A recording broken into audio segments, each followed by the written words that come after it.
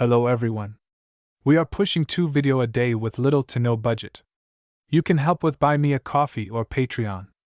Link in the descriptions. Chapter 12:26 Sacrilege. The High Inquisitor was completely serious when he charged Ves with the crimes of sacrilege and blasphemy. Even if the latter stood on shaky grounds, the former was already serious enough to condemn him to death. His status as a foreigner and a guest to the state wouldn't protect him from the death penalty in case the Albanian Inquisition found him guilty. Any foreigner and non-believer who voluntarily entered a religious state implicitly or explicitly accepted their house rules. If foreigners objected to these unfair rules based on religious rather than legal grounds, then they shouldn't have visited the state in the first place. Therefore, even if his status as a de facto journeyman afforded Ves some protection, he could not count on the MTA to bail him out of his own stupidity. The Inquisition didn't target him this time due to his status as a mech designer. Instead, they approached him as a faithless foreigner who nefariously wanted to damage the religious institutions of the Albanian Protectorate. Ves grimaced as he stared right back at High Inquisitor Poxko's glowing eyes. He was reminded of the Albanian spin of justice, and how it could easily go astray. He learned enough about the Albanian Inquisition that nothing good would happen once they took someone into custody. Almost no one escaped punishment once they fell into their clutches, as they were very effective in extracting confessions out of their captives.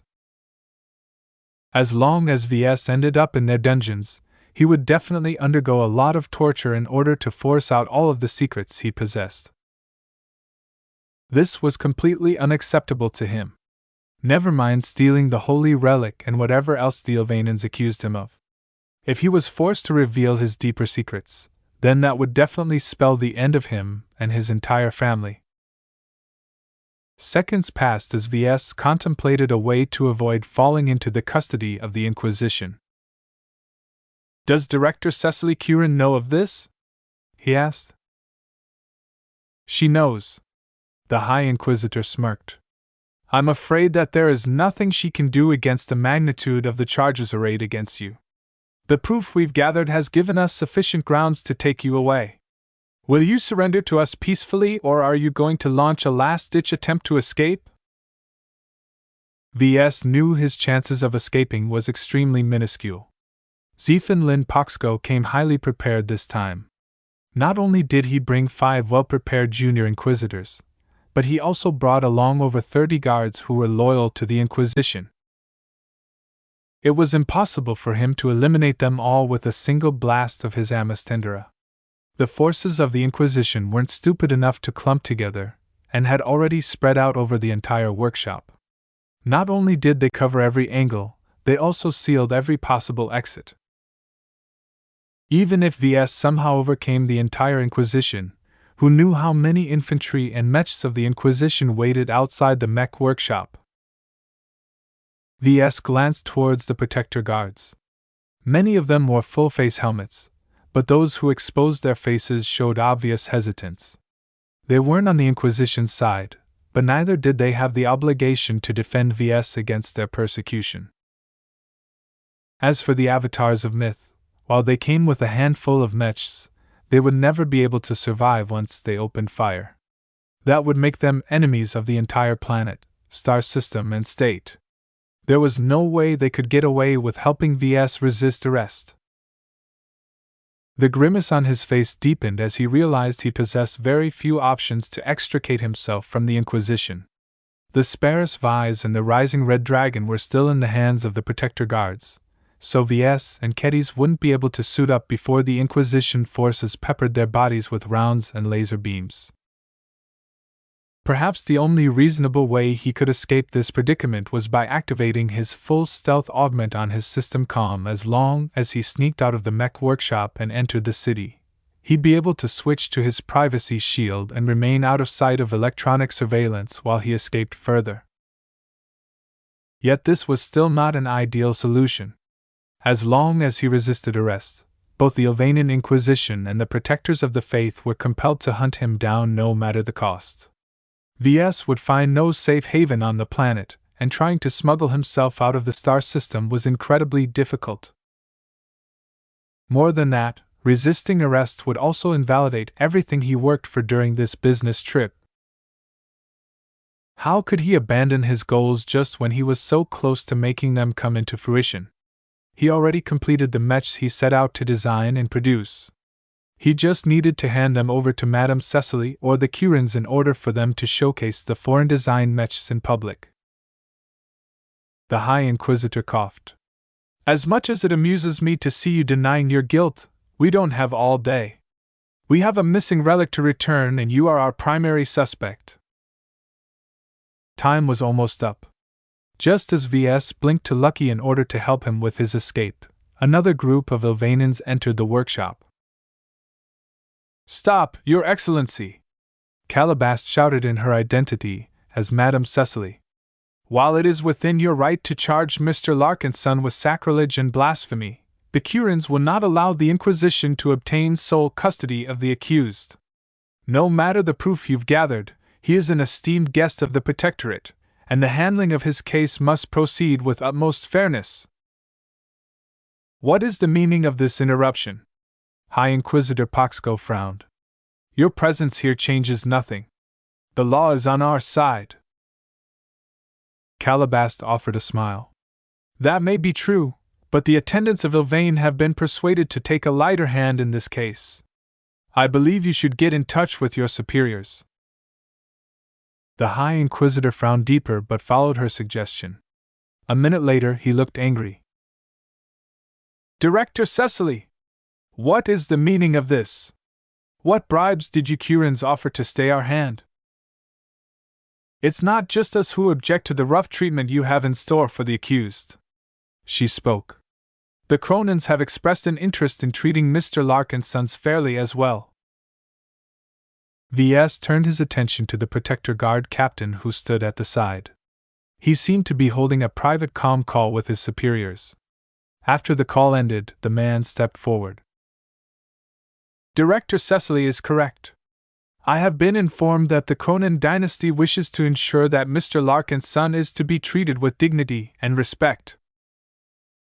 The underlying meaning was obvious.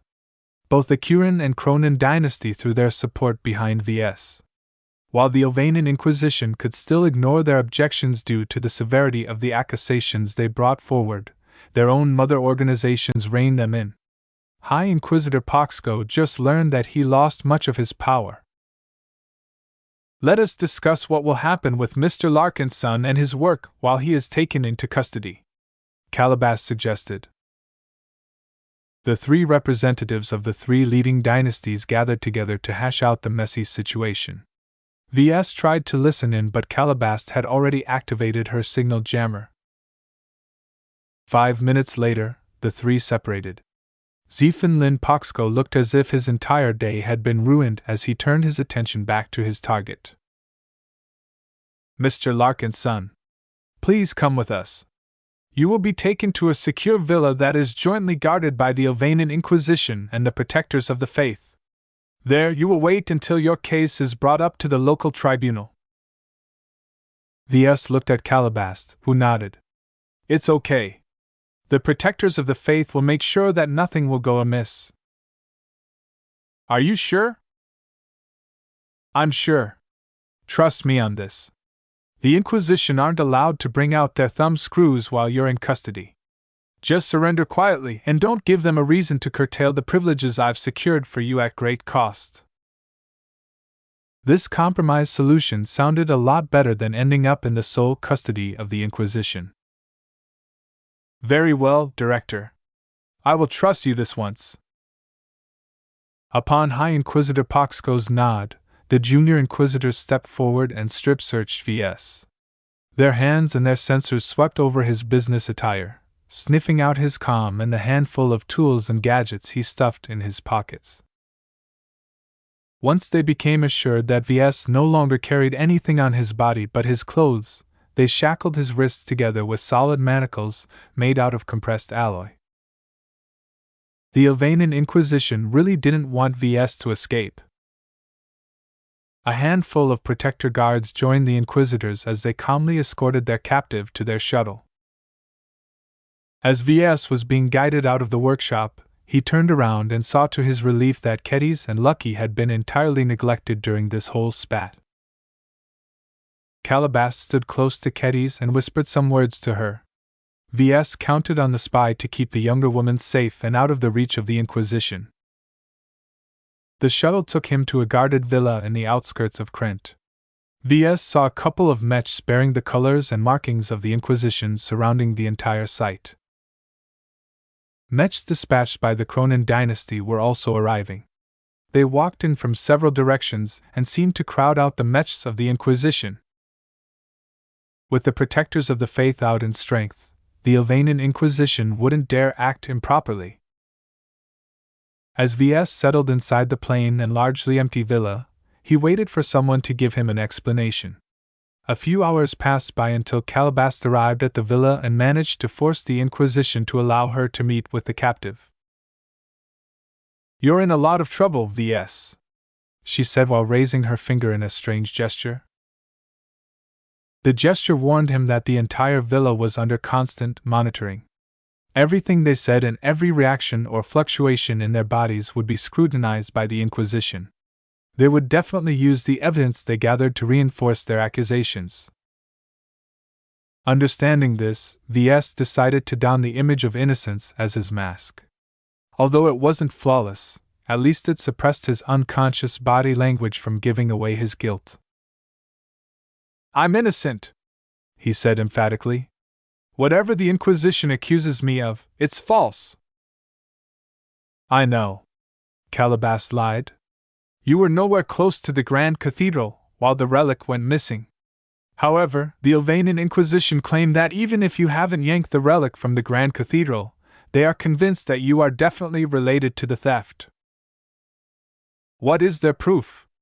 he asked. "In order to justify your arrest to the Curins and Cronins, the Ilvanan Inquisition has revealed they have found microscopic particles that used to be part of the holy relic during a routine search of your room at the guest compound. The particles they found underwent multiple lab tests owned by different factions. Each of them have matched the particles to the nutrient pack wrapper that went missing." Damn it! Ves didn't think the Inquisition would snoop around in his room so thoroughly. Even though Lucky ate the entire holy relic, some minute portions must have spilled out of his mouth or something. Next time, Lucky should close his mouth while he chewed. And he should also use a plate while eating. Letting remnants of his food spill onto the floor was bad hygiene. Ves maintained his innocent act. "I don't know where those particles came from, madam. For all I know, someone or something sneaked into my room and dropped a few crumbs. I'm being framed." "I believe you, but proving that will be difficult. You should be aware that this is the first clue we've found that could lead us back to the missing relic. Many Ilvanans will side with the Inquisition, giving them ample support for them to find you guilty regardless of the questions we raise in front of the upcoming tribunal. In other words, regardless of whether the proof was adequate or not, the Inquisition could still condemn Ves as long as they had the public on their side." Chapter 12:27 3 Judges.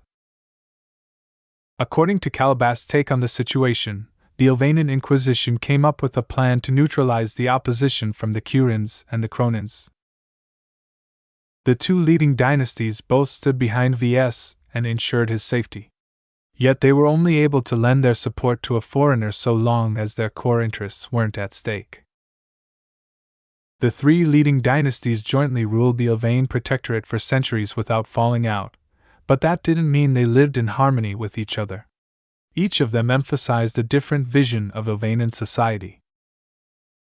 Of the three dynasties, the Paxkas were the most fervent in their faith. This meant that even as the other two dynasties slowly drifted towards the reform agenda, the attendants of Ilvain firmly remained in the camp of the traditionalists. Logically speaking, for a splinter organization of the Paxkas to preside over V's case was highly improper. The Inquisition implicitly stood up for the interests of the Paxco interpretation of the Ilvanan faith, which basically meant that they were highly inclined towards the traditionalists. It was too bad that much of the Alvain Protectorate didn't care about the inherent conflict of interest in the Inquisition. As long as they found sufficient evidence, they could accuse anyone of damaging the interests of the Alvainian faith and sentence them to death. Normally, this should have been a real cause for concern, but the Alvainian Inquisition acted with a considerable amount of restraint most of the time. It also helped that they showed a lot more care when accusing a Curan or a Cronin of a crime. This was also the reason why Ves had been moved to a villa instead of a cramped cell. The backing of the Curans and the Cronins was crucial to his safety while he was under house arrest. It's because of the backing of both the Curans and the Cronins that your tribunal will also proceed more fairly than is usually the case when the Inquisition charges someone with a crime, Calabast emphasized. Ordinarily, 3 judges from the Inquisition will preside over your case, which is very bad because they rarely acquit the accused who have been put forward. Ostensibly, the Inquisition only charged a heretic or blasphemer with a crime when they gathered sufficient evidence to determine their guilt. Ves was very skeptical of this explanation. He was more inclined to believe that the inherent conflict of interest within the Inquisition turned their tribunals into show trials. He could already see the result if he was being brought up in front of High Inquisitor Poxco's own colleagues. Fortunately, Calabast offered a ray of sunshine to him. You don't have to be afraid that the tribunal will rubber stamp the High Inquisitor's charges. Now that both the Curans and Cronins have butted in, the Alvainian Inquisition has been forced to take a step backwards. Only one of the judges is an inquisitor. The Curans have dispatched a respected judge from Kesseling VIII's highest court. The Cronins on their part have put one of their military judges forward as the 3rd member of the tribunal. How are these other 2 judges inclined towards my case? In the interest of fairness, the Curans and Cronins have dispatched what they consider the fairest judges they can push forward in a short time frame. Both of the judges I've mentioned have excellent records. Personally, I think the High Court judge dispatched by our dynasty will be the most sympathetic to your predicament. The military judge sent by the Cronins won't be as friendly, but will definitely be the most objective and impartial out of the 3 judges. In other words, the military judge will likely be the swing vote. My acquittal will hinge on his judgment. While Ves had been surprised with the support he received from the Cronins, they were known for their integrity. Even if some of their higher-ups liked him, they wouldn't bend the rules just for his sake. This raised his curiosity of what happened earlier. Why did the Cronins back me up at the mech workshop? They like your mechs, Calabast replied. The transcendent messengers that you've finished have made quite a splash among the hierarchy of the protectors. That was a very welcome piece of news, though it probably wasn't enough to sway the military judge they assigned to his case. So what happens now, madam? The Curans have already prepared a team of lawyers to handle your case. They'll make the necessary preparations and will represent you in front of the tribunal that is scheduled to start after a week. The Inquisition always moves fast, so we don't have a lot of time to prepare your defense. A week? That's way too fast. That's the Inquisition for you. They're completely different from the Protectorate's civil, criminal, and military court system. Calabast sighed. The Alvainians were still very backwards in a lot of matters. So what do you think of my chances at the upcoming tribunal? He asked. Not good. The problem is that the Alvainian Inquisition has already started to rally public opinion against you. While that doesn't directly affect your trial, their true goal is to erode the protection that the Curans and Cronins are currently providing to you. With all the hysteria that ensued when the holy relic went missing, many Alvainians are deeply indignant that it hasn't been returned after several months. So even if I'm innocent, as long as the entire public is convinced that I'm culprit behind the theft, the Curans and Cronins won't support me anymore? While I can state with confidence that the Curans won't change their minds, the Cronins might not be so inclined. They have always considered themselves to be guardians. If they see that public indignation towards you has exceeded a certain point, then they'll realize that the only way to return peace to the Protectorate is if they bring forth a scapegoat who can satisfy the Elvanian desire for retribution. And that means? If the Cronins swing over to the side of the Poxcos, the Elvanian Inquisition will have enough power to run their tribunal in any way they see fit. Instead of presenting your case in front of 3 different judges, you'll instead be dealing with 3 inquisitors who hold the power of life and death in their hands. Obviously, that was a really bad outcome for Ves.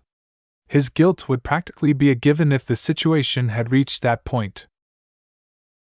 As Ves tried to figure out a way out of his predicament, he noted something important. If we want to avoid the worst-case scenario, we need public opinion on our side, right? Right. Why not show off the transcendent messengers? You were at the Mech workshop earlier today. You saw how fantastic they were, right? You did not disappoint in that area, Calabas replied flatly. Yet I'm not sure whether that matters at this point. Why not? Because the second charge the Elvanian Inquisition has arrayed against you is blasphemy. They are essentially accusing you of profaning the great prophet and our entire faith by developing corrupting mechs. What kind of nonsense charge is that? Ves angrily burst out. Just look at my mechs. They're far more sacred than even the most piously designed Elvanian mechs. There is not a single blasphemous aspect about them even if you disassemble them into individual parts and use a deep scanner to scour their entire makeup. I agree with you on this. This charge is on very shaky grounds. However, don't think the Elvanian Inquisition is throwing this accusation at you for no reason. By presenting your mechs as a threat to the Elvanian faith, they have the right to lock down your mechs and destroy them on the spot. What? My mechs are innocent. Whoa there, Ves! It hasn't come to that point. Calabas raised her palm in an attempt to calm him down. The protectors of the faith are aware of the value of the transcendent messengers. With their help, we managed to force the Inquisition to move the mechs to a depot for storage while the trial is underway.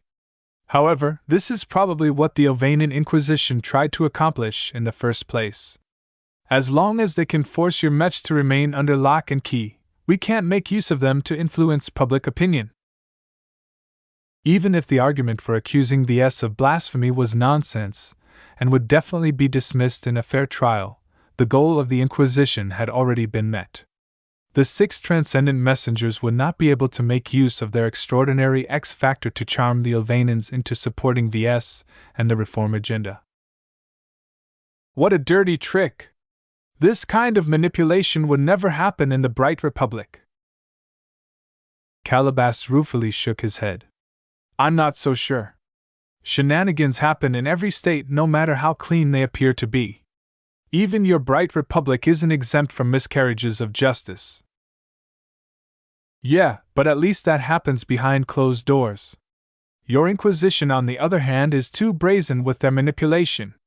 It's obvious that they already decided to crucify me. How is that just? There's no use lamenting over the flaws of our justice system. This is the way the Protectorate has always been run. It's tradition. Ah, yes. Tradition. Ves scoffed. All right, I get it. So if my mechs are locked up, what can we do? Can you instruct some mech companies to fabricate some copies of the Transcendent Messenger? That won't work. The blasphemy charge not only targets the 6 finished mechs, but also their design. No mech company is allowed to use a design while their purity is in question. Only when the tribunal acquits your design of blasphemy will we be able to use it, but by then you'll already be executed. The Inquisition truly prepared well this time. Ves had always felt weird about them when High Inquisitor Poxco dropped by for a chat a few months earlier. He expected the Inquisition to follow up with another visit, but they had laid low all this time until Ves practically finished the commission. Okay, so now what? I'm already working on the problem of public opinion, she spoke. While the Ilvanian Inquisition has blindsided us with their sudden moves, the Protectorate is not their playground. The highest elders of the Kuran dynasty are very aware of your significance. We will do our best to hinder the Inquisition from swaying the entire Protectorate. Although she maintained a lot of confidence, Ves wasn't entirely sure the Kurans would be able to prevent the Ilvanians from becoming outraged at him. He wasn't exactly the most likable person in the state due to his status as a foreigner. Anything else? We are trying lots of different solutions. Your upcoming case is anything but a foregone conclusion, Calabast encouragingly said. I know it's frustrating that you aren't able to do anything while you're in custody, but you are not without friends. That reminded him of the people he left behind. Are the others okay? They're fine. The Inquisition hasn't targeted them because they're not as consequential as you. Just to be certain, your staff and your avatars of myth are all confined at the guest compound. That was good news to Ves. This meant that Lucky should be free to sneak around. Okay. Please keep protecting them. Even if the tribunal sentences me to death despite my innocence, I don't want to drag down my friends, Ves said with relief. One more thing. Is the tribunal public or private? They always take place behind closed doors. Because of the abhorrent charges arrayed against the accused, the Inquisition doesn't want to expose the average Ilvanians to lurid stories. Is there any way you can convince the trial to go public? No. The Ilvanian Inquisition has never publicized their tribunals. It's simply not done. Well, this isn't a regular tribunal. Since the Kurans and Kronans managed to force the Poxcos to accept their judges, why can't they force out this concession as well? This put Calabast to thought. It's possible, but you'll need a good reason. I want some parity. Since the Inquisition has turned towards the court of public opinion, shouldn't I have an opportunity to defend myself at that very same court? Making the trial public will also ensure that it will proceed fairly. I think this should be enough of a reason to make an exception for me. I'm sure the Ilvanian public will be glad to witness the trial of someone who is accused of stealing their holy relic. That might actually work. Chapter 12:28 Faithless Foreigner. A few days went by as Ves remained under house arrest under the watchful eyes of the protectors of the faith and the Ilvanian Inquisition. He didn't dare do anything funny such as pulling out his system comm from his inventory because such acts were far too conspicuous. After meeting with the lawyers that Calabast assigned to him, Ves understood that aside from guiding him through the formalities, they weren't very helpful. If Kelsey was here, she'd probably suffer a stroke when she sees how awful the Ilvanian Inquisition conducts their trials, Gavin noted during his visit to the villa. It took a lot of effort to grant him permission to meet with Ves in the first place. The inquisitors who drag people to trial have already judged them guilty. The tribunal is just a safeguard in case the evidence brought forth is too flimsy to pass the smell test. In practice, the inquisitors on the tribunal almost always side with the inquisitors who accuses someone of damaging the Ilvanian faith. Ves nodded. I've read up on their history. The Inquisition and their kangaroo court is a relic of the First Calamity and the Great Flight. Back when the Ilvanian faith was under constant attack, the fleeing refugees suffered many betrayals from their fellow Ilvanians. While there are many devout believers among their number, some of them weren't as eager to die for their beliefs. While plenty of cowards renounced their faith and fled from the refugee fleets, a small number of them stabbed the Ilvanians in the back by sabotaging the ships or passing on information to their pursuers. Traitors need to be dealt with quickly. Yup. With how desperate the Ilvanians were trying to flee those star sectors, they couldn't afford to hold proper trials.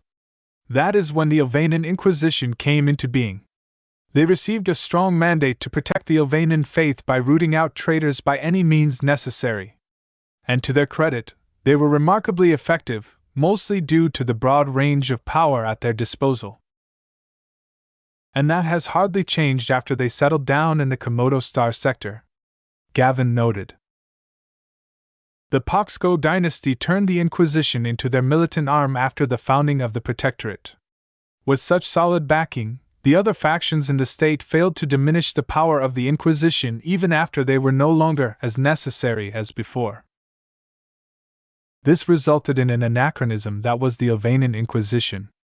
The conservative, tradition-bound citizens of the Protectorate really disliked rapid changes. Institutions dominated by the traditionalists virtually remained the same even after several centuries had passed. "How is public opinion shaping up, Benny?" Ves asked. He didn't have access to the galactic net during his house arrest. He became completely dependent on others for outside news. Well, as we predicted, the traditionalist media outlets have turned most Ilvanans against you. Gavin shook his head. The citizens of the Kesseling system are particularly furious at you. The holy relic that went missing is one of their most valuable cultural treasures. With the proof the Inquisition has presented, the public is pretty much convinced you're the mastermind. Because I'm a faithless foreigner, right? Ves asked sarcastically. The Ilvanans can't imagine that one of their own would dare to desecrate the great prophet's possessions. It's much easier for them to believe that a foreigner who has no respect for their faith is responsible instead. This was what the Ilvanan Inquisition wanted to publicize. As long as they succeeded in demonizing Ves, the Kurans and Kronans wouldn't be able to back him up anymore. However, the court of public opinion was a double-edged sword. In the right circumstances, the monster that the Inquisition had unleashed might very well turn against their benefactor. Ves smirked. Have we succeeded in shifting public opinion? We have. The Kuran dynasty did everything possible to stoke the public into demanding the tribunal proceedings be made public. Even if most Ilvanans are indignant at you, the Kurans took advantage of their fury by channeling that into demanding that your trial be broadcasted live. Right now, the Inquisition is still sticking to their guns, but we expect they'll cave within a day. Ves deviously chuckled. Since the Inquisition tried so hard to turn my trial into a witch hunt, we might as well run with it and blow it out of proportion. Both of them saw a lot of advantages to shining a light on the usually murky tribunals of the Inquisition. While Ves cared more about the opportunity to present his case to the public, Gavin and the others on his side realized another advantage to holding the trial in public. A smile appeared on Gavin's face. Now that the tribunal is on track on becoming public, the Ilvanan Inquisition can't pull off their usual shenanigans. All their other tribunals took place behind closed doors, so they easily got away with any irregularities and miscarriages of justice.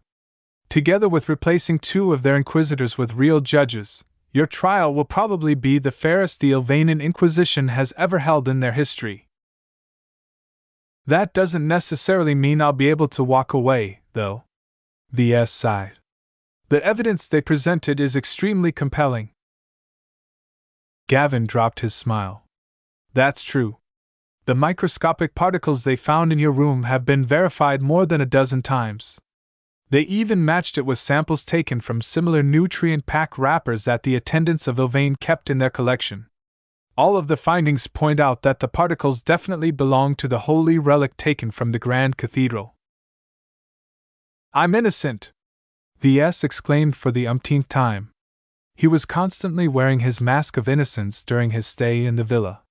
He wanted everyone who monitored his life signs to receive the impression that he wasn't involved. Why in the galaxy would I want to steal a nutrient pack wrapper of all things? I can get millions of them by ordering a container worth of nutrient packs. The relic that went missing isn't a normal nutrient pack wrapper. Nutrient packs should at least contain their original contents in order to be collectible, Ves peevishly muttered. He still found it ridiculous that a worthless object turned into a priceless cultural heirloom because it used to belong to a great figure. Yet Ves shouldn't complain. He took advantage of the Ilvanan propensity to worship every object that was tangibly related to Prophet Ilvain in order to refine a powerful spiritual fragment. Not that he saw anything wrong with that right now. He was innocent. While Ves and Gavin didn't discuss their defense strategy because the Inquisition was listening in on their conversation, they both knew that their chances weren't great. 3 judges decided V's fate. One of them was a Curan, and would likely be on his side. The other one was an Inquisitor who would definitely side with High Inquisitor Zephin Lin Poxco. Therefore, the only judge that mattered was the military judge sent by the Cronins. While Ves and his lawyers intended to cast a lot of doubt on the evidence the Inquisition had gathered from his room, just yelling at everyone that he was being framed likely wouldn't be enough. The entire guest compound was under constant monitoring. Hardly anyone could have sneaked in to drop a few particles in order to frame Ves of a crime he didn't commit. There was a very big chance that the military judge might side with the Inquisition due to the weight of this evidence. This was also why Ves didn't put his faith in his lawyers and the legal proceedings. No matter how much they leveled the playing field, the Inquisition were old hands at this. Their meticulous and extensive preparations prior to taking him into custody proved that they weren't complacent. For this reason, Ves wanted to flip the table and make a personal appeal to the public. "How are the rest holding up so far, Benny?" he idly asked. "I've been in touch with the LMC, but they can't really do anything on their end. Leland has been more helpful to us. He managed to get the Ministry of Foreign Affairs involved. The Bright Republic's embassy in the Protectorate has already stood up on your behalf. It's only they don't have any power in the Protectorate," Ves summed up.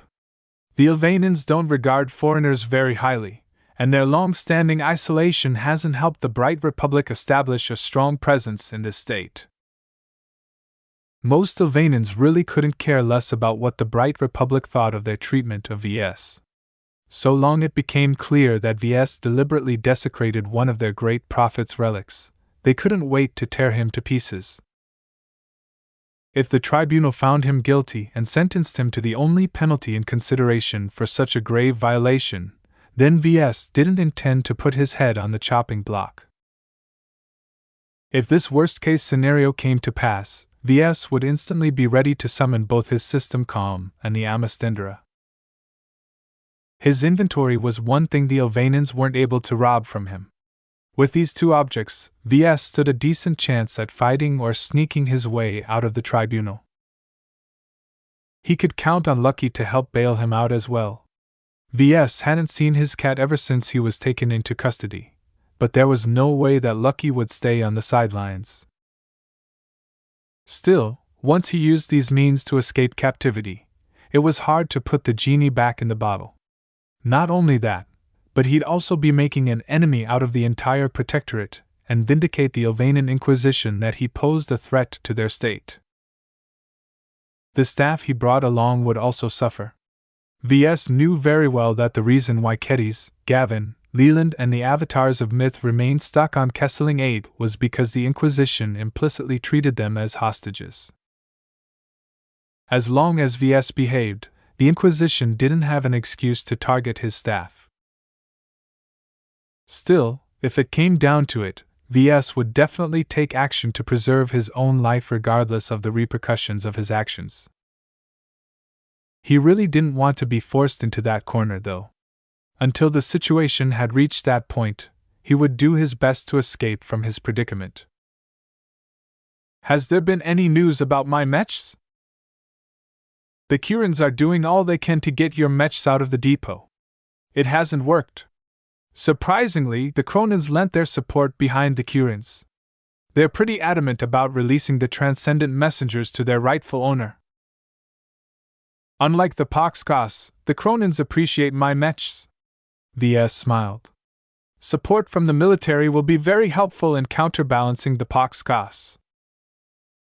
It's not enough, though. Even if the Cronins are apparently huge fans of your mech, The Inquisition hasn't made an exception to its rules this time. They're really determined to keep your transcendent messengers buried. Ves knew that his 6 hero mechs were fantastic enough to sway public opinion. Sadly, the Inquisition knew that as well and became incredibly obstinate about keeping them out of sight so they wouldn't corrupt more Ilvanans. Since the Protectors of the Faith are well inclined towards my mechs, have they offered any other support? Plenty, but mainly by ensuring that the tribunal will proceed as fair as possible. To the Cronins, designing a great mech does not excuse the theft of a holy relic. The higher-ups want the truth to come out so that they can admire your mechs without feeling any guilt. That sounds fair enough. The support from the Cronins had been critical in restraining the Inquisition. The Curans alone wouldn't have been able to stop the Inquisition from acting with impunity. In a way, Ves liked the Cronins the most due to their honesty. Even if the Curans were on his side, Ves didn't like the way they bent the rules and played favorites. He much preferred to be treated fairly. It's too bad that fairness appears to be a foreign concept in the Protectorate. Chapter 1229 The Tribunal. The Ilvanan Inquisition initially planned to hold their tribunal in some dark and underground facility. However, that changed when they were forced to make a lot of concessions in order to ensure the trial could proceed fairly. For this reason, the trial took place at Kesseling 8's High Court. While the venue was situated in the heart of Krent, the wide-open plazas and avenues around the court building offered enough space for an entire mech regiment. The Protectors of the Faith came out in force this time. Not only did they assign an entire mech regiment around the court, they also deployed many other units in the neighboring districts. They took security so seriously that they evacuated all of the surrounding buildings beforehand. The Ilvanan Inquisition deployed their own mechs and troops, but their numbers paled in comparison. They were only there to show the flag at this point. Ves exited the shuttle with his hands free but his arms held in place by 2 heavily armored protectors. His guards didn't think Ves would be able to pull off anything by himself, so they skipped the manacles this time. That was good news for him. If his hands were shackles while he attempted to escape, it would have been much harder for him to do so if he was restrained. No crowd of protesters stood outside to jeer at Ves while he was being guided into the court building. However, once he entered the courtroom some time later, the people sitting in the gallery immediately jeered at the foreigner.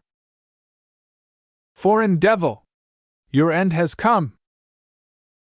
Blasphemer! Return our relic!" All of the Ilvanans in the gallery were local citizens. Many of them even lived in this very city and possessed a deep sense of ownership towards the holy relic that resided in the Grand Cathedral. Since the tribunal had to be public, the Inquisition insisted on an audience. The reactions of the crowd served as a useful backdrop to condemn Ves for his alleged crimes against the Ilvanan faith. Ves inwardly smirked. The live broadcasts were already useful. Having an entire gallery of people just a stone's throw away from the council table. As he took his seat, his counsel attempted to advise him on how to conduct himself, but Ves dismissively waved his hand. "It's too late for that," he said. "We've already prepared as best we could in the limited time available." His attorney was a slick-haired high flyer in the service of the Curans. He was one of their best lawyers on their payroll, but the tribunal being held right now was something very new. To even call this proceeding a trial was a mockery of the word. Only a couple of hours determined the life and death of Ves. He would either be able to walk out of the courtyard as a free man or sneak out after causing a lot of mayhem and confusion. Either way, he was determined to get out one way or another. After a bit of delay, the judges finally entered the courtroom. They took their places at the bench, which had been modified to accommodate the tribunal.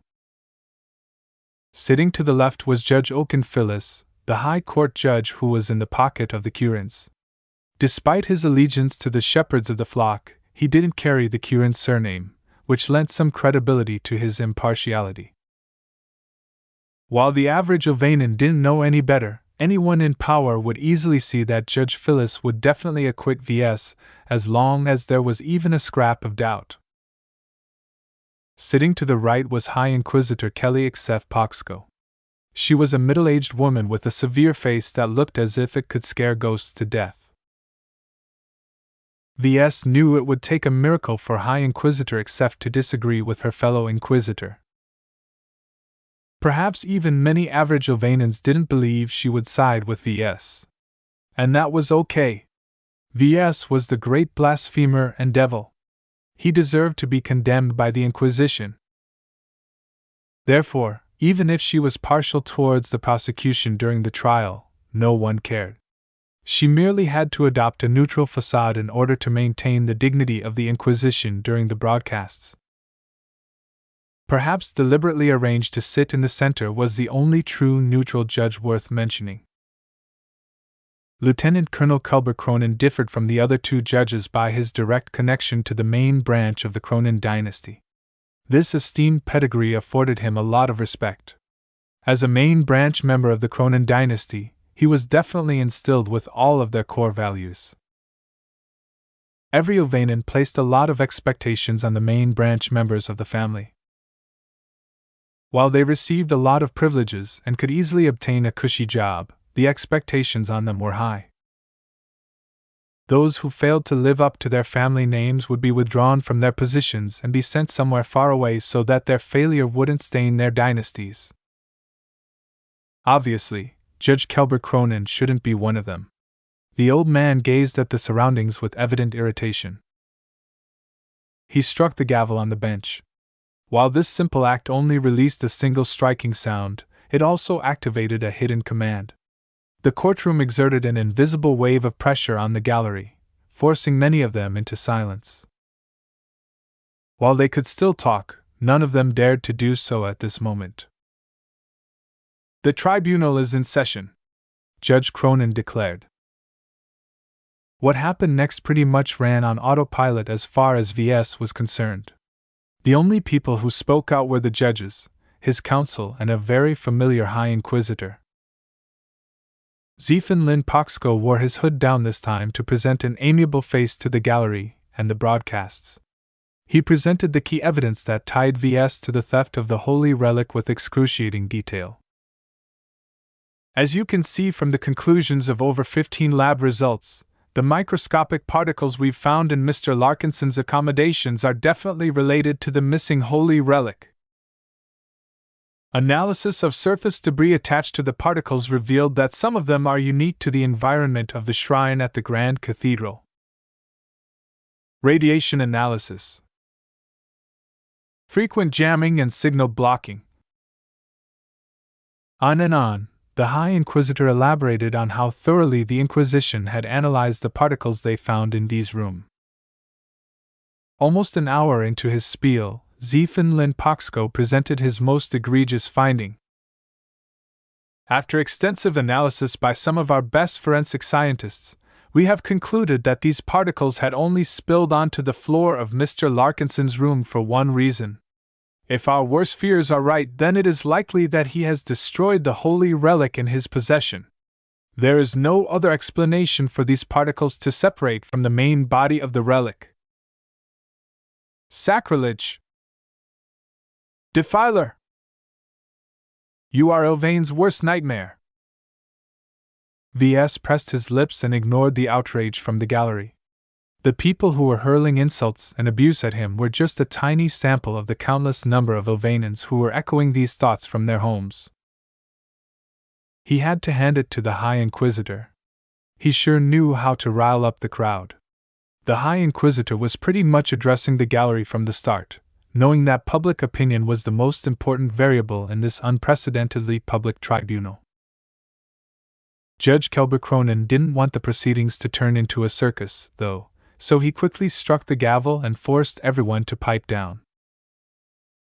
Aside from presenting an excruciating analysis on the evidence the Inquisition had gathered on what had happened to the holy relic, the High Inquisitor also spent some time on disparaging Ves Mechs. Look upon the face of this foreigner. High Inquisitor Poxco theatrically swept his hand towards Ves. Despite his seemingly harmless facade, there is only greed and malice in his heart. This black-hearted mech designer is the vanguard of an invasion of foreigners who are determined to destroy our Elvanan way of life and to hollow out our faith. His motives couldn't be any clearer when he designed his blasphemous mechs for the Curans. A noisy and distorted projection of the transcendent messenger design came into view. The projection was so hazy and messed up that none of its majesty and X-factor could be felt. Ves counsel stood up. Objection! This projection is not an accurate depiction of my client's work. Overruled. High Inquisitor Kelly Xf Poxco immediately stated. Projections of objectionable materials are regularly censored in order to protect everyone from viewing obscene material. Ves gripped his hands into fists. How dare this biddy call his mech design obscene? If not for being put on trial, he would have punched her in the face for insulting his work. Zephin Lin Poxco continued as if he already expected this result. The so-called transcendent messenger is a travesty of a mech design. You can already tell its blasphemous purpose from its name. Calling his creation by that name is an indirect way of claiming that these mechs are a higher incarnation of Prophet Ilvain. Gasps of shocks emanated from the crowd. Think about what this means, Zephin yelled. Mr. Larkinson is essentially alluding to us that the great prophet lives on as his mech design. That is a bald-faced mockery of our faith and our belief that Prophet Ilvain has reincarnated elsewhere in the galaxy or already transcended to a higher state ahead of time. The crowd grew more and more outraged as the High Inquisitor painted the meaning of the mech in the worst possible light. Perhaps Mr. Larkinson is misguided. Perhaps he concedes that the great prophet may have reincarnated after his death. Yet his answer to this mystery is that Prophet Ilvain has reincarnated into a lifeless mech design. Either he has the biggest misunderstanding of our beliefs, or he thinks he can use our prophet for commercial gain. The outrage that erupted forced the judges to call the gallery in order. Even after multiple waves of pressure engulfed the onlookers, their rage hadn't subsided. While the judges were able to employ a more drastic measure to mute the voices, they were reluctant to do so. Eventually, the excitement died down as High Inquisitor Zephin Lin Poxco raised his palm. This indicated that his control over the gallery exceeded that of the judges. Brothers and sisters of the faith, the fate of the Protectorate is at stake. The great deceiver who sits there is but the first among many. There are thousands more nefarious mech designers like him in the Bright Republic and countless more in the rest of the Star Sector. In their boundless greed for power and wealth, they will not hesitate to profane our faith like Mr. Larkinson had done in order to sell their mechs. We must slam the door in the face before they barge into our holy state and butcher our beliefs. Although it should have been highly inappropriate to veer into politics, it was still allowed. Tribunals often dealt with cases which had the potential to upset the entire Ilvanan faith. In a way, the High Inquisitor was correct. Ves did wish to sell more mechs and open up the Protectorate. Yet his intentions weren't as malicious as Zephin Lin Poxco described. Ves firmly believed that his business dealings with the Protectorate had always been mutually beneficial. Even though the traditionalists had the most to lose, the rest of the state would definitely be able to enjoy a lot of prosperity as they caught up to the rest of the galaxy. Unfortunately, no one believed him right now. The picture that High Inquisitor Poxco painted was remarkably similar to the nonsensical accusations the true believers yelled at Ves at the Grand Church of the Grey Martyr. This only worsened his impression of the Ilvanan Inquisition. The High Inquisitor went too far in painting Ves as a blasphemer and a devil. Ves became increasingly more dour. His eyes burned as he bottled up his fury. Right now wasn't the time for him to strike. Chapter 1230 Flawed Mask. Keddies, Leland, Gavin, and Melker all sat in one of the living rooms of the guest compound. their eyes glued onto the huge projection that depicted the tribunal proceedings in lifelike detail. The four of them would have preferred to be present in the gallery themselves, but the protectors of the faith denied their requests. In this volatile time, it was better for the associates of the accused to stay put. For this reason, the people that Ves brought to the protectorate had no choice but root for Ves at a fair distance from the court building. "What a blowhard!" Kedis yelled. "How can this old inquisitor come up with so many lies and exaggerations? They're all false. Ves would never be so disrespectful to the Alvanans. He has always treated their beliefs with respect." The defense did attempt to fight back against High Inquisitor Zephin Lin Poxko's lurid characterization of Ves. They brought forth numerous witnesses, from Leon to various protector guards, and had them state their impressions. Overall, the witnesses all had something good to say about Ves and his mechs. The protector guards especially showered Ves with praise. "Even if he's a foreigner, he has always acted as a model guest in our state," one of the protector captains said without reservation. "While I cannot make any judgment of Mr. Larkinson's moral character, his conduct and his work has never posed any threat to our faith. In fact, his mech has reinforced my belief and every other protector who enjoyed the privilege of witnessing his creations in person." All the positive character witnesses helped counteract some of the bad impression against Ves, but that did not change the public's determination that he had likely defiled their holy relic. This crime alone was so severe that almost no Alvanan citizen wanted Ves to walk free from the court right now. Gavin looked around the room for a moment. "Where's Lucky, Kedis?" The woman shrugged. "Beats me. Lucky has been in an awful mood ever since the Inquisition took Ves away. This is a volatile time for him to be running free. What if he's racing across the city to reunite with his owner?" "Don't worry, Gavin. Lucky is smart enough to know what he can and can't do," Kedis confidently stated. All of them were used to Lucky coming and going, so they didn't worry too much about where the mischievous cat went. In fact, Kedis even thought it might be good for Lucky to go to the courtyard. So far, the trial was not going well for Ves. As Ves continued to sit quietly while his counsel did all of the talking on his behalf, he discreetly observed everyone's attitudes with his spiritual senses. The gallery was easy to read. Most of them wore their emotions on their sleeves. Some of the Alvanans were slightly different, though. Ves sensed a lot of calculation when he brushes his spiritual senses against their intangible minds. This signified that they were plants who had deliberately been placed in the gallery to incite the others. Of course, as much as the people in the gallery loathed Ves, they only indirectly affected the verdict. The real decision-makers sat behind the bench. Judge Oaken Phyllis remained passive and inscrutable throughout the tribunal session, presenting the illusion that he was detached and therefore impartial. Only the sheep were fooled by the Kirin judge's act. Everyone else knew that Judge Phyllis would definitely acquit Ves, as instructed by the elders of the Kirin dynasty. High Inquisitor Kelly Xef Poxko presented a reasonable front as a judge. That didn't mean she came off very sincere in her act. Ves could sense the seething hatred underneath her skin. She shared the same intensity against Ves as High Inquisitor Zephin Lin Poxko.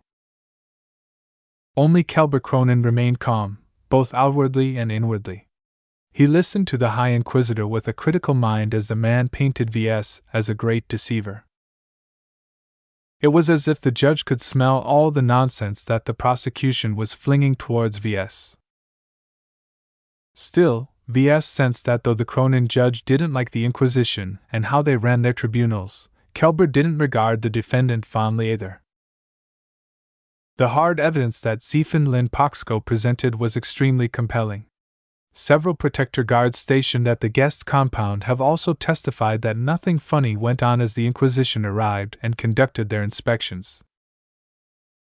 All of this meant that Kelber became inclined to believe that Ves was indeed involved with the theft of the holy relic. The military judge even became swayed by the possibility that Ves destroyed the relic. This was a very serious charge that spoke to his heart. Kelber could hardly keep his calm when he contemplated that Ves might have done something so severe. Ves inwardly shook his head. He shouldn't have been surprised by the worsening sentiment against him. Even though he was completely innocent of whatever the Inquisition accused him of, his defense had little recourse to fight back. While it was possible that someone may have framed Ves, the defense did not present any evidence to support this argument. Casting doubt on the origin of the microscopic particles basically amounted to a conspiracy theory which the Cronin judge didn't take very seriously.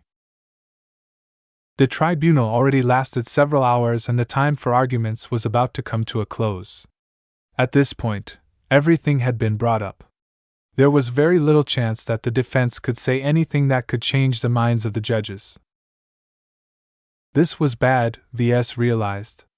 Judge Oaken Phyllis may be on his side, but he needed the support of at least one other judge. Yet Judge Kelber Cronin, his only potential savior, felt more inclined to support High Inquisitor Zephin Lin Poxco than acquit Ves of the charges. Ves couldn't say he expected anything different. The evidence to support the first charge was too solid. Was the worst-case scenario about to happen? As soon as the tribunal issued their verdict, Ves would definitely move into action. While he hadn't seen any sign of Lucky, he knew him well enough that his cat should be ready to help in his own way. That wasn't all. With how much Calabas knew about Ves, she would definitely do everything in her power to save him from the Inquisition. Ves didn't know how much resources she could bring to bear in order to save his life, but she was definitely hiding something under her sleeve. As for Flashlight or the Bright Republic, Ves didn't put much hope in their help. Their influence was minimal in the Protectorate. Even though it seemed that Ves wasn't alone, he still didn't want to resort to this option. There was still a chance he could save his hide without burning all of his bridges. As the two sides prattled on and on, Ves closed his eyes and concentrated his mind. He had restrained his fury and his spirituality throughout the entire tribunal so far. He let everyone else say their piece while he kept his mouth shut. He let High Inquisitor Zephin Lin Poxco take advantage of the trial by espousing his traditionalist political agenda in front of the entire Protectorate. "Now it's my turn," he whispered to himself. Although he had been divested of his ordinary calm, he could still call up his impression of his designs in his mind. As the lead designer of the Transcendent Messenger, there was no way he forgot its contours and its design specifications. A true mech designer could always recall their mech designs by heart. Right now, Ves did so by projecting the Transcendent Messenger design in his mind. He vividly recalled all of its lines and curves and technical specifications. As Ves created an accurate image of the Transcendent Messenger design in his mind, he pressed his mind to it, seeking an even deeper connection. The mask of innocence he donned for the entire week was becoming a hindrance. Therefore, he decisively shed it from his mind, allowing himself to establish an unobstructed connection to the image of the Transcendent Messenger. Eventually, he managed to commune with the design spirit of the Transcendent Messenger. Just because Ylvain's spiritual fragment had moved out of his mind didn't mean it was gone forever. Ves guessed that he was able to communicate with the design spirits of his finished mechs, and he was right. He managed to establish a distant and shallow connection to what used to be Ylvain's spiritual fragment. He mentally communicated to the design spirit. "I need your help." A pulse of doubt flowed across the connection. "There are Ylvainans who are maligning me and the design you are inhabiting in. If this goes on, I'll be declared guilty and the Transcendent Messenger will be tarnished as well." Another uncertain pulse flowed from their connection. Do you know what that means? The Ilvanans will turn against the transcendent messenger. The Inquisition will not only outlaw the design, but also destroy all of the mechs derived from it. Your existence will become meaningless. This time, the design spirit transmitted an alarmed pulse. Help me! Lend me your power so I can teach these Ilvanans what their great prophet truly wants. Lead these lost sheep back to the flock. A small moment passed as Ves waited for the design spirit to digest his words. After 30 seconds of silence, Ves finally perceived a reaction from the connection. Og! Ves held his head as a sudden headache spiked in his mind. Ilvain's spiritual fragment decided to respond for his call to help by temporarily shuttling out of the transcendent messenger. It forcefully squeezed its way through the narrow connection until it emerged back into V's mind. Immediately upon arrival, Ves mentally transmitted his intentions to the fragment, and it only hesitated for a short moment before agreeing with the plan. Ves was about to do something he had never done before. He was donning the spiritual fragment like a mask. It was dangerous, it was stupid, but it was the most effective solution he could think of. How better to confront the devout Ilvanans by doing so while embodying a part that used to belong to the prophet. It was brilliant. The fusion between his mind and the fragment was anything but easy. The spiritual fragment was far more powerful than any image he had previously donned as a mask. The only reason why the fusion managed to take place at all was because both of them had lowered all of their defenses and actively wanted to merge. Various unknown and incompatible thoughts, emotions, and other impulses flooded his mind. The spiritual fragment was way too energetic. It was corroding his mind and impacting his design seed. Yet despite all of the strain, Ves tried his best to resonate with the spiritual fragment. It was hard. They were two completely different individuals. Ves had to force the process until something akin to a partial fusion took place. When Ves next opened his eyes seemed to glow. He lowered most of the barriers in his mind, allowing the strong spiritual fragment to radiate its sacred aura in full glory. Enough! He boomed. This forced High Inquisitor Zephin Lin Poxco to shut up. Everyone else sat rooted in silence as they turned their attention from the Inquisitor to Ves. Somehow, he appeared much different all of a sudden. Ves stood up. This farce has gone long enough. Please sit down, Mr. Larkinson. High Inquisitor Kelly Xf Poxco warned from the bench. You are speaking out of turn. It is you who are speaking out of turn, Your Excellency, Ves boldly declared. All of you here have been carried away by this travesty of a tribunal that goes directly against your great prophet's will. Ves amped up the spiritual fragment's aura, causing everyone present to regard him completely differently. The aura was so strong that it even transcended distance, as the broadcasts conveyed a fraction of it to the viewers watching the tribunal proceedings at home. When he determined he caught everyone's attention, he released a shocking declaration. Let's get the truth out of the way. The crime that High Inquisitor Zephin Lin Poxco accuses me of? I'm guilty. I planned the theft. I obtained the nutrient pack wrapper that you consider as a relic. I held it in my hands moments before I had it destroyed. The entire gallery gasped in shock at the bold admission. Even the three judges couldn't help but lose their composure for a moment. Has Ves Larkinson gone mad? Chapter 1231 He speaks. Even though Ves made a startling declaration, some of the Inquisitors realized that letting the situation proceed any further would not be good. At the very least, the lack of control being exhibited by the Inquisition might paint them as weak. Security! High Inquisitor Kelly Xf Poxco yelled from the bench as she shook off her inexplicable fascination. Lock down the courtroom! Separate Mr. Larkinson and shut him up. He is grossly speaking out of turn. Indignation crept up inside Ves as both he and Ylvain's spiritual fragment refused to be muffled. How dare an Ylvainin try to stifle the voice of their prophet? You dare, Your Excellency?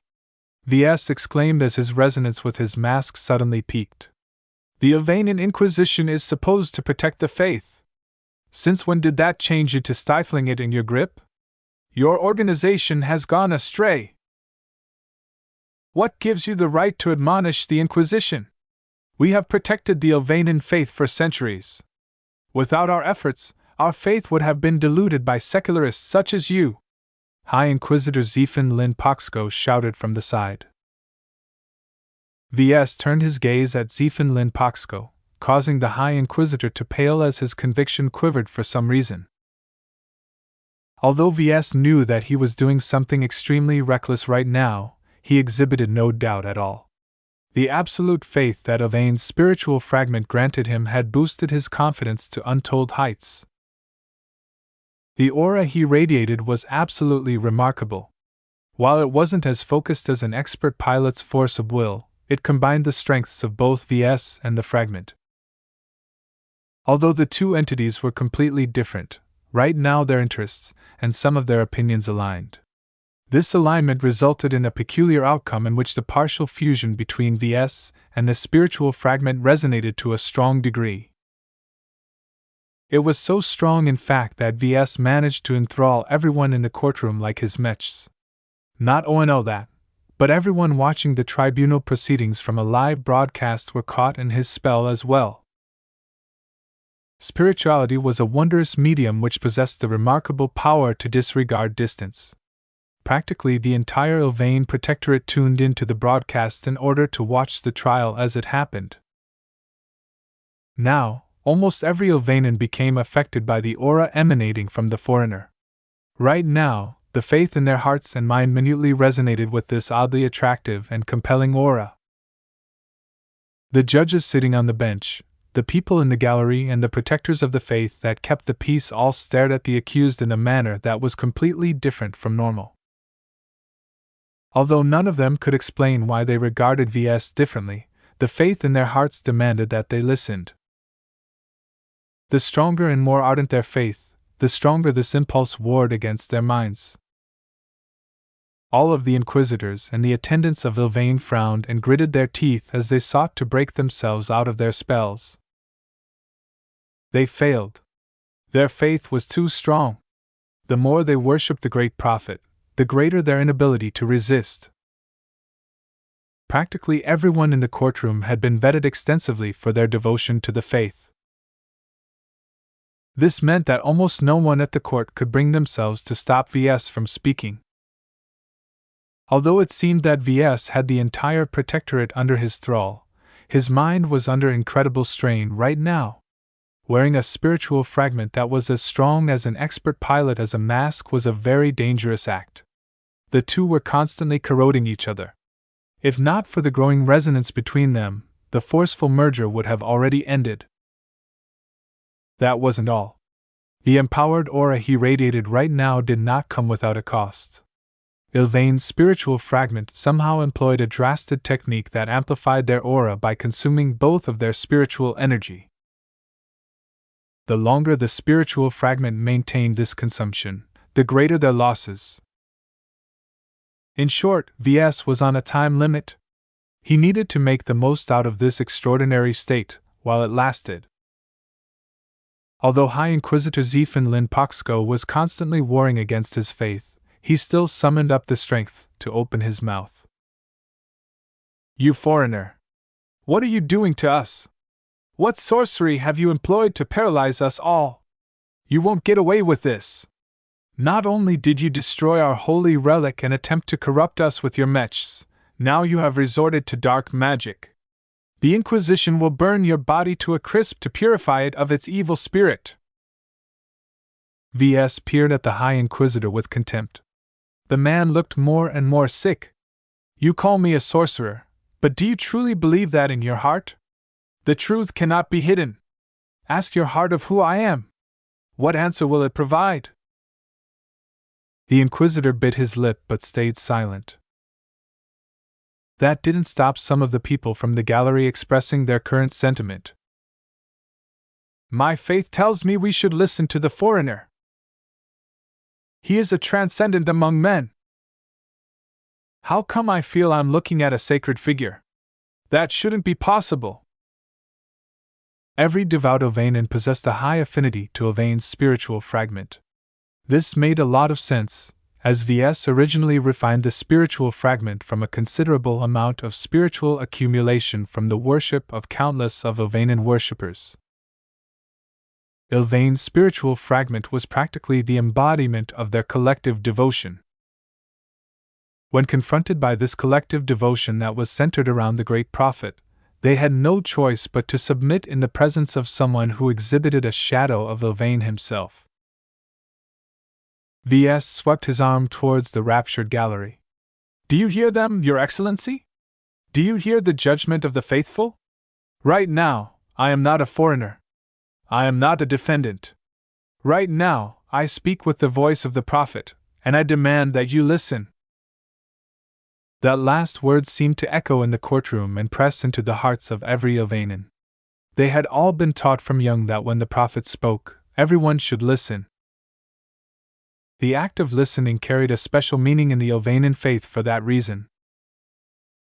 Ilvanans! Ves loudly addressed the public. After more than 4 centuries of isolation, the great prophet is no longer among you, but even if he is, he would feel ashamed. He is ashamed because his followers have lost sight of the purpose of his teachings. The tone of condemnation that he adopted struck a powerful blow against the faith of the Ilvanans. When the prophet was alive, the Ilvanan faith was a prosperous and dynamic movement. The faithful numbered in the many trillions, many of which constantly traveled outward to continue to enlighten the unenlightened. Why has this missionary drive disappeared? The prophet has always advocated for spreading his gospel. How can you do that when you wall off your state and drive away almost every foreigner who wants to explore your faith? The 2 high inquisitors looked incredibly furious. They wanted to say something, but Ves cut them off. Do not speak, inquisitors! You of all Ilvanans have perverted the great prophet's intentions the most. Rather than assist in spreading the faith, you would rather obsess over purity and mindlessly persecute anyone who offends your sensibilities. Is the Ilvanan faith so feeble that some careless cursing poses an existential threat to it? Have you no confidence in the strength of your beliefs? While the high inquisitors remained firm against this attack, their subordinates were not so firm. The tirade struck straight at their beliefs, magnifying the doubts they hid within. Ves raised his hands in a dramatic fashion and clenched them into fists. The faith is as strong as it's devout. It is the people who matter, not the institution.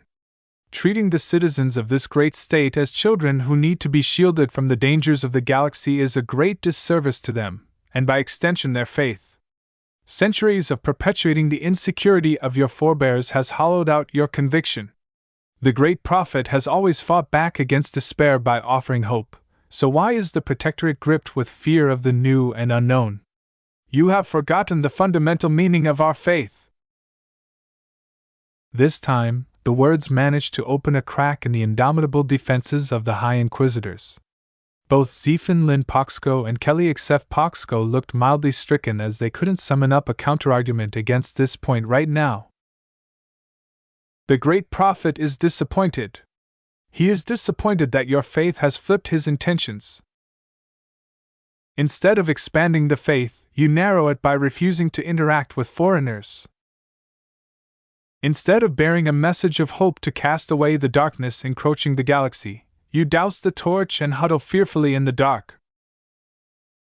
Instead of furthering the development of the church and state, you have become content with freezing everything in time, thereby depriving the Ilvanans of progressing history. It was as if the tribunal put the Ilvanan leadership on trial instead of Ves. His accusations viciously jabbed at their scars, causing them to bleed. The fault in this lies in each of the leading dynasties. Ves swept his arm all around, encompassing Kirin, Poxco, and Cronin in the process. Every leading dynasty has failed to nurture the inheritors of Ilvain's will. Each of you have taken your roles to such an extreme that you have failed to step up when the Ilvainans needed better guidance. The leading dynasties have become so narrow-minded that none of you are capable of stepping into the void left behind by the passing of the great prophet. None of the Ilvainans listening in right now felt good about themselves. They hated what Ves had said and wanted to dismiss his accusations, yet their faith kept compelling them to listen. They had become prisoners to their own beliefs. The aura radiating from Ves burned with even greater fury as he got caught up in his own tirade. No greater example showcases how far the Ilvainan faith has fallen by your obsession over trivial relics. Who in their right minds would revere a discarded nutrient pack wrapper as a holy relic? What would Prophet Ilvain think of you by valuing a piece of trash over someone's life? He would be ashamed of you all. Rather than do something useful like spreading the gospel, you would rather enshrine the prophet's trash. The holy relic is a representation of the prophet. Zephan Lin Poxco managed to resist the pressure. We do not revere the object itself, but its owner. The faithful need proof that the prophet existed. Ves shook his head in evident disappointment. Your Excellency, have you listened at all to me? How insecure are you that you don't have the confidence that the citizens of the Protectorate can remain devout from Ilvain's teachings alone? Valuing material objects over your people is misguided. The holy relic you destroyed is an indispensable cultural treasure. The Ilvainan faith has never advocated for the worship of idols. Ves furiously retorted. It is the faithful and the exemplary among the Ilvainans who deserve to be revered. Ever since the first calamity and the Great Retreat has passed, has any great figure emerged since then? No! No figure among the faithful has ever come close to matching the brilliance of martyred followers. This was true. Although many prominent Kirins, Cronins, and Poxcos have emerged from the leading dynasties, none of them had managed to elevate themselves into becoming the spiritual leaders of their people.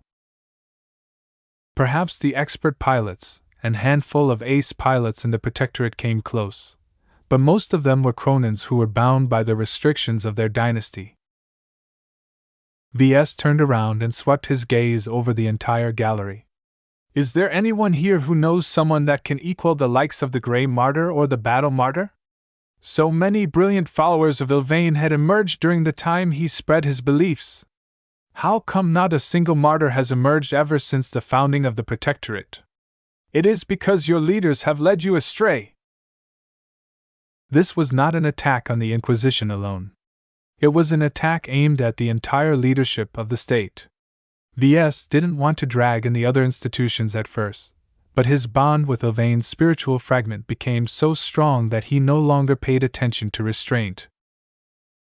Chapter 1232 Accusing the Accusers. I admit it. I stole the trash you considered a holy relic and tore it apart. I did so for a good reason, and that is to put the leading dynasties to the test. I wanted to see if the 3 surviving dynasties are discharging their responsibilities. And what did I learn? All of them have gone astray. Ves turned from the gallery and focused his attention on the bench. He swept his arm towards Oak and Phyllis. First, the Kirin dynasty. As the shepherds of the flock, your responsibility is to lead the Ilvainans to prosperity. Although you are on the right track, you are too complacent. You wield so much power over the lives of so many Ilvainans, but why are you so reluctant to share it? Does anyone even have a chance to run the state if they don't share the Kirin surname? The lack of diversity in the government has led to enduring stagnation.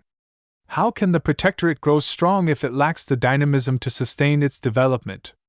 Shepherds are only good at their job if the flock grows larger and stronger. As the highest-ranking representative of the Kirins, Judge Phyllis lowered his head under the weight of these accusations. He had seen enough of how the Kirin dynasty hated sharing their existing responsibilities. They maintained the same government policies for centuries and agonized over every change, no matter how much the Protectorate needed it. The Curans had grown too comfortable in the status quo that they no longer saw anything wrong with stagnation. If not for the emerging threat of the Star Faith Collective, the Curans would have probably kept the Protectorate stuck in time forever. The shepherds of the flock must act more like their namesake. Guide the people instead of controlling them. Don't limit their ambitions and don't rob them of the opportunity to develop themselves. I hope that you will begin to figure out ways to make the Ilvanan Protectorate stronger and more prosperous in the future instead of remaining content with keeping everything the same barring some minor, half-hearted advancements. He had plenty more to say about the Curans, but they weren't worth his time to expound upon at this moment. Ves couldn't forget that he was burning more and more spiritual energy while he donned Ilvain's spiritual fragment as his current mask. This was not the time to treat the courtroom as a lecture hall. His gaze shifted to the right until they landed on the stoic and remarkably self-controlled eyes of Judge Kelber Cronin. His self-control was a lot more solid than the others. I see much good in the Cronin dynasty. It is similar to the Larkinson family that I'm a part of. Yet it is due to my familiarity with your military heritage that I see the rot lurking from within. The problem with you is that you are too focused on serving the people in a military capacity that you have forgotten what it's like to be one of them. Your intense devotion to your duties has turned your dynasty into an insular sect that stands apart from the people. Even if you are soldiers, you shouldn't forget that you are also people. Service requires sacrifice. I thought that you of all people knew that, Mr. Larkinson. Isn't that what your family is known for in your state? Judge Cronin replied with only mild unease. Sacrifice must have meaning, Ves retorted. What is the point of entrusting the protection of the church and state to emotionless Cronins who know nothing but how to fight? The protectors of the faith might as well replace all of their mechs and guards with appropriately sized bots. While the mission of the protectors of the faith is noble, that does not mean you Cronins have to evolve into a different species that stands apart from the rest of the people. It is because we are devoted to our duty that we have remained strong. Ves sharply shook his head. Wrong. Your strength is an illusion. It is strong from afar, but brittle up close. Your pathetic performance against the Star Faith Collective already proves my point. While part of that is due to your weak mechs, the grit of your mech pilots also plays a role. Do you know why I have more confidence in the Bright Republic's mech corps? It is because they care. Certainly, they are neutral in most matters, but when it comes to something that threatens the state or its citizens, they are not afraid to stand up for what is right. The criticism he laid against the Cronins was a lot more abstract than most Ilvanans could follow. However, as a main branch descendant of the Cronin dynasty, the military judge keenly felt this blow. Ves was right. The Cronins were becoming more and more distant from the civilians they were supposed to protect. After he addressed the Cronin, Ves finally turned to the representative of the Poxco dynasty. High Inquisitor Kelly Xef Poxco continued to glower at him, but the fervor in her eyes had slowly begun to dim. While the Curans and Cronin share part of the blame for letting the Protectorate stagnate, the Poxco dynasty has failed to live up to your prophet's intentions. You are far too focused on history and tradition to the point of forcing the present to conform to the past. While there are many places where tradition remains useful, prioritizing it to this extent will only strangle the Ilvanan faith under your merciless grip. The two High Inquisitors present in the courtroom were mad. Yet when they attempted to draw on their faith and conviction for strength, they found it even harder to move. Why did the very thought of opposing Ves become so difficult all of a sudden? Ves grinned sardonically at the paralyzed inquisitors. How much did the Ilvanan faith grow when the prophet first started proselytizing his beliefs? The population of entire states fell under his sway in just a single decade. Has the attendance of Ilvain ever come close to converting so many people since the founding of the Protectorate? No! The fact that the faith hasn't spread beyond the borders of the Protectorate is proof that it has grown too weak under your care. This was an especially fatal attack against the Paxco dynasty. Many times, the great prophet sought to expand his following during his lifetime. He was never afraid of stepping on the toes of established factions and powers in order to enlighten the masses. You regard yourselves as the handmaidens of the great prophet, is that right? Ves continued. For those who are ostensibly the closest to Ylvain, why are you the most eager to trample over his grave? Your fear of diversity and of others who don't share your beliefs is crippling you all. Since when has the Ylvainian faith ever wavered against those who scorn or dismiss its tenets? Even during the darkest days of the Great Flight, the fleeing Ylvainians never gave up on converting new believers along the way. While this sounded quite impressive, the reality was that few people in the star regions that the refugee fleets passed through actually converted to the Ylvainian faith. To most people who saw them pass through their space, the Ylvainians came off as crazy cultists who received their just deserts. Only the most desperate and poverty-stricken bystanders hitched a ride on the Ylvainian refugee ships. Even so, the attempts to gather new believers even when they were at their lowest point was still a point of admiration for the Ylvainians of the time. The Ylvainian faith still possessed a missionary drive back then. The followers of the great prophet still dreamed of a day when their beliefs swept throughout the entire galaxy, uniting both humans and aliens under a common faith. Ves turned his back to the High Inquisitors in order to face the gallery in the rear of the courtroom. The Paxco dynasty pride themselves on being the most devout, but this is nothing but a fantasy that obscures how far they've deviated from Prophet Ylvain's will.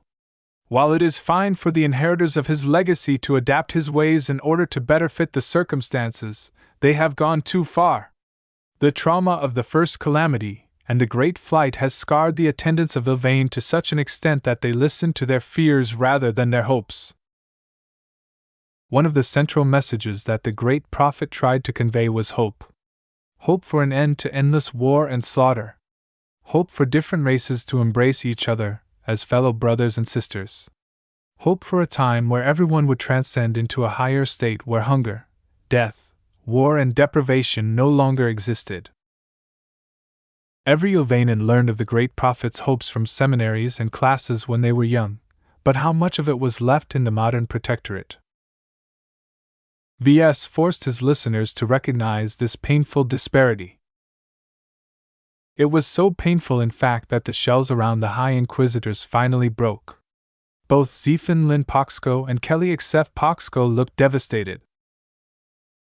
Although they did not believe they acted wrongly, they recognized that the attendants of Ylvain exerted too much of their efforts on the wrong activities. As much as they wanted to deny this conclusion, the words that Ves forced into their ears forced them to question their conviction. Had they truly advanced the will of the great prophet, or were they merely perpetuating the power of the Paxco dynasty? Ves was glad that he managed to crack open the High Inquisitors, because he knew that his time was short.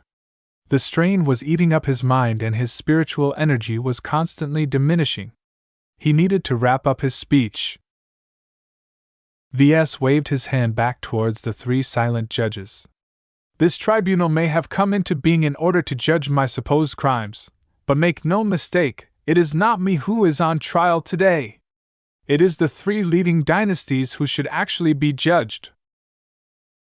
He closed his eyes in a theatrical fashion. I believe the Ylvain Protectorate still has a chance to return to the light. The great prophet may no longer be with you, but as his inheritors you bear the opportunity to decide whether to follow in his footsteps or walk a different path.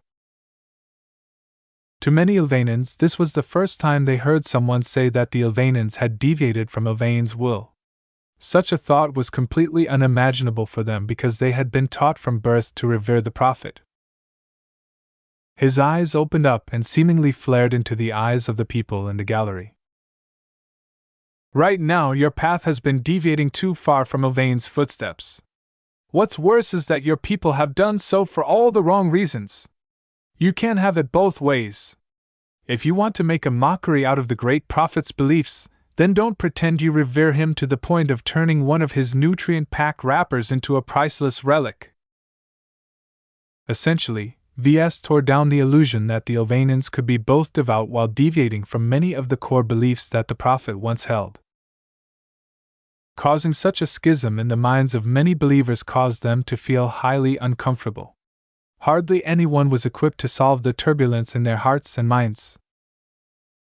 Ves couldn't take it any longer. He gradually and carefully drew back his mask. His exhausted mind and spirit couldn't sustain the partial fusion any longer. What he said was enough. The tired and muted spiritual fragment in his mind had expressed everything it wanted to say through Ves. Now that it said its piece and helped Ves out, it quickly drilled out of his mind and flew back towards the conceptual space of the transcendent messenger in order to rest and recuperate. As for Ves, he might have lost his sacred and awe-inspiring aura, but that did not lessen most people's admiration and astonishment for him. He calmly sat back down to his seat and smiled. "Pardon me for the interruption, Your Honors." A tense and awkward silence ensued. Eventually, Judge Kelber Cronin filled in the void. "This tribunal is adjourned. It will convene again in 2 hours." The judge struck his gavel, causing every Ilvanan present in the courtroom and those who followed the broadcast to be released from their spell. What have we witnessed? Chapter 1233 Divine Providence. Ves nursed his aching head as he sat alone in a waiting room in the courthouse building. Protector guards were placed both inside and outside the room in order to keep him apart from anyone else. This protection was quite necessary, because he just shocked the entire protectorate. Now, he was paying the price. He expended quite a bit of spiritual energy when he got caught up in his extraordinary rant. He didn't mean to say all of that much to the Ilvanans. He just wanted to use their blind faith against them in order to turn black into white and get them to lay off on stealing and destroying one of their relics. Instead of doing that, he went far beyond the pale and exorcerated the entire Ilvan protectorate. Not only did he admonish the Poxco dynasty, he also torched the other 2 dynasties whose backing he depended upon to go free. How could he be so stupid to directly disparage his own backers? "It's because I wasn't myself back then," he whispered to himself. Some of what he said reflected his inner thoughts, but the bulk of it definitely came from Ilvain's spiritual fragment. During the time it rode in his mind, it had observed enough to the protectorate to develop a very good idea on its strengths and shortcomings. It turned out that the spiritual fragment had bottled up a considerable amount of fury due to all of the shortcomings it found in the modern protectorate. The fragment's fury blended with V's fury, causing them to become way more indignant than before. Ves regretted that he had lost control over himself to such an extent. The reckless abandon that the spiritual fragment showed was both a reflection of its absolute faith and its nonchalance towards its own safety. The Ilvanans didn't know the fragment existed, and even if they did, they would never be able to bring themselves to kill something that had been derived directly from the Prophet. What this meant was that it didn't matter how far Ilvain's spiritual fragment went. It wouldn't have to suffer the consequences of its actions. Due to donning the spiritual fragment as a mask, Ves adopted some of the fragment's recklessness. That and other traits caused him to act way beyond the pale, so much so that Ves was already itching his hands for his system calm and the Amastendera. Should he make his escape now or later before an enraged mob of Ilvanans wanted to tear him apart? Maybe it won't come that far. While Ves definitely went too far, he succeeded at what he set out to do. Who would ever look at the Prophet's nutrient pack wrappers the same after this day? It was too shameful for the Ilvanan faith to continue to idolize such worthless pieces of trash. While they still held a lot of historical value, they were too absurd to be used as vessels of worship. What would Ilvain want? He'd probably laugh or scorn the practice. It was one step away from putting his excretions on a pedestal. As Ves struggled to decide whether he should make a move to free himself, the door to the waiting room opened. A protector guard captain motioned him to stand. 2 hours are up. The tribunal is reconvening. Please follow me back to the courtroom, Mr. Larkinson. Very well. Lead the way. Though Ves felt remorseful and exhausted, he tried not to show any of his feebleness right now. Presenting a strong and confident image to the judges and the public would help give the impression that he was still the man who dared to confront the entire protectorate. As an excessive number of guards surrounded Ves as they left the waiting room, he wondered whether the trial would still continue. 2 hours was a rather short time to digest what had happened. Perhaps the judges wanted a quick end to this abnormal situation. Whatever the case, Ves wanted to put this ordeal behind him as well, preferably alive and free. A few minutes later, he finally returned to the courtroom.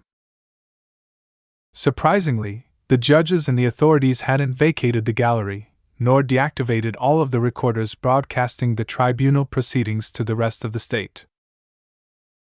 When Ves noticed the reaction of the average Ilvanans, he quickly found out why. Look! The speaker has returned.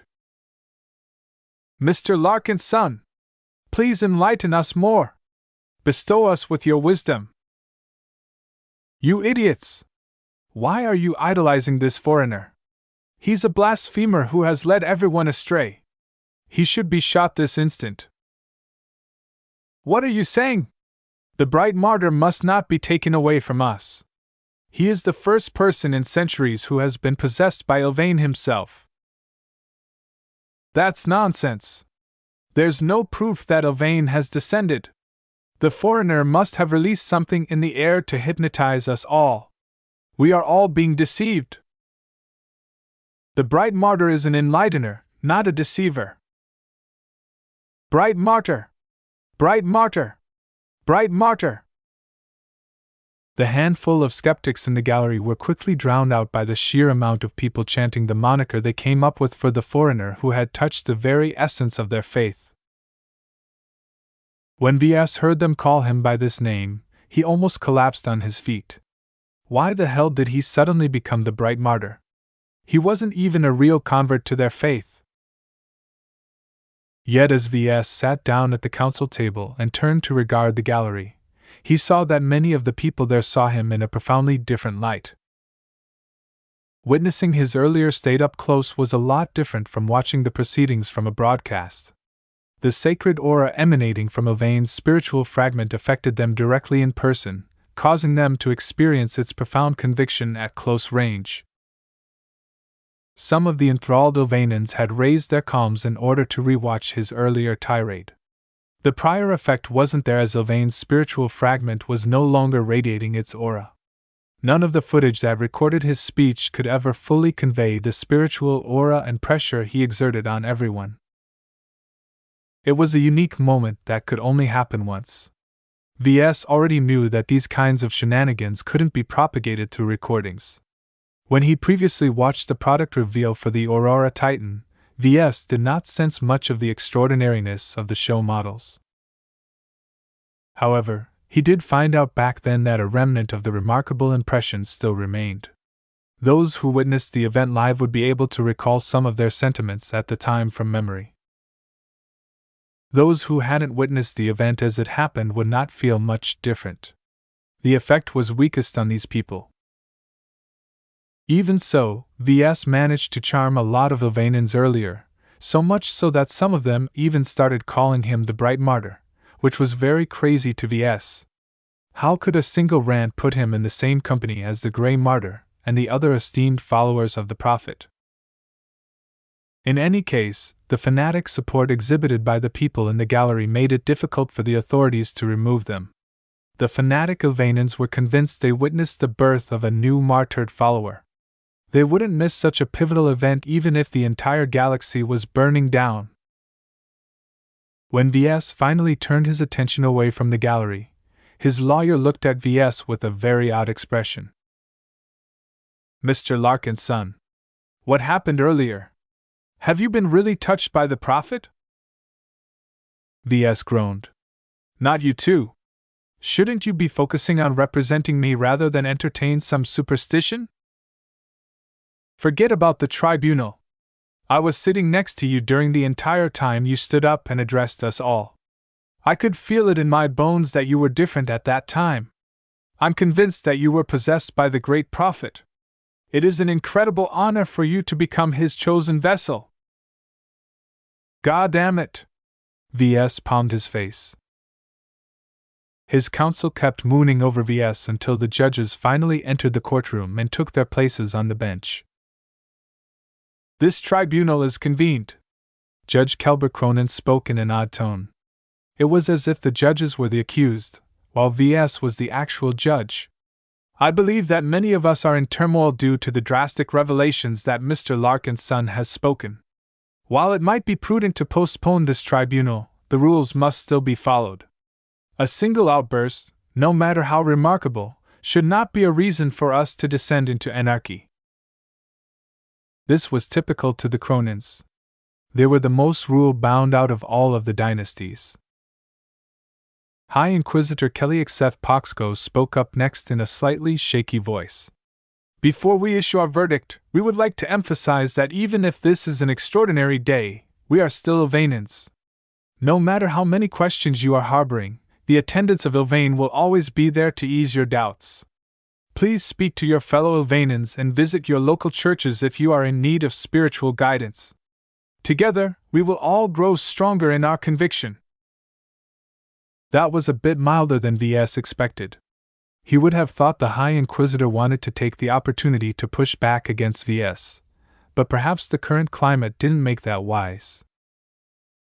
Judge Oakenphillis spoke up last. Whether you are taken in by Mr. Larkinson's outburst or not, please do not dismiss his words just because of his origins. Sometimes the most insightful criticism comes from those who are looking in from outside. If the prophet's grace has touched him, then this may be an indication that Mr. Larkinson may have a point. Otherwise, why would the great prophet descend on a brighter instead of an Ilvanan? Ves liked what Judge Phyllis said. Each of the judges expressed their own sentiment on what happened. As a loyal Curin, Judge Phyllis made sure to put Ves in a good light. High Inquisitor Kelly Xf Poxco spoke again. We do not see any use in letting the tribunal proceed any longer. My colleagues and I have already decided our judgments. In the interests of transparency, we will reveal and explain each of them in turn. Judge Phyllis? Mr. Larkinson should be acquitted on both charges, Judge Phyllis stated. I should not have to explain my reasoning for the Inquisition's charge that the mech that Mr. Larkinson has designed are blasphemous. As for the charge of sacrilege, it is of my opinion that Mr. Larkinson has acted with good cause and mayhap divine providence. A nutrient pack wrapper, even if it belonged to the great prophet, is worth nothing compared to the enlightening we have received. While the reasoning of Judge Phyllis sounded a bit dubious and way too inclined towards divine meddling, Ves nonetheless breathed a sigh in relief while the gallery erupted in cheers. One judge let him off at least. Even if it was the only judge which he was sure would acquit him from his charges, it nonetheless put him at ease now that his guess was confirmed. Judge Kelber-Cronin struck the gavel in order to quiet the gallery. I have deliberated on the charges, and I agree that the second charge is groundless. Mechs are mechs. Not a single surface of Mr. Larkinson's design contains any sacrilegious elements. Of course, the judge wouldn't buy the nonsense the Inquisition tried to sell. However, by his own admission during this tribunal, Mr. Larkinson is guilty of sacrilege. No matter whether it is appropriate for Ilvanans to worship a nutrient pack wrapper, that does not change the fact that it is a revered relic of inestimate historical, cultural, and religious value during the time of its theft. Whether Mr. Larkinson acted due to divine providence or not shouldn't change anything. The law is the law, and even if Prophet Ilvain came back to life and stole the holy relic in person and set it on fire, we would still find him guilty. This judgment completely shocked everyone. The entire gallery immediately erupted into boos and objections. Meanwhile, Ves felt a chill in his heart. The most neutral judge, the one he placed all of his hopes upon, had declared him guilty. He was only one step away from a guilty verdict. Chapter 1234 Impressionable Sheep. This was an unforgettable day for the Ylvain Protectorate. Most of the Ylvainans present in the courtroom and watching the live broadcasts had been thrown in confusion. In that fateful moment where Ves stood up and spoke those words, all of them felt compelled to listen. The more devout they were, the more difficult it became to resist the impulse to listen. This was because the words struck right at the core of their faith. Many Poxcos were deeply affected by the attacks on how the Ylvainan faith developed during the Age of Mechs. Compared to the unsurpassed glory it enjoyed while the great prophet was alive, the faith only encompassed a single third-rate state in a remote star sector. Where was their missionary drive? Why was the faith still confined in a single state? How much courage did they really have left after closing themselves off from the galaxy for so long? Whereas most of the other states in human space moved on from the trauma of the latter days of the Age of Conquest, the Ylvain Protectorate was still in its grip. For centuries, the Ylvainans had grown more and more insular. Even though the upper levels still stayed in touch with foreigners, if only by necessity, the rest of the population had become more and more focused on themselves. Was this Ylvain's will? For an extremely long time, very little Ylvainans thought about this question. Compared to trying to survive and lay low in a hostile galaxy, they didn't have the luxury to consider whether they were expressing their faith in the right direction. What Ves had done was to force the Ylvainans to confront this long-standing contradiction. Even if he didn't benefit from the sacred aura emanated by Ylvain's spiritual fragment, Ves would have still been able to throw much of the population into a crisis of faith. Ves single-handedly opened up a Pandora's box in the Protectorate. It was too late to close it now that the horrors flowing out of the box afflicted the conviction of many devout Ylvainans. Perhaps the Ylvainans aligned to the reform agenda would not feel that much of a crisis, since they had already accepted the argument that they needed to open up their state. Yet the traditionalists suffered a much more severe crisis of faith, as the criticism laid out by Ves struck right at their heart. The traditionalists always believed they were the most devoted worshippers of the Ylvainan faith. Their zeal drove them to become more militant in their beliefs, yet they focused most of their energy on maintaining their purity in isolation, which was in great opposition to the intentions of the prophet they worshipped and idolized. As the Ylvainans began to come to terms with the wounds that Ves had opened up, several of them began to rationalize the strange and alarming mood that swept over everyone. This unreplicable phenomenon sent many Ylvainan doctors and scientists into a tizzy. They couldn't explain why everyone felt compelled to listen. Some turned hostile and accused Ves of being a black magician. Others guessed that Ves was in the possession of super-advanced high technology that enabled him to brainwash every human by taking advantage of their psychological vulnerabilities. Yet the skeptics were in the minority, as the sensation sweeping over every watching Ylvainan resonated with their faith. This was incredibly strange. It was so remarkable that a large number of Ylvainan had already made up their minds on what had happened. When the foreigner addressed the Ylvainans, he spoke with the voice of the prophet. No one knew who came up with this rumor first. Perhaps some savvy Curan saw an opportunity to elevate Ves from a sinner who was facing the death penalty into a blessed figure who would continue to benefit their dynasty as long as he was alive.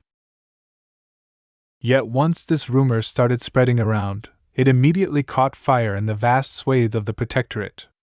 No matter whether they were Curans, Cronins, or Poxcos, at least a third of every Ylvainan took this rumor as fact. They all believed that the transcendent prophet had spoken to them this day.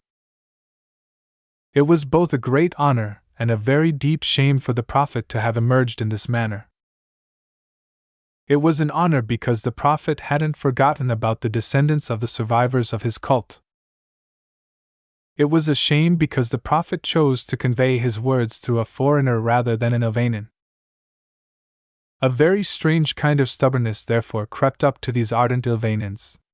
No matter how much the other Ilvanans cast doubt on what had happened, the more superstitious Ilvanans deeply wanted to believe that the great prophet had spoken to them in person.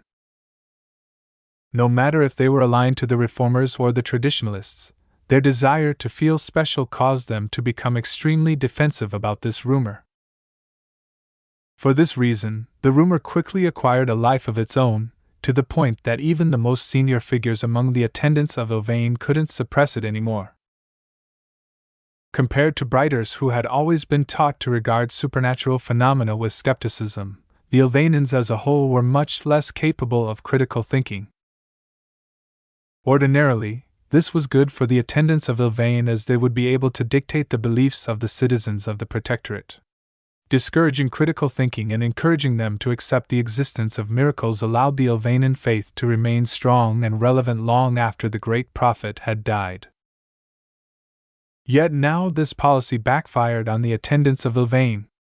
The impressionable sheep all believed they witnessed an embodiment of the prophet.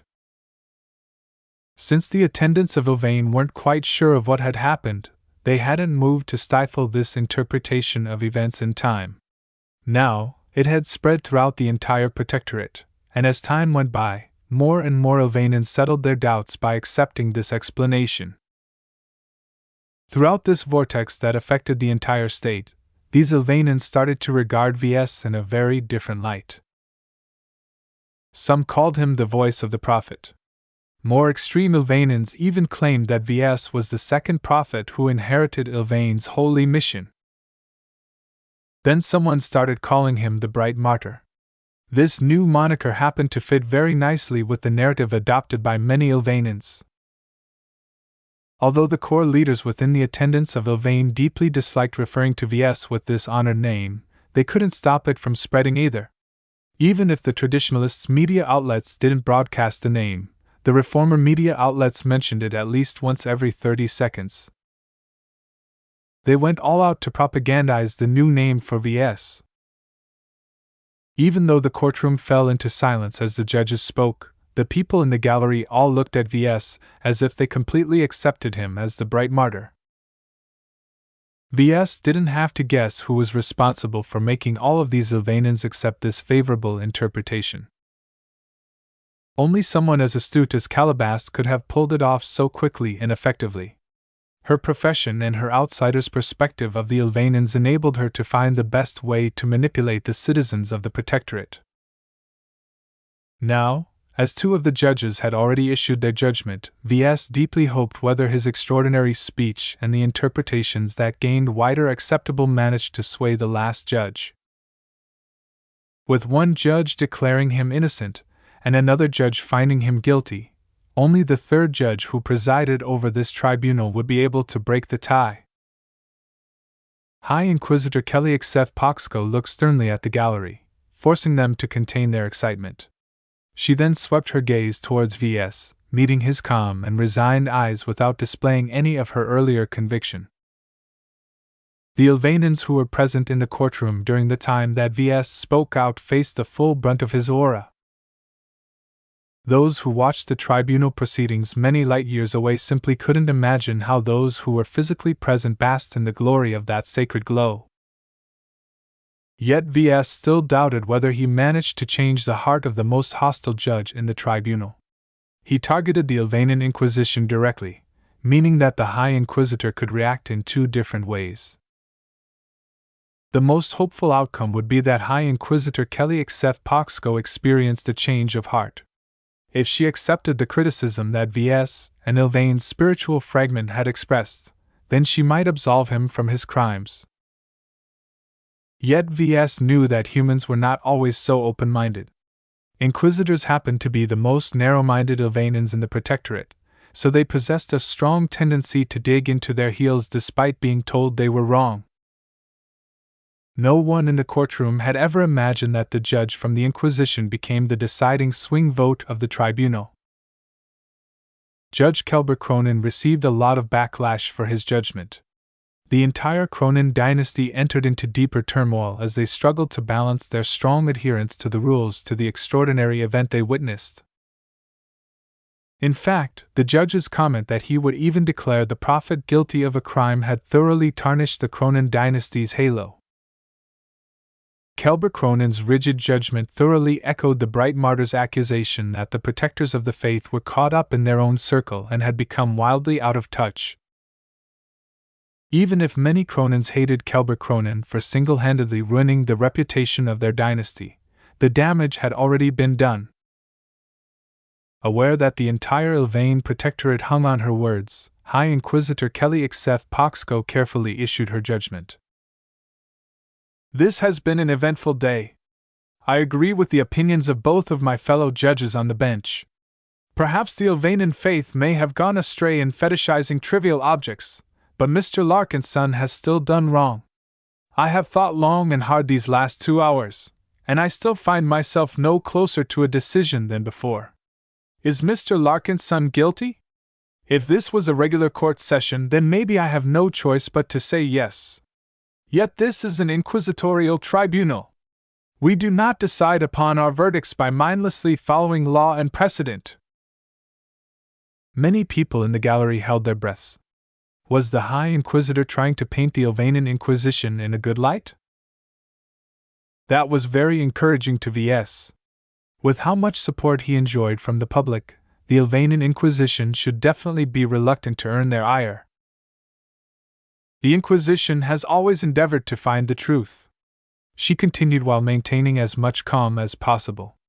While most fellow Ilvainins believe that we are preoccupied with hunting down heretics, blasphemers, traitors, and other enemies of the faith, our holy mission encompasses much more than that. We find the truth behind every claim of a miracle. We determine whether a witness truly experienced divine providence, or if they were just hallucinating while overdosing themselves on stimulants. If not for the stakes, Ves would have scoffed. As if he would believe such drivel. It is due to our mission that this tribunal doesn't necessarily have to cast a narrow judgment on Mr. Larkinson's actions. To the question whether an extraordinary event has occurred, I cannot bring myself to answer it. I am still in doubt, and I believe the rest of the Inquisition is the same. Reviewing the footage and studying the analyses written by many experts during this time, it is clear that no conclusive answer can be given for what has happened. For this reason, and after much thought, I choose to abstain from issuing a judgment. Shock swept through the entire gallery and all the other Ilvainins watching the proceedings. The third judge refused to break the tie. As everyone tried to figure out what would happen next, someone realized something very important. In the event an inquisitorial tribunal is deadlocked in a tie, the final verdict will always favor guilt. Ves Larkinson is declared guilty by the tribunal. What? Ves widened his eyes. How could the Ilvainin Inquisition follow such a ridiculous rule? Chapter 1235 The Prophet's Will. The Ilvainin Inquisition tried many heretical Ilvainins over the centuries. Some of them openly defied the Ilvainin faith. Others were exceedingly careful in expressing their deviant beliefs. When the Inquisition caught on to the heretics and dragged them to their tribunals, it was quite hard to know for certain if someone was guilty. While many tribunals generally issued a unanimous judgment of guilt, sometimes an extreme case would appear where it was truly difficult to be sure of someone's guilt. In cases where an inquisitor was deeply conflicted about someone's guilt, they could choose to abstain from issuing their judgment. This was a rare event, but fairly problematic. These kinds of edge cases might also prompt another inquisitor to take the rare step of acquitting the accused. This resulted in a tie, whereby the tribunal became stuck between two verdicts. After a lot of thought, the Ilvainin Inquisition decided that if a tie ever occurred, they would gravitate towards the guilty verdict. The argument for this policy was that it was better for the Ilvainin Inquisition to be safe than sorry. Letting a potential heretic go free meant letting a potential threat return to society. In the interest of public safety and the integrity of the Ilvanan faith, the Inquisitors couldn't take the chance that they were releasing a monster. Of course, whether Ves deserved to be treated in this fashion was still in question. Many Ilvanans in the gallery and watching the broadcast thought it was deeply unfair. Yet, while the Ilvanan Inquisition caught a lot of flack for following this rule, it was better than outright declaring Ves guilty. Judge Kelber Cronin still attracted most of the blame. If not for judging the bright martyr guilty, the tribunal wouldn't have fallen into such an awkward situation. Ves couldn't help but reveal a mocking smile at how this tribunal developed. He immediately came up with a guess for why High Inquisitor Kelly Xef Poxco refused to issue her judgment. She wanted to have it both ways. She wanted to declare Ves guilty but avoid most of the blame for condemning a potential martyred follower. By abstaining from the decision, she elegantly preserved most of the reputation of the Inquisition, while still ensuring that Ves would no longer be a problem to their interests. What a dirty move! If Ves hadn't been the target, he would have applauded the shrewd woman for coming up with this brilliant solution. Outrageous! The bright martyr is innocent. The rules shouldn't be applied anymore. Kill this devil before he bewitches us again. The controversy that erupted from this result threw everyone into disarray yet again. Those who were inclined against Ves celebrated this result, while those who deeply believed that he was the bright martyr found it to be a travesty. Yet no matter how they regarded the process, it didn't change the fact that the tribunal essentially declared Ves guilty of sacrilege. While the judges hadn't even addressed the sentencing yet, there was really only one possible sentence they were allowed to make. For the vast majority of the crimes the Ilvanan Inquisition enforced, the punishment was death. This was why, despite Kelber Cronin's repeated strikes with his gavel, the Ilvanans in the gallery simply wouldn't stay still. Order! Order! Through a variety of technological means, the audience in the gallery experienced increasingly greater suppression. Even though the Ilvanan observers felt stifled, the most fanatical among them had to be dragged out by the guards before the entire gallery subsided. Just as a tense and forceful silence descended on the courtroom, a protector captain suddenly stepped out and approached the bench from the side. The captain whispered something to the judges. The news was so alarming that none of the judges managed to maintain their composure. Ahem! A highly unusual disruption is taking place outside the court building. Please remain seated while the protectors attempt to reassert order. The Ilvanans seated in the gallery frowned. They raised their comms and attempted to access the galactic net to see what was happening, but their connections had forcefully been cut off. Several uncertain minutes passed by as the judges became preoccupied with what was happening outside. It must be something incredibly serious to prevent the judges from moving on to the sentencing. Ves glanced around and saw that the Protectorate guards increased their alertness. They were gearing up for a fight. Was someone trying to rescue Ves? But how? The Protectors of the Faith deployed an entire mech regiment around the court building, and placed a lot of units around the city district in order to guard every direction. They even took precautions against both aerial and underground threats. Yet for some reason, the Protectorate guards looked increasingly more tense as they acted as if a great force was about to descend upon the court. Ves felt it first. Despite his exhaustion and his spiritual depletion, his spiritual senses hadn't turned entirely numb. He felt a very familiar sensation approaching him from the direction of the main entrance of the court building. He doubted it at first, but as the sensation slowly grew stronger, his eyes widened as he realized what was approaching. My prototype is back! He sensed the pale but incredibly strong X factor of his prototype. He knew it was his prototype, and not one of the authorized copies of the transcendent messenger because its X-factor hadn't been affected by a virtue. The mech radiated a strong sense of absolute faith that was incredibly similar to the aura that he emanated during his extraordinary tirade. The Ilvanans in the gallery, the protector guards on duty, and the judges on the bench all began to sense something familiar in the air. Their sensitivity towards spirituality wasn't as good as Ves, so it took quite some time before they realized the similarities. "The prophet has returned. He is outside the courtroom.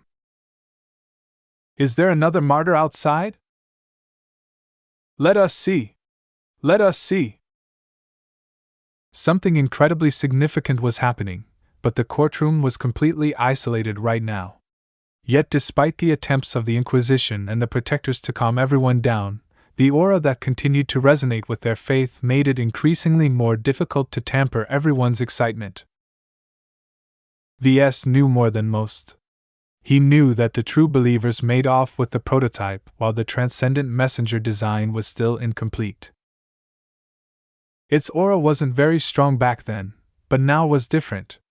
Now that the transcendent messenger gained a design spirit, the prototype's pale X-factor seemed to have gained a lot more strength. It was enough to affect the entire court building while standing outside. What Ves wondered right now was whether the true believers were responsible, and why the protectors of the faith allowed the prototype to approach without halting it. Were they afraid to bring their weapons to bear on the mech for fear of harming the great prophet's will or something? Eventually, the three judges came to some sort of consensus after a furious discussion with the protector captain. Judge Oakenphillis spoke up. "While this is highly irregular, the event that is taking place outside the court building has forced us to adjust this tribunal. Please remain calm as we project the scene of what is happening outside." A wide projection came to life. It depicted a stupendous scene of the prototype standing in front of a humongous mob of Ilvanans. Hundreds of thousands of residents of Krent stepped out of their homes in clear violation of martial law. They outright ignored the warnings of the patrolling protectors of the faith and marched towards the court building. This was not a spontaneous act. Instead, the presence of the prototype made it clear that it was orchestrated by the new Ilvane dynasty. Even as hundreds of thousands of Ilvanans arrived at the court building, millions more became inspired by the sight and exited their homes as well. The entire city appeared to be converging on this location, much to the Cronin dynasty's consternation. They might be able to contain and subdue a mob of millions by employing a variety of crowd control measures, but the entire star system was under the control of the Curins. They would make sure that the heavy-handed suppression of the mob would be broadcasted to the entire protectorate. After suffering a heavy blow to their reputation due to the rigid judgment issued by Kelber Cronin, the protectors could hardly afford another blow to their reputation. Their legitimacy would take a nosedive if they were seen as suppressing the very people they were supposed to protect. This consideration also held the Cronin forces back from attacking the prototype. Regardless of how much reluctance the mech pilots exhibited against a mech that touched their faiths, the prototype was too close to the mob. If the protectors started to fight the prototype, then the collateral damage that ensued would definitely kill tens of thousands, or even hundreds of thousands of innocent bystanders. All in all, while the protectors of the faith still possessed a decisive edge in military might, they were rendered impotent in fear of harming so many Ilvanans. The people outside the court building already knew what went on outside. Only now did the people inside the courtroom catch up to this alarming event. This mech. Ves realized that he wasn't under any suppression, so he couldn't help but stoke the fire. "That mech is my work. It is an early prototype of my transcendent messenger design that went missing at the hands of the true believers. It is a rough copy of the same design that High Inquisitor Zephin Lin Poxco has accused of being a blasphemous design." The High Inquisitor in question looked sick at this revelation, but the Ilvanans who had joined the mob or watched the broadcast all gasped in shock. The mech that made them feel close to their faith was anything but blasphemous to them. Not even the greatest churches and cathedrals of the Ilvanan faith made them feel this intimate. It is a holy mech. If the Inquisition thinks this mech is blasphemous, then they are the true heretics. What are you guys thinking? Don't you see that this mech is brainwashing us all? It's the same thing that its designer has done. Although some Ilvanans were dubious about the nature of the prototype, they were outnumbered by the Ilvanans who were convinced that the mech was something holy. Although the leaders of the Ilvanan Inquisition and the attendants of Ilvain deeply wanted to suppress the news, Kesseling 8 was a stronghold of the Kurin dynasty. The shepherds of the flock gleefully broadcasted everything that was happening inside and outside the court building as long as it favored their agenda. Due to the inaction displayed by the Kronans, there was no stopping this procession. Once the people in the gallery started to subside in their rapturous excitement, the prototype began to activate its forward projectors. The mech projected one of the most notorious figures in the Protectorate. The projection depicted an old man dressed in a very accurate replica of an iconic robe. His face shared a lot of similarities to the face that adorned many statues and other religious artwork. Ves was shocked at the sight as well, because there was only one living Ilvanan who wore that face. Many of you know who I am, the projection spoke. I am Prophet Ilvain come to life. I am the head of the Ilvain dynasty that many of you believe has committed terrible terrorist attacks. I would dearly like to dispute that, but I've made an agreement not to go into that at this moment. A lot of mixed feelings emerged from the spectating Ilvanans. While they enjoyed the backing of many sympathizers, the majority firmly regarded the true believers as terrorists. They believed that the figure who possessed the same DNA as the prophet should have never existed in the first place. Yet now, under the influence of the aura emanating from the prototype, the Ilvanans didn't exhibit any of their disgust towards the self-proclaimed incarnation of the prophet right now. The living prophet smiled. It is presumptuous for the Kurins, Kronans and Poxkos to cast judgment on my martyred follower without asking the true leading dynasty of the Protectorate. Ves felt like he wanted to puke. Who the hell was his martyred follower? Ves didn't even agree to his latest title, but now even the living prophet accepted this interpretation. Just as everyone in the courtroom was glued to the projection, the courtroom doors suddenly opened.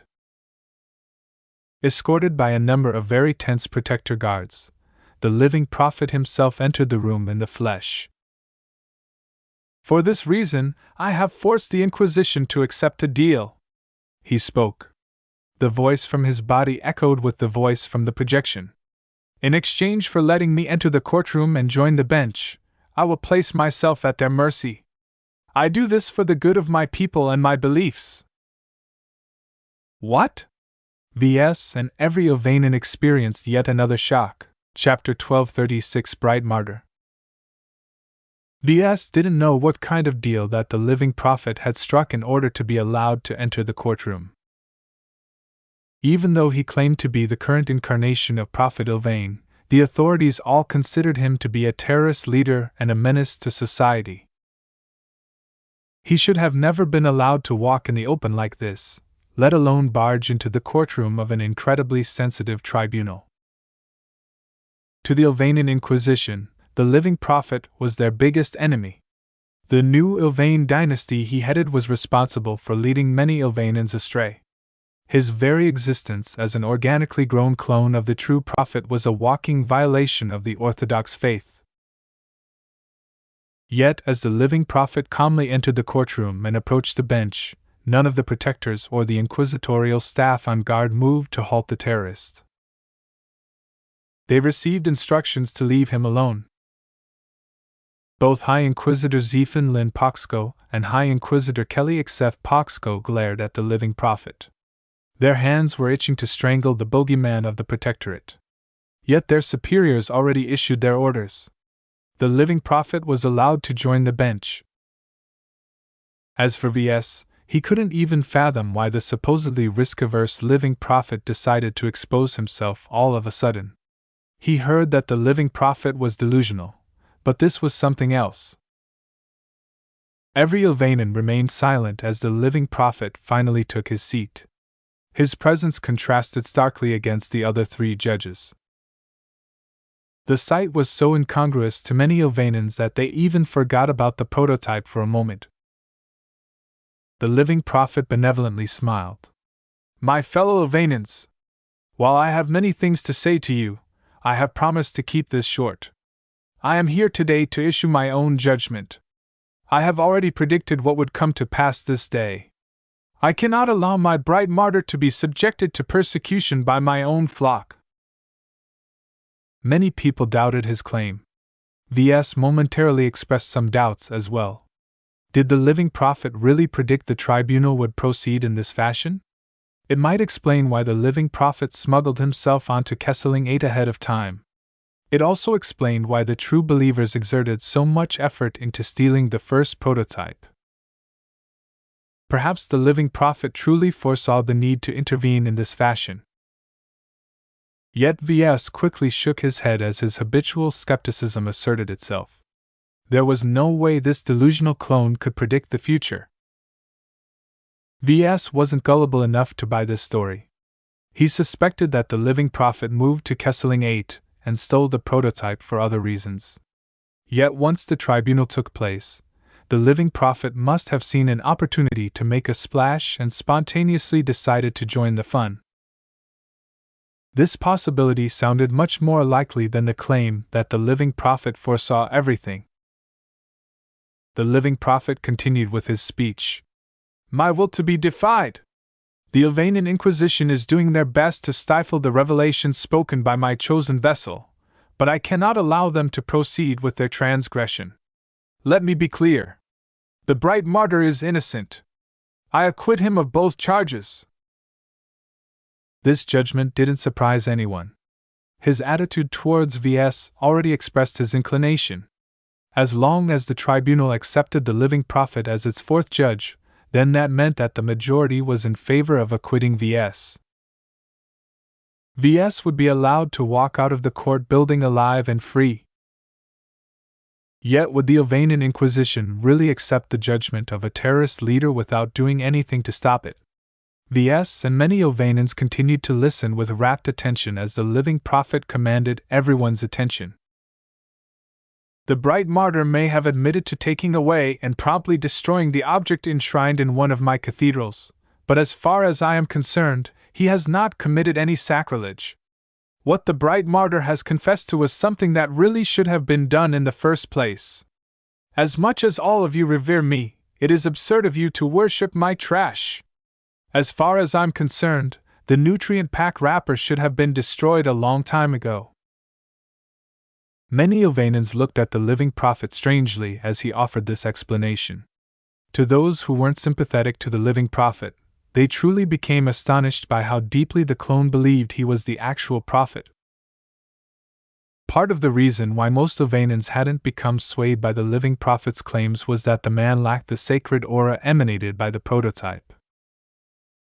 While the living prophet was an excellent speaker and knew how to handle a crowd, he didn't exhibit any of the gravitas carried by Ves during his tirade.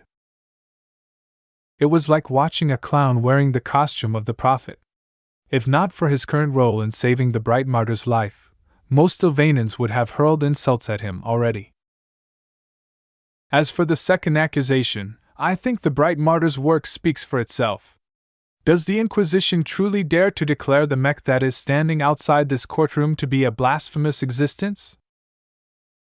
High Inquisitor Zephin Lin Poxko kept his head down and did not offer any reaction to the living prophet's attack.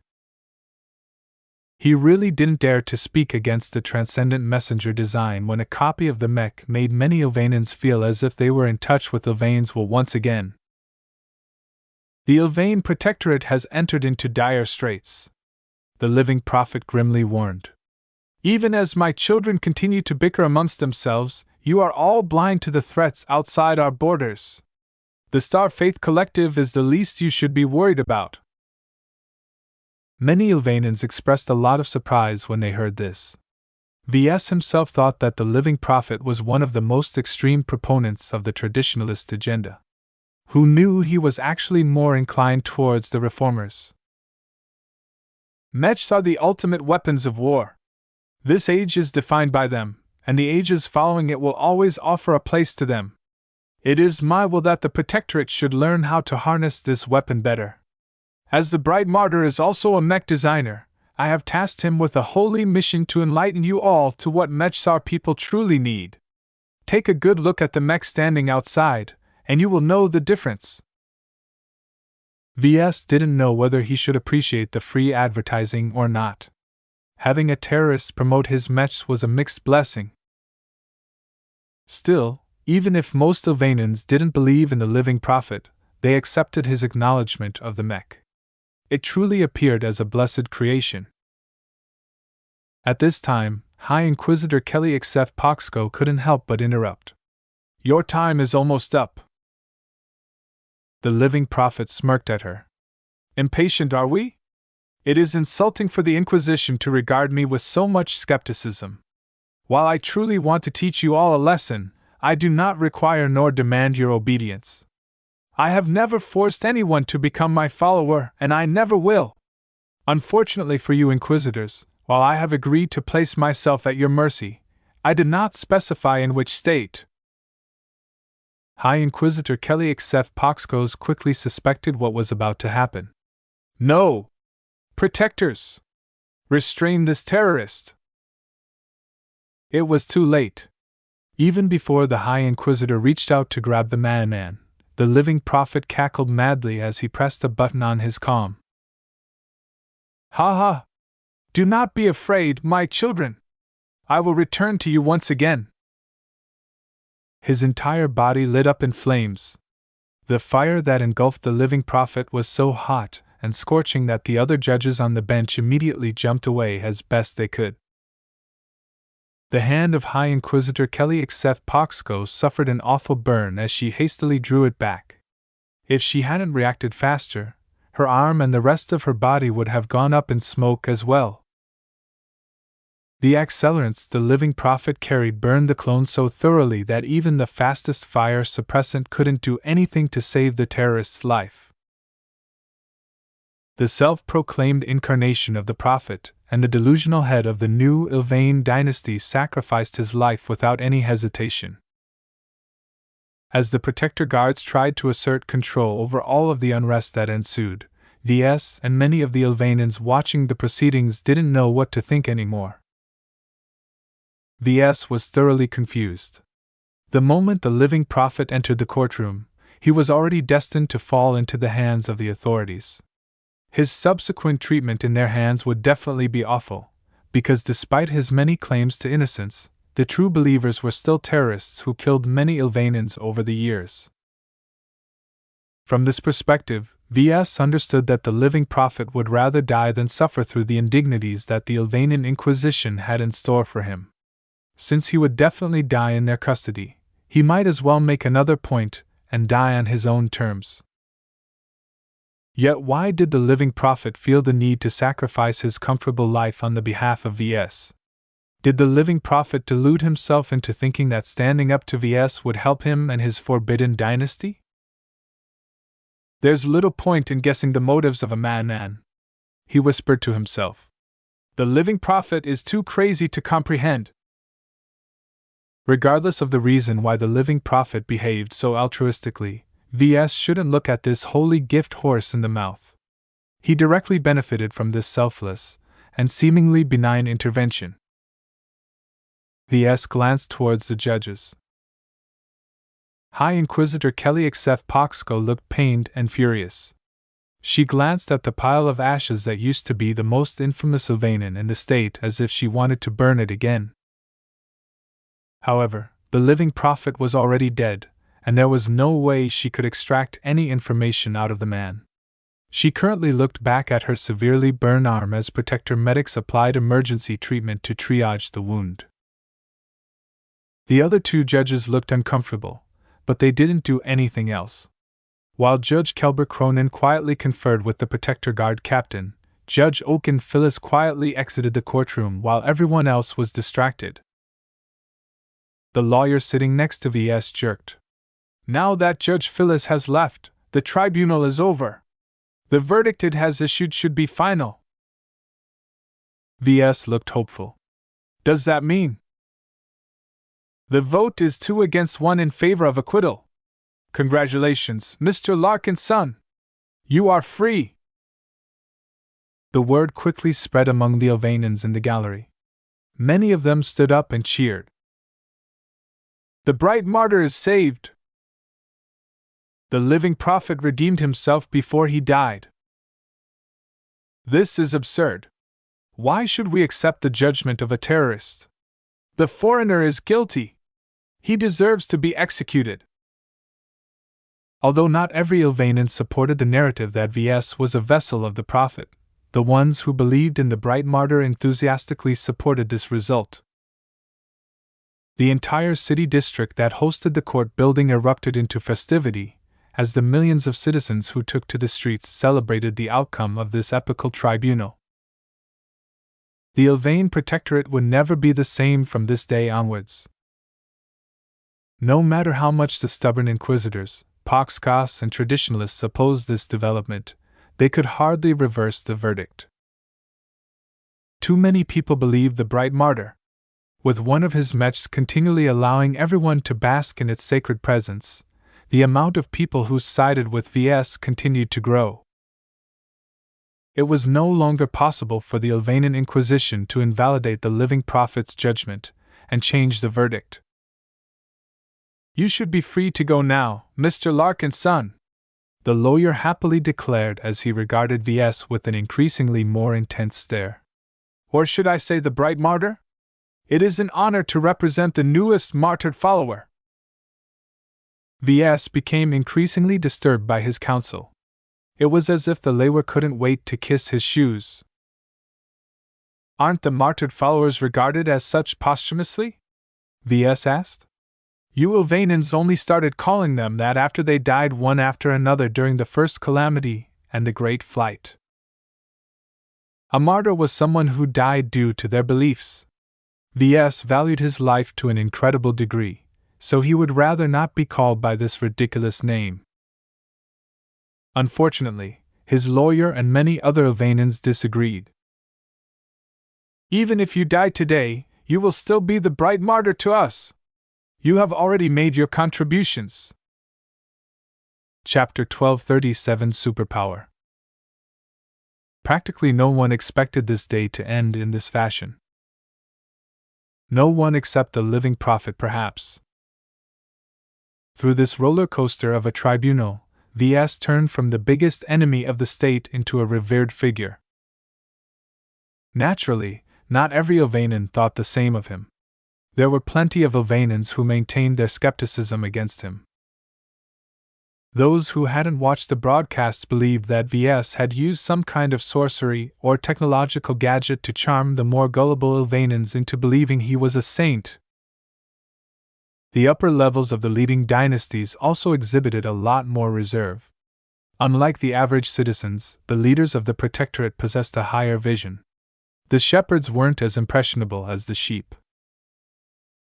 Nonetheless, enough people bought the story that Ves became the bright martyr that there was very little anyone could do to dispel this belief. As Ves looked out from the opaque windows at the upper level of the courtyard building, he beheld the monster that he had inadvertently unleashed. Bright martyr! Bright martyr! Bright martyr! In front of his stolen prototype, a crowd of millions religiously chanted his new moniker. The authorities feebly tried to maintain order over the spontaneous mob, but there was very little they could do to stop the masses. Viewing the masses with his own eyes and feeling the collective euphoria they exhibited was extremely scary to him. Ves had kicked up a much bigger fuss than he intended. To think that the citizens of Kesseling 8 used to hate me the most, he muttered. Due to the machinations of the Kurin dynasty, almost every Ilvanan managed to follow what had happened inside and outside the court building. Even if the media outlets aligned with the other two dynasties shut down the broadcasts, the enthralled Ilvanans merely switched over to the media outlets operated by the Kurans. This enabled the reform-minded dynasty to shape the opinions of a much wider audience than before. If not for this proactive media manipulation, this crowd of millions wouldn't have emerged. While the Ilvanans who lived on other planets didn't spontaneously leave their homes to celebrate on the streets, the enthusiasm there was just as euphoric. Many citizens of the Protectorate shared the sentiment that they were witness to a new page of history. After centuries of isolation and stagnation, a new martyred follower had emerged. Not only that, but many Ilvanans received a deep shock to their systems as they witnessed the bright martyr speak the voice of the prophet. This pivotal moment in the courtroom invigorated the faith in the hearts of many Ilvanans. Although the bright martyr mostly expressed disappointment and dissatisfaction, the belief that Prophet Ilvain himself had descended to the mortal realm to do so made the pain all too bittersweet. The prophet was alive. The prophet still cared. The prophet expected more from his children. These beliefs and more propagated in such a swift fashion that the attendants of Ilvain failed to shape the narrative in their favor. The hysteria that had erupted all over the Protectorate was like a beast that couldn't be tamed. As one of the principal instigators of this collective, statewide hysteria, Ves gained a very different status after his acquittal. At the very least, no one cares about the holy relic anymore. He originally intended to weasel his way out of a guilty verdict. He managed to accomplish that and more. A Protectorate guard officer entered the room, with a case in hand. Once he arrived in front of Ves, the case opened up, revealing the belongings confiscated by the Inquisition. Ves took back his peaceful repose, his tool belt, his regular calm, his shield generator, and some other odds and ends. It felt good to have some actual protection on his body again. Mr. Larkinson, your transportation has been arranged. Due to safety concerns, we will bring you out of Krent through an underground evacuation route. We'll escort you to a secure facility under the management of the Kuran dynasty. At least this Ilvanan didn't call him the bright martyr for once. Very well. Let's go. None of the authorities wanted him to step outside the court building to address the crowd. Not only couldn't his safety be guaranteed, but they were also afraid that Ves would use his new status as the bright martyr to influence public opinion further. Under the lead of his escorts, Ves boarded a heavy-duty shuttle escorted by several companies of mechs and set off towards his new accommodation.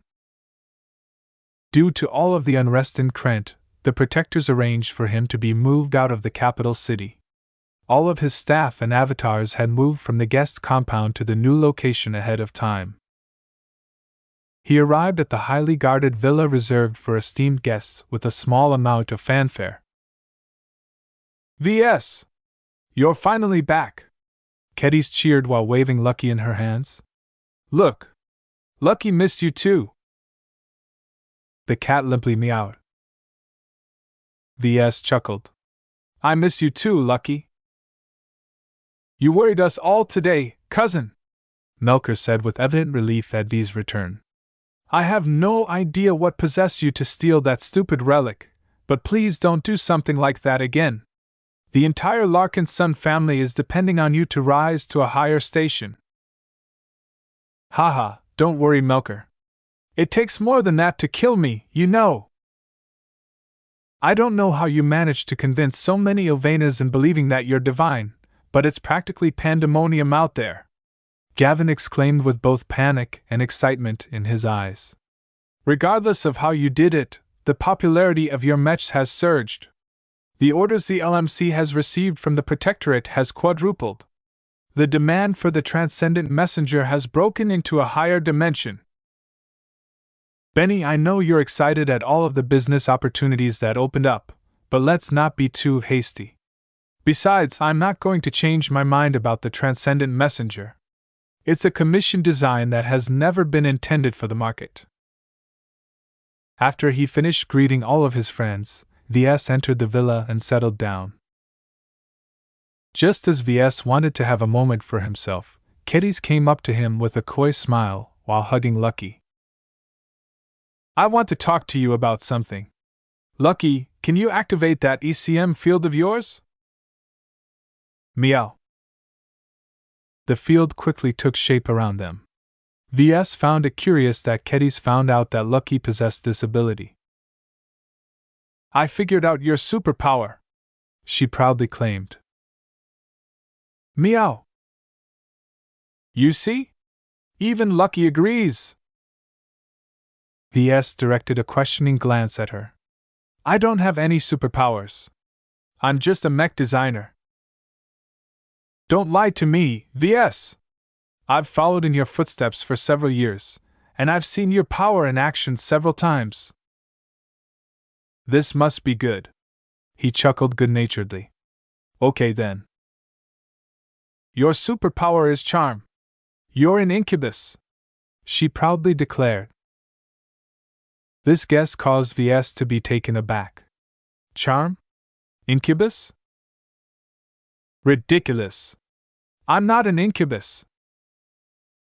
Kedis huffed. Humph. Whatever.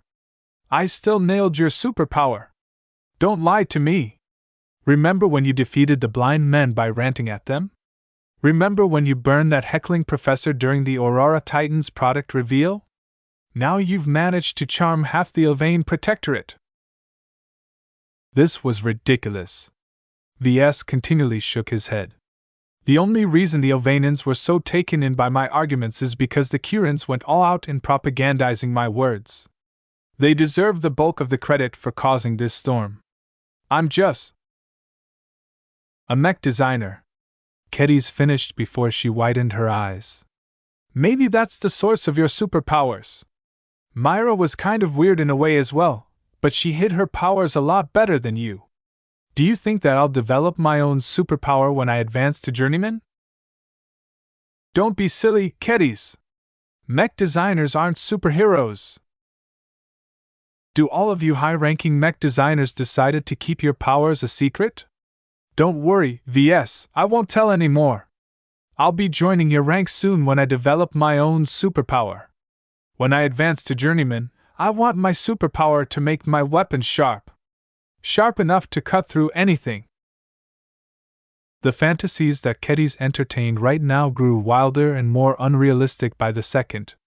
If every high-ranking mech designer could express their design philosophies into a superpower, then they wouldn't be known as cowards. Her anticipation grew stronger. In her mind, she was already imagining herself as a swordswoman who could cut through mech armor with a single swing of her weapon. Ves swatted her head in admonishment, deforming the poofy beret on her head. While I like the drive you exhibit, you shouldn't entertain these crazy fantasies of yours. Superpowers don't exist. What do you call the stuff that expert pilots can do with their expert mechs? There's an explanation behind their abilities. We just haven't fully figured out the metaphysics behind their workings. Metaphysics is just another word for superpowers, Kedis fiercely stated. High-ranking mech pilots are already capable of subverting natural laws. I used to believe that mech designers aren't capable of imitating their powers, but watching you in action changed my mind. Your design philosophy basically gives you the ability to charm people through your mechs, right? It's not that big of a leap to believe you can apply your design philosophy to yourself. That must be the secret behind your superpower. Ves had to admit that Kedis developed a very logical chain of arguments. Even though Ves wanted to dismiss her speculation, in truth she came uncomfortably close to explaining the mechanics behind the operation of his design philosophy and some of his spiritual techniques. Even though she ultimately missed the mark, Ves found it disconcerting that Kedis was so astute. I think you're misunderstanding something here, Kedis. Journeyman mech designers and higher aren't in some kind of conspiracy to keep our superpowers hidden. The truth is much more modest.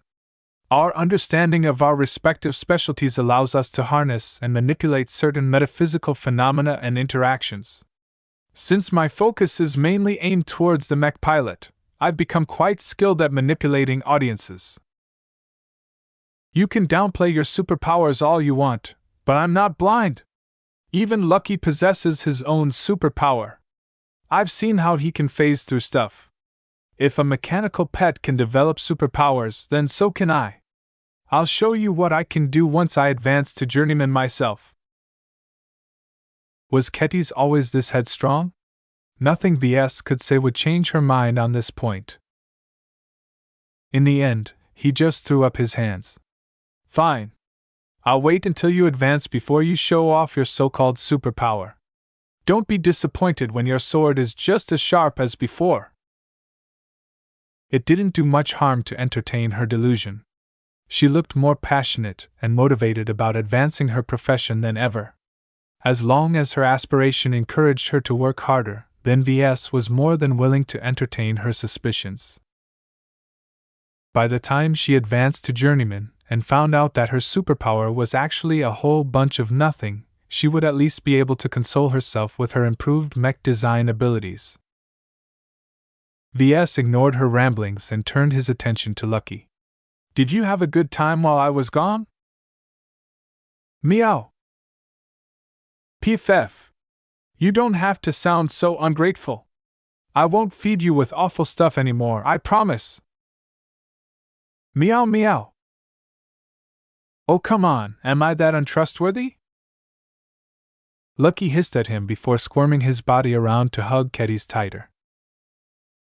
Even though Ves had just survived a crisis, Lucky still hadn't forgiven him yet. By the way, Ves, now that this whole circus is behind us, will we go home soon? Ves nodded. I'll just have to formally hand over the mechs to Madame Cecily and wrap up my business before we go. This place is too crazy. Chapter 1238 Peace Offering.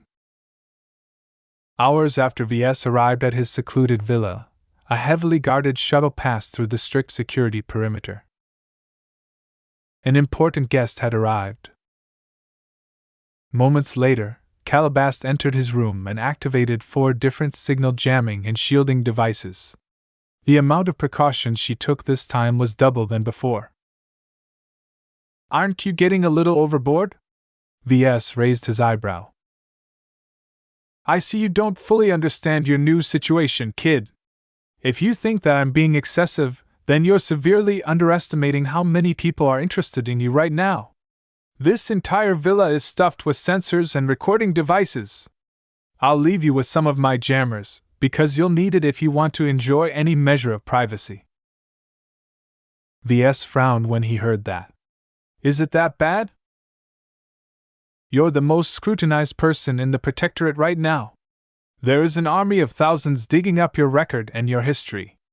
As the bright martyr who emerged in a spectacular fashion today, the amount of influence and soft power you possess is extremely huge. You don't sound happy with that.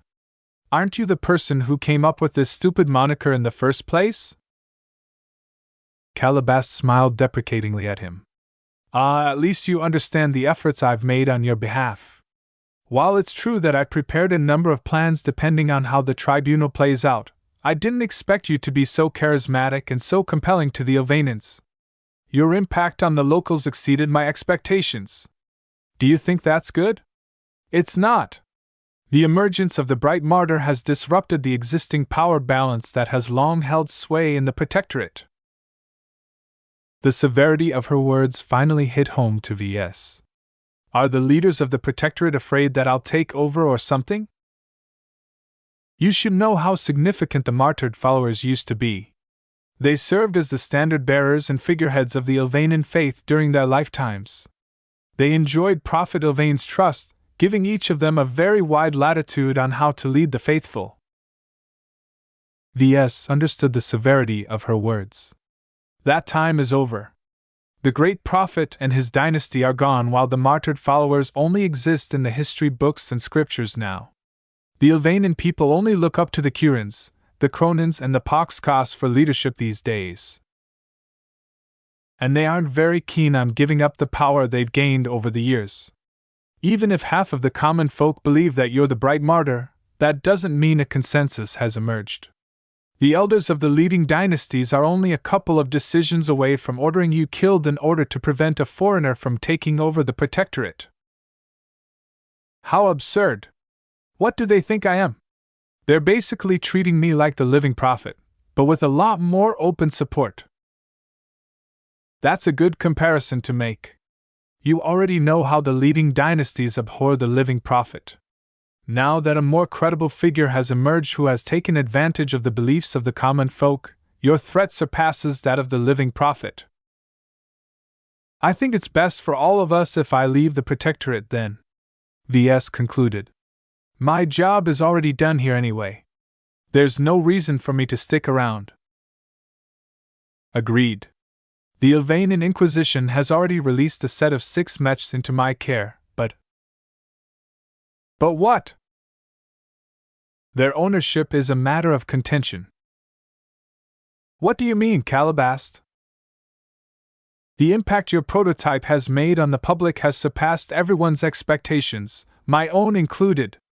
Now that many Ovanans have learned that there are 6 other mechs that are almost exactly like it, all of the factions in the Protectorate want to own a transcendent messenger. I didn't make my mechs for those bastards, Ves said with indignation. I don't have any other choice, Calabast said helplessly. The 6 mechs you've named after virtues are so special that it's impossible for me to retain possession of them. Offering them up to the leading dynasties will at least allow us temper their greed and ease some of their fears towards you. Right now, the plan is to donate 2 of your mechs to each of the 3 dynasties as a peace offering. This didn't sound very fair to him. Ves had done nothing wrong. Why should he be forced to bribe the leading dynasties to ensure his safety?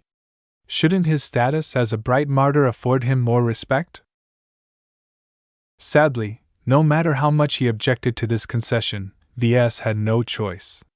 He attracted too much heat. How are the mechs going to be allocated? The 3 dynasties already hashed the allocation themselves. The Paksko dynasty demands both justice and zeal. That caused Ves to frown. I understand why they want to obtain zeal. It's the most zealous of the 6 mechs. But justice? Really? After the travesty of their tribunal? It's exactly because the Albanian Inquisition has tarnished their reputation that the Pakskos prioritize justice. They want to repair and redeem the reputation of the Inquisition, and what better way than to adopt justice as their totem? This is absurd, Ves exclaimed. The Inquisition wanted to kill me. Now they suddenly want to take advantage of one of my prized mechs, something which they accused of being blasphemous. Have they no shame? They don't. The Inquisition is in such a bad state that they have set aside their shame in order to regain public trust. Before you object any further, you should look on the bright side. If the Inquisition plans to make use of your mechs to repair their reputation, they are indirectly reinforcing your legitimacy as the bright martyr. This means that they'll be very reluctant to touch you again. Ah, you're right. The Albanian Inquisition couldn't denounce Ves if they proudly paraded 2 of his custom mechs. While Ves detested the Inquisition, he really didn't want to tangle with them again. Calabast moved on. The Cronin dynasty has accumulated their own grievances against you. The lower ranks of the protectors of the faith are very supportive of your viewpoints, but the higher ranks are displeased that you've painted them as stodgy and out of touch. It's the truth. Even if it's the truth, the Cronins didn't like it when you aired their dirty laundry. Even now, they are catching a lot of flack from the public due to Kelber Cronin's controversial judgment. In order for them to regain their high esteem, they requested that we hand over courage and sacrifice. Well, at least they have good taste, he commented.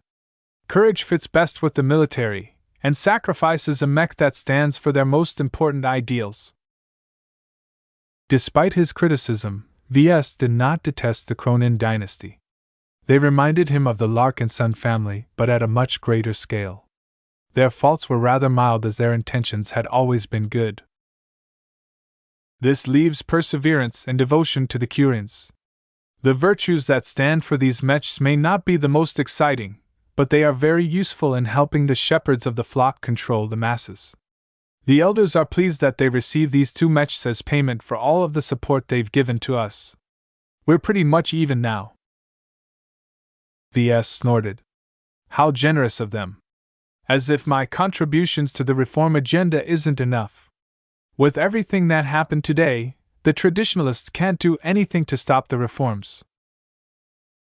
While that's true, the Protectorate will always remain divided, Calabas retorted. While I'm sure the reform agenda will be able to ram through some impactful policy shifts, the Ilvanans are very conservative as a whole, so I'm sure the traditionalists will eventually bounce back. The gains you've made on behalf of the reform agenda aren't as big as you think. He understood that he would be able to make more gains if he took advantage of his new status as the bright martyr, but that would ruffle too many feathers. It was better for him to step off the stage and let the Protectorate return to normality. As Ves made peace with the distribution of mechs, he suddenly remembered an important detail. There's also the prototype, he recalled. Please tell me it's back in our possession. Even if the true believers did a good job of repairing it, it's still an incomplete mech. It has to be destroyed as soon as possible. Calabas looked reluctant all of a sudden, which wasn't a good sign. About that, Ves. What's the matter? Part of the agreement the Living Prophet has made with the 3 leading dynasties is that they are allowed to take your prototype away from the Kesseling system. What? How could the authorities let the terrorists get away with my mech? Even if the Living Prophet did him a huge favor for some inexplicable reason, Ves would not forgive them if they wanted to continue to make use of his prototype. It wasn't representative of the transcendent messenger at all. Its design contained too many flaws and weak points. We have no choice, Ves. When the Living Prophet made his demand, he threatened to order his men to attack the crowd that had gathered outside the courtroom. A river of blood would have flowed through the streets if the true believers let loose on the crowd without any reservations. That was indeed a very serious threat. Ves understood why the authorities conceded the prototype to the fanatics. Although the decision left an awful taste in his mouth, he liked it even less if hundreds of thousands of Ilvanans died just because the true believers didn't get to keep their new toy. Still, the idea of terrorists parading the purest if primitive incarnation of the transcendent messenger around really did not sit well with him.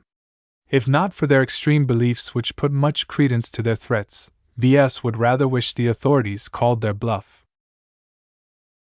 Do you know why the Living Prophet personally came and vouched for me at the tribunal? He asked. There shouldn't be any reason at all for him to stick up for me. I haven't done anything to advance the interests of the true believers. Calabas shrugged. It's a mystery to us as well. The Living Prophet has always been erratic.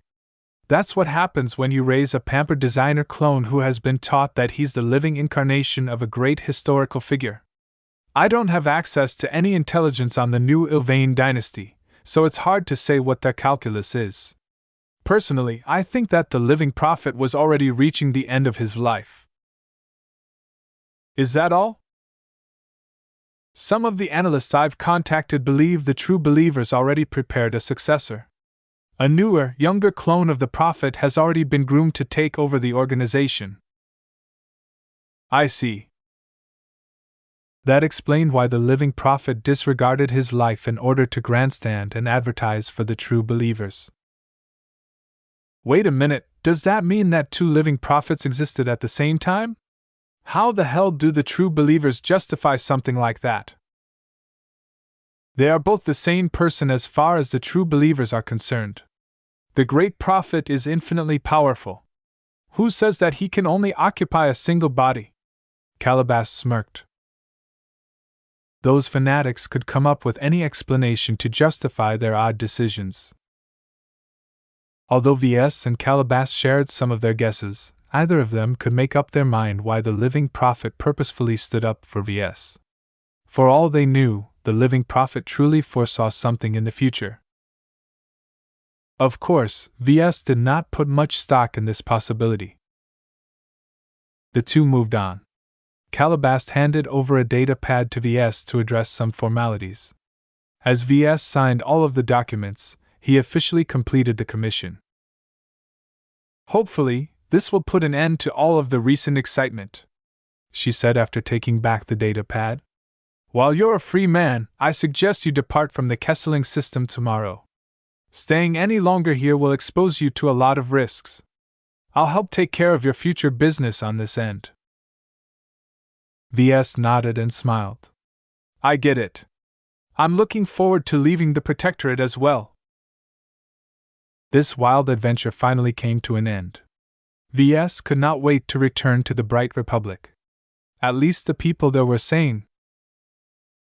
Chapter 1239 Infamy. During the evening, Ves watched the news broadcasts in order to get an idea on the overall sentiment of the Protectorate. The excitement hadn't died down at all. Billions of Ilvanans were convinced that Ves was the bright martyr. This was a frightening amount of people, and this estimate only encompassed the most ardent believers. "The Ilvanans have always revered the martyred followers," Gavin commented from the side. "Each martyr was a personal companion of Prophet Ilvain. Accepting you as the bright martyr implies that you possess a personal connection to the most revered figure in their faith. It's a way of convincing themselves that their dead prophet is still watching over them through your eyes." "I know. It's human psychology at work. Even if they aren't comfortable about foreigners, they're willing to pretend that I'm the bright martyr if that means they can feel great about coming into touch with the prophet himself during the tribunal." Even now, many scientists, priests, and theologians puzzled over what exactly happened when Ves spoke out at that moment. They could scratch their heads all day. The longer the mystery remained unsettled, the longer the belief in the bright martyr settled into the minds of the Ilvanans. By now, Ves was pretty much resigned to his awful nickname. Even Calabash, who came up with it, couldn't do anything to rein it in anymore. "What does the Bright Republic think about what happened in the Protectorate, Benny?" Gavin adopted a weird expression. "Well, not a lot of Brighters paid attention to the events that took place here. It's only when you managed to upend the entire Protectorate that a lot more foreign news portals started to report on the matter. While they aren't as gullible as the Ilvanans, they're very amazed at your ability to cause such a huge change. I don't know what the other states think about you, but the reaction from the Bright Republic is rather mixed."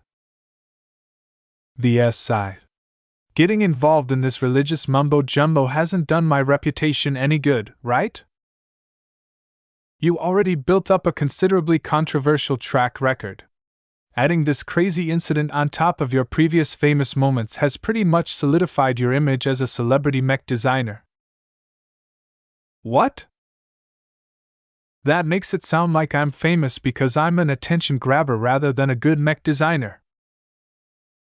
"I'm sorry, boss, but no other mech designer can come close to the amount of controversies you've incited in recent times. I think what has happened here in the Protectorate put the final nail in the coffin." "God damn it!" Ves let out a frustrated grunt. "It's not all that bad, boss. You're more famous than several senior mech designers. You don't have to exert too much effort to attract a lot of publicity. This can be very useful whenever you want to promote a new mech model." "That's true, I guess. I still prefer to be known for my excellent mech designs. Can't I at least enjoy some respect?" "Celebrity mech designers sell a lot more mechs than regular mech designers, boss. A lot of mech designers want to be in your shoes. There's only one problem." Ves narrowed his eyes. "What's the matter?" "Famous mech designers are often referred to by a nickname. While some of the brighter media outlets started calling you the Bright Martyr, in general that has fallen flat. Our people aren't superstitious like the Ilvanans. Therefore, the gossipers reporting on our stories tried a variety of nicknames before they all came to a consensus. From Gavin's reluctance, Ves had a feeling that his new nickname wasn't very flattering. Get out with it, Benny. They decided to call you the Devil Tongue. Ves froze for a couple of seconds. If the brighter publications wanted to come up with a nickname for him, they could at least emphasize his strengths as a mech designer. Calling him the mech artist, or the pilot whisperer, or something at least gave his customers a good impression of his products. A name like the Devil Tongue did nothing to help him promote his mechs. Ves thought that being known as the Bright Martyr was bad enough, but being known as the Devil Tongue was worse. Who wanted to buy a mech designed by a mech designer called the Devil Tongue? At least the Skull Architect sounds classy, Ves loudly lamented. Why the hell did the publication settle on this stupid nickname? It doesn't represent who I am at all. Gavin shrugged. From what I've learned, the journalists focused on the times when you verbally scorched your opposition. The times when you defended yourself against Professor Pendleton and berated the Ilvanans were so remarkable that you've gained a reputation as the worst person to get into an argument. No one is able to win a debate against you. It seems that everyone who tried got burned.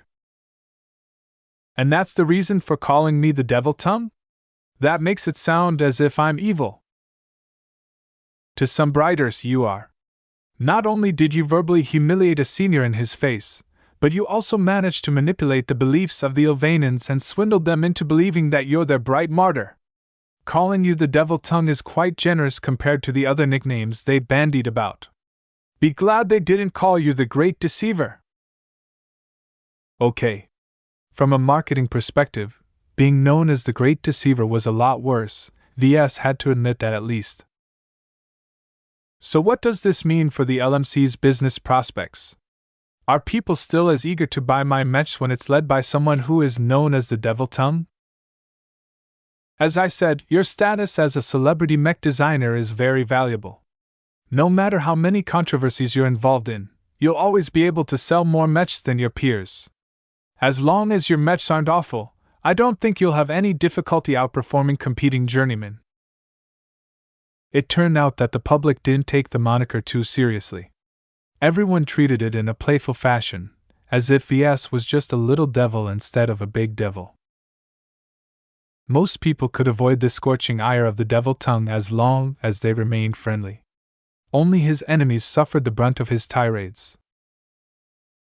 Well, that doesn't sound so bad, Ves muttered. It's a great development. Your public persona is a very powerful asset as long as you manage it properly. Celebrity mech designers enjoy a lot of advantages. It's too bad that most of your fame is confined to the Bright Republic and Ilvane Protectorate. Overall, the fame or rather infamy he gained cemented him as a fire spitter in person, but didn't change the perception of his mechs. Ves felt a small amount of relief at that. It meant he wasn't pigeonholed into a certain style of mech design. What do you think about what happened here, Benny? Me? Yeah. Gavin paused for a bit as Ves idly watched the muted local media broadcasts. I think you did everything you could to beat the accusations. If I was in your place, I wouldn't have been able to do anything to prevent the Inquisition from executing you. One of the reasons why the journalists from the Bright Republic have started calling you the Devil Tongue is that you managed to reverse an impossible situation by opening your mouth. One of the underlying ideas behind it is that only a devil can distort the faith of so many devout believers. That still painted him as evil. I hope this trend will fade, Ves whispered. I don't think you'll be able to get rid of it. A lot of mech designers who received unflattering nicknames were stuck with them for life. You might as well embrace it and take advantage of the notoriety it conveys. You don't have to worry about facing any hecklers anymore in your future announcements and product reveals. That didn't amount to much. Ves was always confident in his mech designs. Even if a heckler tried their best to disparage his products, they would always be useful to someone. What do you think about our business prospects in the Protectorate? Ves asked. You've definitely opened up a lot of business opportunities in the Protectorate. So much so that I don't think we should take advantage of all of them. I think at this time it's better to show some restraint. Ves raised his eyebrow. Why? First, as great as your mechs currently are, you don't offer anything close to a full range of products. A lot of Ilvanans want to buy your mechs, but they don't fully realize what they're actually getting. The mechs you've designed so far are only applicable in very specific situations. Some of the customers who are caught up in the hype might end up regretting their purchase when they obtain a mech they don't actually need. What else? You're just a recently advanced journeyman. While that puts you on top of the vast majority of mech designers, it doesn't give you a distinct advantage against other journeymen and seniors. While the Ilvanan mech industry is rather peculiar, they are very entrenched in the local mech market. If we grow too quickly and eat up enough market share to threaten their dominance, we'll be making a lot of enemies in the process. Bright martyr or not, some of the Ilvanan mech designers will be so dissatisfied that they might resort to drastic action. Ves chuckled when he heard that. Some mech designers can be like that. I think the local mech designers are even willing to kill Prophet Ilvain himself if he threatens their market share. Please don't make those kinds of jokes, boss. The two returned to business. They discussed the plans to develop the joint venture owned by Ves and Calabast. Now that his reputation in the Protectorate had been redeemed, the joint venture possessed a lot of promise. Gavin noted something important. Madame Cecily has been very proactive about recruiting staff for the joint venture. While this will help us lift the subsidiary from the ground, it also means that our local partner will be able to exert a disproportionate amount of control. If we don't want the joint venture to become immune to our control, then we should really hire a number of Brighters and preside over the joint venture.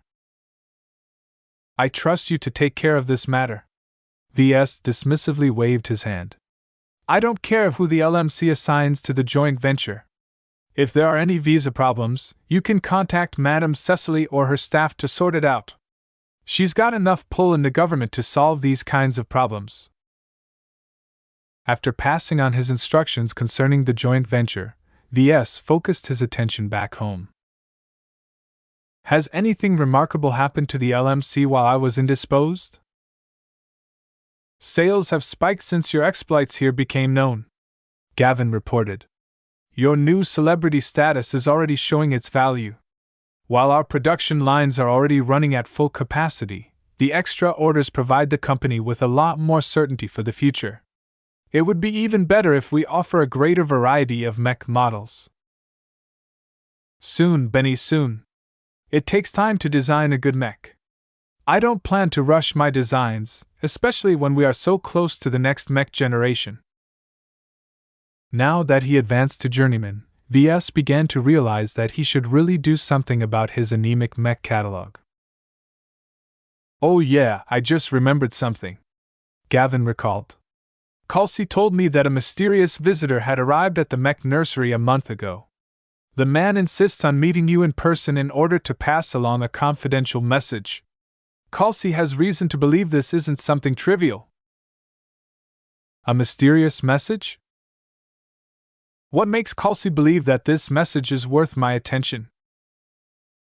The visitor is supposedly a friend of yours from the frontier. Ah, I understand. Chapter 1240 Courier Service. Ves and his entourage finally departed from Kesseling 8 after boarding the Barracuda. Melker and the avatars of myth had already boarded the Greenfeather in orbit ahead of time.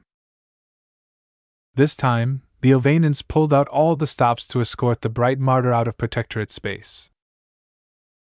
An entire Cronin space-borne mech regiment served as their honor guard as the two ships directly charted a course back to the Bright Republic. Such a luxurious lineup of combat carriers hosting over 2,000 mechs was unheard of in the Ilvain Protectorate. the fleet encountered no threats at all along the way. It wasn't easy for an enemy to muster up the forces to overcome all of the escorts protecting the Barracuda. The brighter vessels eventually crossed the border without incident. The Mech regiment stopped there, as it was wildly inappropriate for the protectors of the faith to operate in a foreign state. Some Ilvanans suggested that the bright martyr deserved a permanent guard of Ilvanans, but Ves himself rejected any such solutions. He didn't want to be surrounded by superstitious Ilvanans who worshipped him as a vessel of the prophet. Although he felt a bit flattered to be the subject of their worship, in the end Ves was not an Ilvanan. His new status as their bright martyr gave him mixed feelings. On one hand, the high regard it afforded him would practically open up the Ilvanan mech market wide open for the LMC. On the other hand, the crazy Ilvanans would definitely attempt to pull him deeper into their faith and force him to participate in all kinds of stupid rituals. Ves did not feel he deserved such exalted treatment. His identity of bright martyr was not as important as his identity as a mech designer. The former threatened to displace the latter, which was something he really didn't want to see. Therefore, Ves was fine with going along with the intentions of the powers that be. As long as he left the Protectorate, his prominence there would slowly fade, allowing the three leading dynasties to reassert their leadership. Naturally, the bright martyr would still be present in the hearts of many Ilvanans. A cult had already been formed around him, but Ves did not wish to have anything to do with those fanatics. "You made a lot of gains from this business trip," Gavin reported to Ves in his stateroom. "You established a business relationship with an important member of the Curans, you delivered a set of fantastic mechs that the Ilvanans adopted as their national treasures, you turned into an object of religious hero worship, and you completed your initial objective of designing your fifth original mech in order to qualify for recognition as a journeyman mech designer." Ves calmly nodded. "As far as I'm concerned, that last one is the most important gain. Let's not get too excited about all of those other gains. If there's anything we've learned about the Ilvanans, it's that they're volatile and erratic." "Yeah, the Ilvanans are really something else. You would never see Brighters acting this extreme." "Have you already submitted my application of recognition to the MTA?" "Yes. The MTA has acknowledged your application and are in the process of inspecting your records and your mechs. It will probably take a couple more days for them to complete your background check and issue an invitation for you to visit their sector headquarters at Centerpoint. They're being really thorough because you claim to have advanced to journeyman before you turned 30. A journeyman who advanced before he turned 30 years old was very rare, even in the Galactic Center. The earlier they crossed this threshold, the more promise they held. Although a journeyman was already quite valuable, they were not irreplaceable. What the MTA truly valued was the potential for even greater advancement. What kind of benefits this status afforded Ves still remained to be seen. That was the entire point of visiting the MTA's sector headquarters. In the perspective of the Big Two, Ves was no longer a space peasant. Once the MTA officially recognized his journeyman credentials, he could call himself a proper galactic citizen. What that actually meant, Ves didn't know, but it sounded a lot better than being called a space peasant. "My 30th birthday is coming up," Ves noted. "Maybe I should throw a birthday party for once. It's been a while." Gavin suddenly perked up. "We can turn it into a company-wide event. It's a great opportunity to celebrate our recent successes and paint a bright picture for the future. With a journeyman like you at the helm, the LMC will definitely climb to greater heights." "I don't know, Benny. I don't want to turn my birthday into a spectacle. I'm already tired of all the attention that I've received in the Ilvain Protectorate. I don't want to turn my workforce into my personal cult as well." "I think you're overestimating their reactions, boss. Most of the company's employees are Brighters, not Ilvanans. Their admiration towards you won't exceed into obsession. That's not who we are. We know better. Don't turn my birthday into a public spectacle, Ves firmly ordered, no longer willing to entertain a public spectacle. Turn my birthday into a private family event. Send an invitation to my friends and the Larkinsons. I doubt many of them will travel all the way to Cloudy Curtain to attend, but it's good to spend some time with family. If only he could invite his father to his birthday. Sadly, Ves didn't even know where to send his invitation card. Once he finished celebrating his birthday, Ves planned to depart to Center Point in order to be initiated into the ranks of journeyman. No longer would Ves hold the awkward title of de facto journeyman. With official recognition, he could truly take his steps into the ranks of high society. As Ves and Gavin planned his itinerary for the next couple of months, the Barracuda and the Green Feather finally arrived at their destination after an uneventful journey. It took less than 2 weeks to return to Cloudy Curtain. Although Ves felt tempted to stop by Bentheim, he preferred to return to a familiar environment. Home sweet home, Ves said as the Barracuda finally descended on the landing zone of the mech nursery. Welcome home, boss, Kelsey greeted Ves as he stepped out. Congratulations for your achievement. The local MTA branch has just informed me that they completed your background check. Did I pass? He asked. Of course, boss. Why would you ever doubt yourself? Someone as brilliant as you is guaranteed to pass. Ves awkwardly chuckled. Maybe I was a little too concerned. He had a lot of skeletons in his closet that could disqualify him from receiving official recognition. Perhaps his most objectionable crime was when he designed a gamma laser rifle from forbidden research notes he salvaged from an abandoned clandestine production facility. The system practically coerced him into violating one of the MTA's taboos. Back then, he was frightened out of his wits. He would always carry the worry in his mind that the MTA might someday find out that he ran roughshod over one of their sacred rules. Never mind that it was a rather ridiculous and loosely enforced rule. The amazingly destructive high technology he witnessed during his latest mastery experience showed that humanity possessed boundless creativity in weapons development. A simple positron weapon released a lot of lethal radiation in the air or on impact by its very nature. Yet the Terran Confederation was able to get away with using this weapons system. A meager gamma laser rifle was nothing serious compared to a high-powered positron rifle. Of course, the setting mattered a lot. In the Galactic Rim, most states didn't possess the ability to protect a mech, ship or city from penetrating radiation. While treatments existed that could neutralize the destructive effects of radiation, they weren't cheap and couldn't be applied to entire crowds of people at once. It was a different story in a prosperous state like the Terran Confederation. The weapons there may be more destructive, but shielding and treatments were a lot more ubiquitous and effective.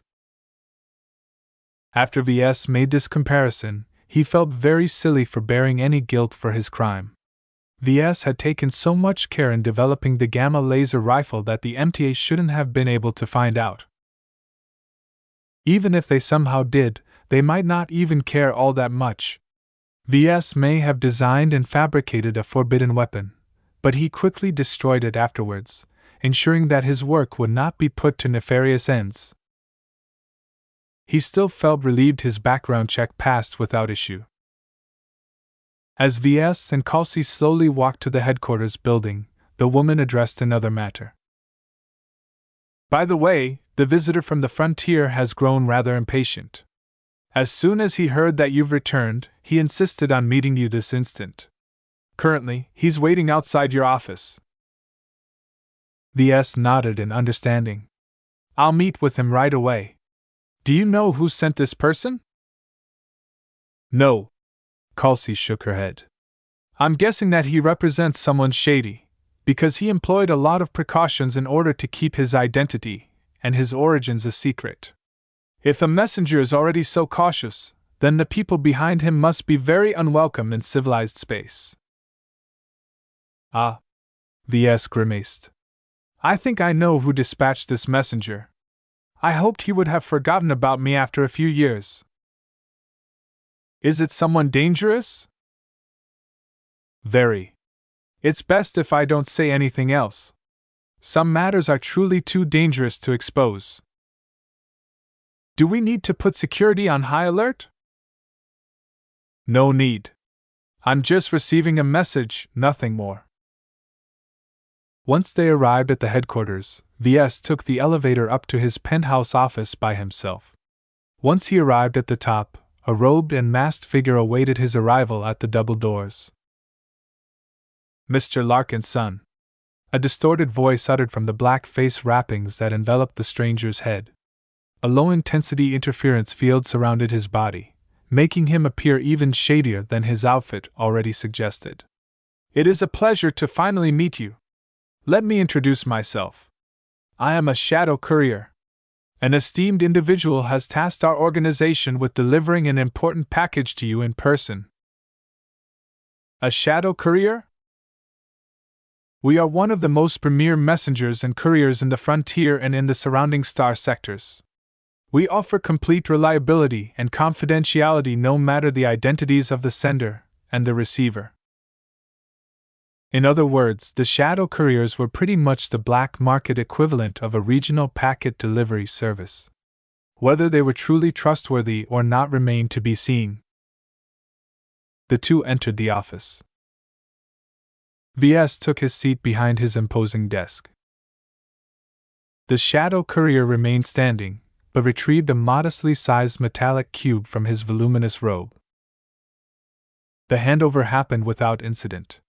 The shadow courier only performed a perfunctory identity check before placing the package onto the desk. Is that it? Ves raised his eyebrow. I've also been tasked with passing on a verbal message from my client, the shadow courier added.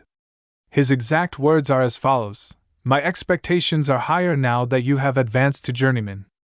Do not disappoint me. You won't like what I have in store for your bones. Ves shuddered a bit. Although the flat, distorted voice of the shadow courier didn't convey any emotion when he recited those words, Ves keenly felt the threat behind the words. Understood. Please tell the sender that I've acknowledged his message. The shadow courier gestured with his arm. My job here is done. Before I go, I would like to inform you that whenever you are welcome to make use of our services when you wish to send a package back to the sender. We offer guaranteed delivery or your money back. Once he finished his spiel, the shadow courier quietly departed from his office after he finished his job and passed on some contact information. This wouldn't be the last time that Ves met with a shadow courier. Chapter 1241 Casker Pike. Ves materialized his system comm from his inventory and activated his privacy shield before he picked up the cube. He studied it for a moment before realizing that it was actually an engineering puzzle. Ves retrieved his Vulcanite multiscanner from his tool belt and thoroughly scanned the cube. I was right. It's a lock. The cube was made out of extremely sensor-resistant materials. The fact that it managed to thwart the scans of the multiscanner he bought from the system spoke volumes about its quality. This is very expensive packaging. If Ves could melt it down and shape it into something else, then he could repurpose the alloy cube into a more useful object. However, it's not that easy to do so. If his guess was correct, the cube was rigged to melt or blow up if Ves handled it improperly. If he wanted to open the cube, then he needed to go along with the arrangements of its maker and solve the puzzle. Although the puzzle would have stumped the vast majority of humans and AIs, it didn't hinder Ves for long. Any decent journeyman mech designer can solve this puzzle. The mechanisms of the cube essentially presented him with a design challenge. He needed to rearrange its mechanisms into a specific configuration that disarmed the trap and unlocked its contents. Easy, he said as he put the final piece into place with the help of a precision tool. The box began to whir and transform as the locks slowly disengaged. A few seconds later, the box unfolded into a flat surface. The contents of the box turned out to be a single secure data chip. When Ves picked it up and inserted it into a slot in his system comm, he found out that it contained 3 different sets of files along with a pre-recorded message. Ves played the pre-recorded message first. As soon as he selected this option, a projection of one of the most notorious senior mech designers in the frontier appeared into view. "Mr. Larkinson, congratulations on your advancement to journeyman," the pirate designer began. "I must admit I am pleasantly surprised by this achievement. As a journeyman, I've already seen some promise in your design philosophy, but it is still a very big question whether you are able to advance to journeyman with such an unusual ambition. Entering your new rank signifies that your design philosophy is not completely groundless." The skull architect looked ecstatic in the projection. His exaggerated smile and his savage pirate-style adornments constantly radiated danger to Ves. "Your growth has surpassed my expectations. However, even if you are a journeyman, our deal is still in place. I won't let you off until you design 15 variants of my mechs. Included in this data chip are the design specifications of 3 of my recent mech designs. Please develop a variant for each design. Make sure you incorporate your design philosophy in your work. The research value of such works is exceedingly valuable to me, so don't even think about fudging your work." "Damn," Ves quietly cursed. Due to his recent exploits, Ves already became known for designing mechs with a remarkable impact on people. To paraphrase Kedis, his mechs possessed an undeniably strong charm. If Ves put his full effort into developing variants of the skull architect's existing mech designs, then they might one day proliferate throughout the frontier. It would be really bad if the MTA or others found out that Ves collaborated with a pirate designer, especially one who was crazy enough to kill an expert pilot and incorporate the dead man's skull into a mech. The skull architect continued with his instruction. "Since you've already collaborated with another senior mech designer recently, you should have a good idea on how you can contribute to my work.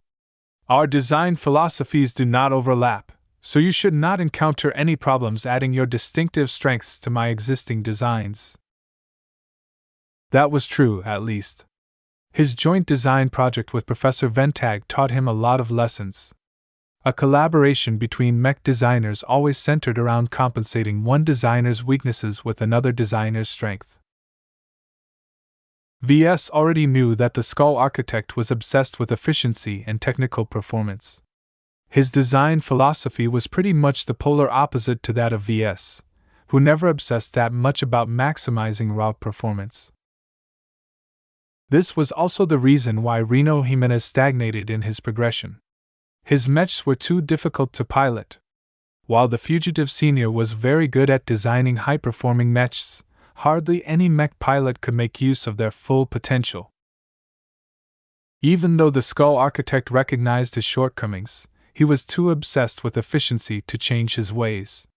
His design philosophy had already locked him into a certain direction, and there was no way he could bring himself to neuter his designs in order to accommodate the badly trained mech pilots of the frontier.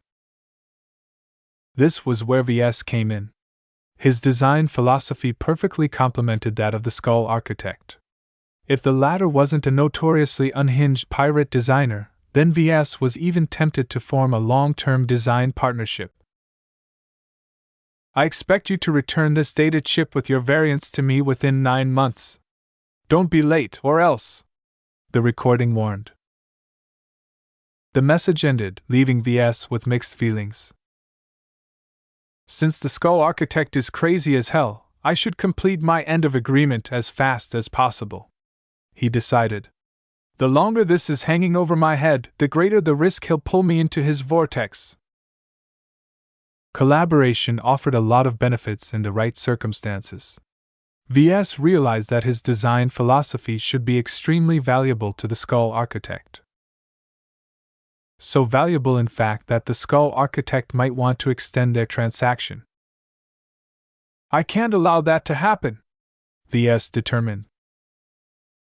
Even though the senior threatened him to do his best, Ves did not intend to utilize his full strength. It would be over for me if the variants I designed for the Skull Architect are as strong and distinctive as my Aurora Titan and Transcendent Messenger designs. After a few minutes of consideration, Ves decided to aim for a modest C-grade X factor when he fulfilled the Skull Architect's demands. C-grade X factor should be strong enough to exert a modest amount of influence to mech pilots, but wouldn't flaunt its aura so blatantly like his most recent designs. It does the job. That's all that matters. Of course, the Skull Architect expected Ves to contribute more than that to his high-performance designs. Ves also had to adjust the technical aspects of the design in a way that made them easier to pilot without sacrificing too much performance.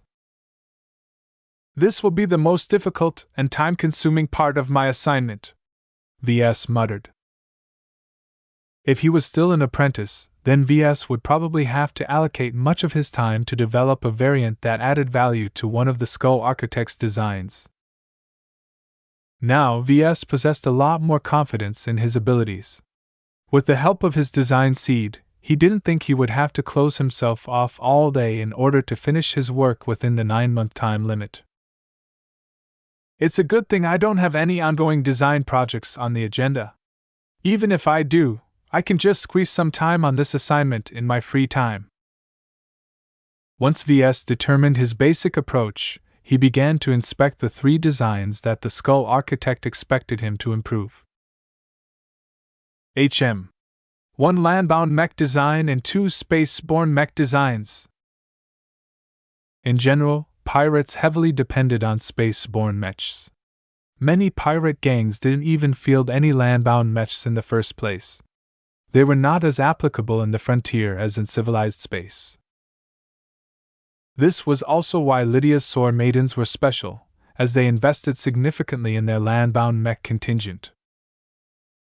After he skimmed through the 3 design schematics, Ves decided to start with what he considered to be the simplest choice. Although the Casker Pike looks simple, it's really not.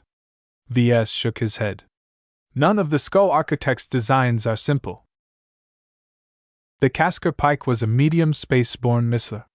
Its primary armament consisted of its large, integrated missile launcher system, which encompassed much of its torso and shoulders. This turned the mech into a rather unwieldy machine. Combined with its abysmally weak armor system, the mech was extraordinarily vulnerable to close-ranged attacks. A single light skirmisher could make mincemeat out of a Casker Pike. Evidently, the Skull Architect wasn't resigned to designing such a one-dimensional mech. He attempted to enhance the Casker Pike design by pairing it with an extremely powerful flight system that boosted its acceleration and speed. While this addition indeed increased the mobility of the Casker Pike, the missiler became a lot more clunkier to pilot. All the compromises the Skull Architect was forced to make in order to accommodate the oversized flight system introduced a lot of problems. A skilled mech pilot should be able to manage the missile launcher system while dodging enemy fire and pursuit. While missile weapon systems were constrained by their capacity, they offered the greatest amount of versatility compared to more straightforward weapons such as laser rifles and ballistic rifles. Mech pilots adjusted the programming of the missiles loaded into the launcher system according to the situation at hand. For example, the payload could be programmed to time their salvos to arrive at the target at the exact same time. The missiles could be programmed to fan out and arc around the target in order to attack it in multiple directions. Their evasion pattern and countermeasures could be adjusted as well in order to minimize their interception. While some settings didn't take much time to adjust, such simple instructions didn't add much versatility to the missiles. The more complicated instructions took a decent amount of time to implement. While a mech pilot would be able to accomplish this at rest, during a hectic a mech pilot was constantly expected to multitask. Piloting a mech with enhanced mobility like the Cascar Pike meant that its mech pilots needed to devote way too much attention to keeping the flight of their mechs under control. This detracted from the amount of attention they could devote to configuring the missile launcher system. As a result, the Cascar Pike underperformed in the frontier. From the additional documentation that the Skull Architect added to the data chip, Ves found out that the pirates who piloted the Cascar Pike displayed sufficient mobility, but grossly inadequate hit rates. Either their opponents intercepted too many missiles, or the missiles missed the mark. That's because the pirate pilots aren't capable of devoting their full attention to both. The mech pilots of the Cascar Pike had to make a choice. Either they devoted the bulk of their attention to keeping their mech mobile, or ensuring that their missiles inflicted damage. The pirates overwhelmingly focused on staying elusive and dodging enemy fire. This was because they valued their lives over the mission. Ever since many mech pilots exhibited the same pattern of behavior, the Cascar Pike thoroughly lost popularity. Although it offered a powerful and affordable offensive package to frontier outfits, its design hadn't taken the mentality of its target audience in mind. This seems to be a recurring problem to the Skull Architect, Ves judged. Although this problem sounded somewhat thorny, Ves was confident he could lighten the burden on the mech pilot. He considered this design to be the simplest out of the 3 designs he received. "There's not much I can improve on the hardware of the Cascar Pike," he muttered as he analyzed its design schematics. "If I want to make the mech easier to pilot, I'll have to focus on its interaction to its mech pilots." In other words, Ves could simplify the operation of the mech by automating some of its functions. This was fairly simple and only required him to do some programming work. Yet, isn't that too easy? He frowned. There must be something special about the Cascar Pike.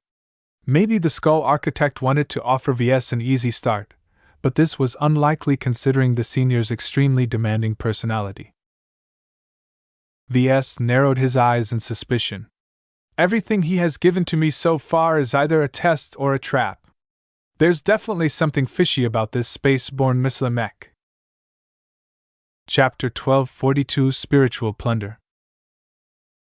Ves had the impression that the Cascar Pike design was a wolf in sheep's clothing. It adopted a simple mech concept, but it probably hid a lot more nuances under its hood.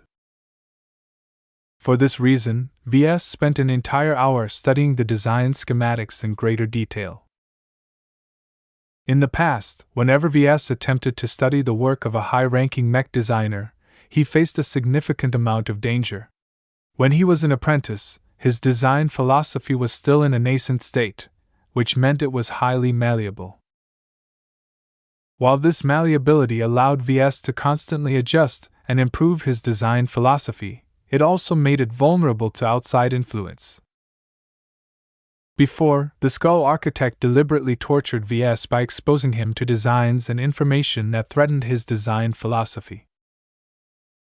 If Ves did not possess a stronger than average spirituality, then he might have succumbed to outside influence. Fortunately, that didn't happen. He knew his limits and properly paced his information intake.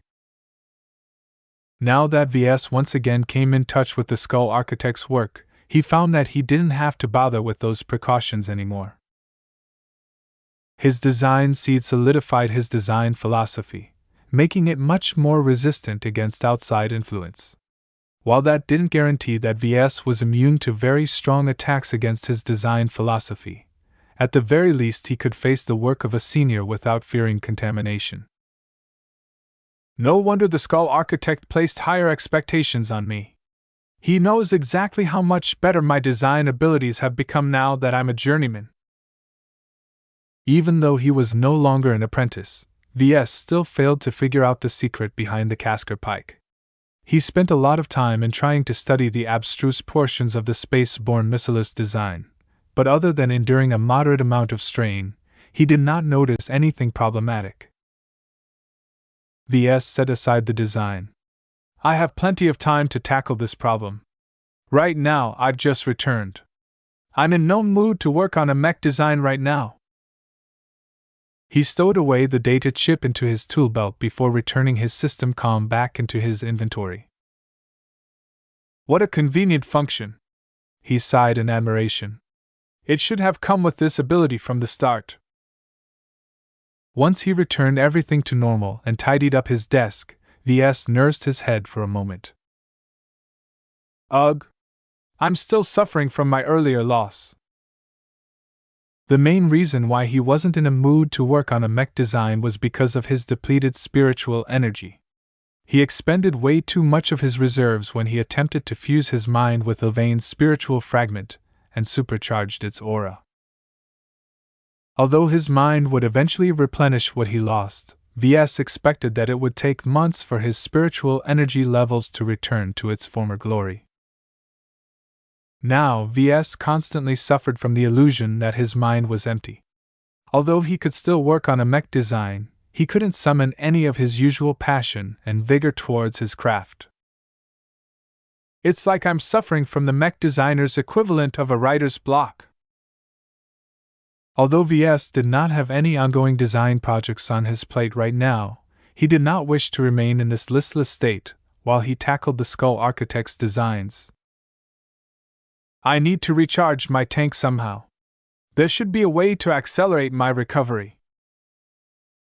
Ves folded his fingers into each other as he considered how he could accomplish something unheard of like this. He knew that spiritual energy was quite valuable and hard to come by. His excursions into the imaginary realm and his exposure to the holy relics of the Ylvain Protectorate provided him with two possible avenues to plunder spiritual energy. Yet it's never simple as that. Spiritual energy came in many different attributes. Ves didn't know what his own attribute was, but it was probably related to mechs.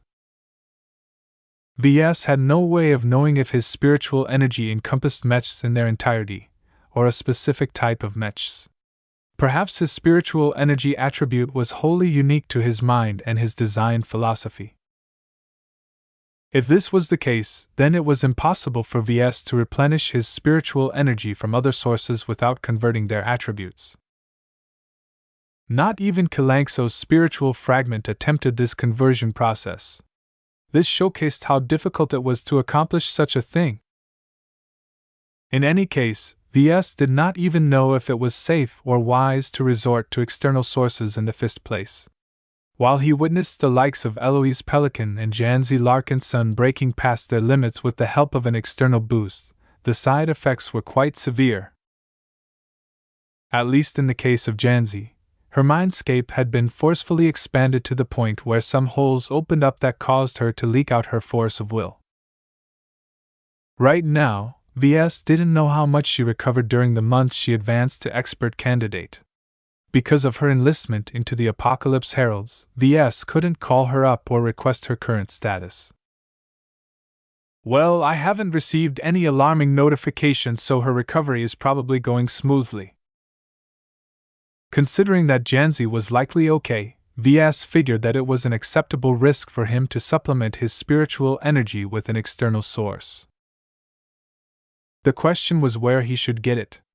The most straightforward source would be to plunder the mind of another mech designer, but Ves had attempted it before. What if his target found out? What if he encountered fierce defenses? I shouldn't underestimate mech designers. They're equivalent to expert pilots. While they were completely different in many ways, on a spiritual level they possessed an equivalent amount of strength. It was just that their professions caused them to diverge in their application of spirituality. On a basic level, a journeyman like Ves possessed a very solid and concentrated design seed which was very difficult to crack. Surrounding that was a thin cloud of loose spiritual energy. Ves was very short of the latter right now. Although it didn't appear to be as important as the design seed, their absence really hampered his enthusiasm to design a mech.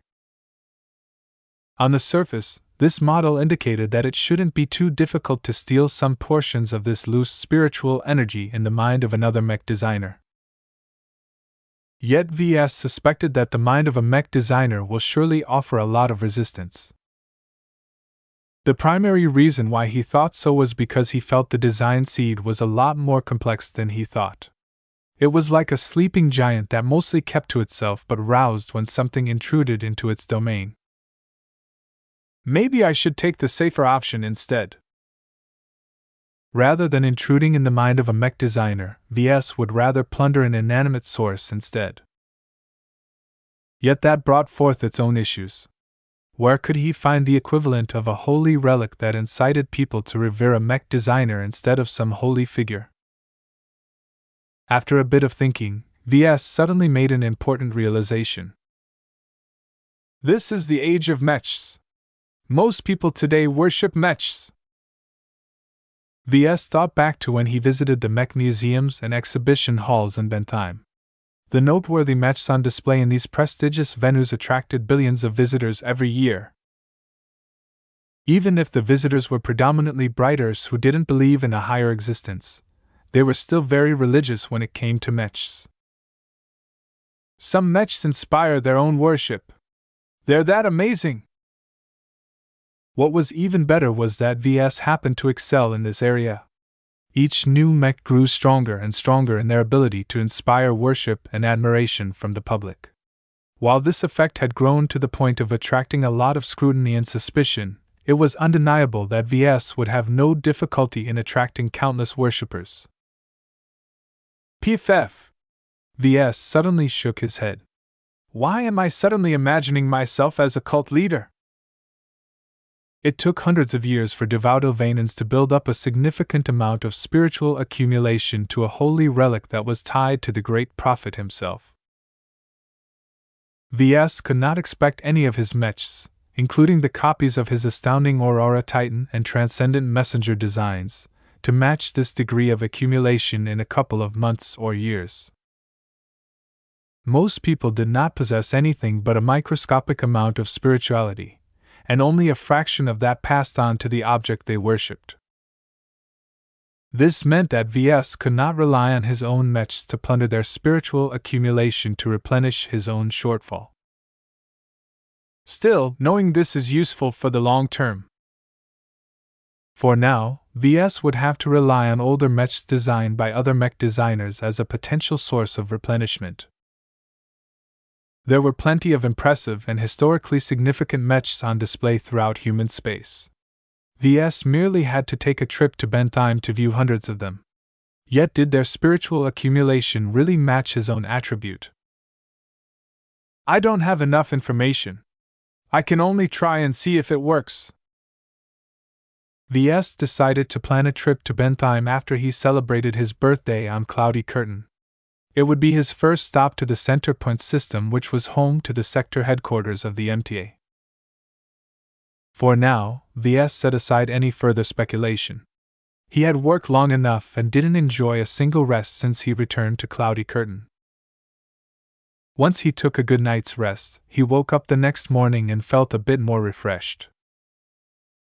Leland, who had kept his head down throughout the entire business trip, suddenly requested a meeting with VS in the morning. They met in his office.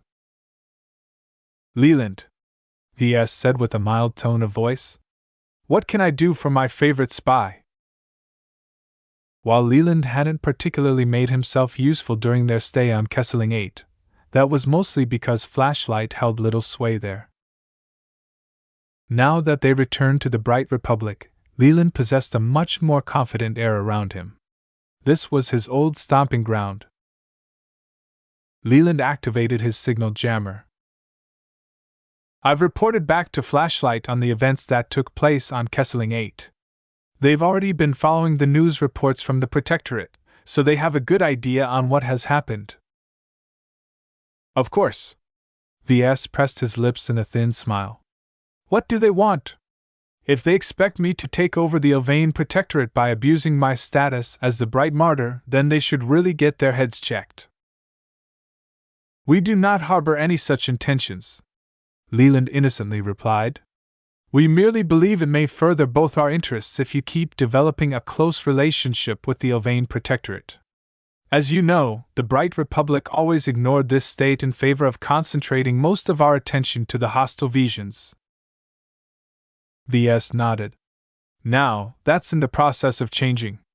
The Ilvain Protectorate is slowly opening itself up to the rest of the galaxy, and as its neighbor the Bright Republic can ill afford to ignore them any longer. I'm glad you understand, Ves. Considering your unique connection to the Protectorate, we would like you to continue to cultivate your ties to the state, and especially Madame Cecily Curin. She's a remarkably friendly and open-minded Ilvainin. Flashlight believes that she can be an invaluable partner for our attempts to cultivate a positive relationship between our two states. I think you shouldn't focus too much on Madame Cecily. Ves tried to suppress the ridicule threatening to engulf his face. Neither of us are diplomats. We're merely business partners. Fostering greater trade between our two states is a high priority to the Bright Republic. I'm sure you can assist us in facilitating larger business deals through your connection with Madame Cecily. Her jurisdiction covers the entire Ilvainin mech market, after all. Leland's insistence on this matter told Ves that Flashlight and the government cared a lot about this. Perhaps the Tovars directly issued instructions on this matter. Let's just say I'll do what I can, but don't expect much of me. You're better off approaching the Ilvain Protectorate directly than rely on a backdoor. Ves sighed in exasperation. He was just a mech designer. Since when did he turn into a diplomat and a dealmaker? Chapter 1243 Big Girl. Ves really couldn't be bothered with facilitating relations between the Bright Republic and the Ilvain Protectorate. After receiving Leland's request, Ves handed it over to Khalsi and told her to take care of it in his stead. The Ministry of Foreign Affairs wants to use us as a bridge to build up relations between our two states. Just do enough to keep them happy. After taking care of that matter, Ves addressed some other matters as well. One of the most important one was to pay a visit to the base of the Avatars of Myth in order to meet with Ves Larkinson, a retired infantryman. The man looked as if he was getting on in his years. Despite his age, he still possessed a tough and fit body. So you're the brat who needs my services, right? Koyan asked when Ves entered the room with Melker. Ves did not look amused. He stared at the man and applied some pressure. That caused Koyan's face to color a bit. The old man began to stand up straighter. Looks like it's true. You do have some of the air of an expert pilot around you. As expected of the devil tongue. Please don't mention that awful name, Ves said with a grimace. Why not? You should be proud of it. It shows that you're a fighter. Let it not be said that us Larkinsons are cowards. After talking a bit with Koyan, Ves quickly got his measure. He was typical to retired Larkinsons, always harping on about their past glory and how well they fought in the previous wars.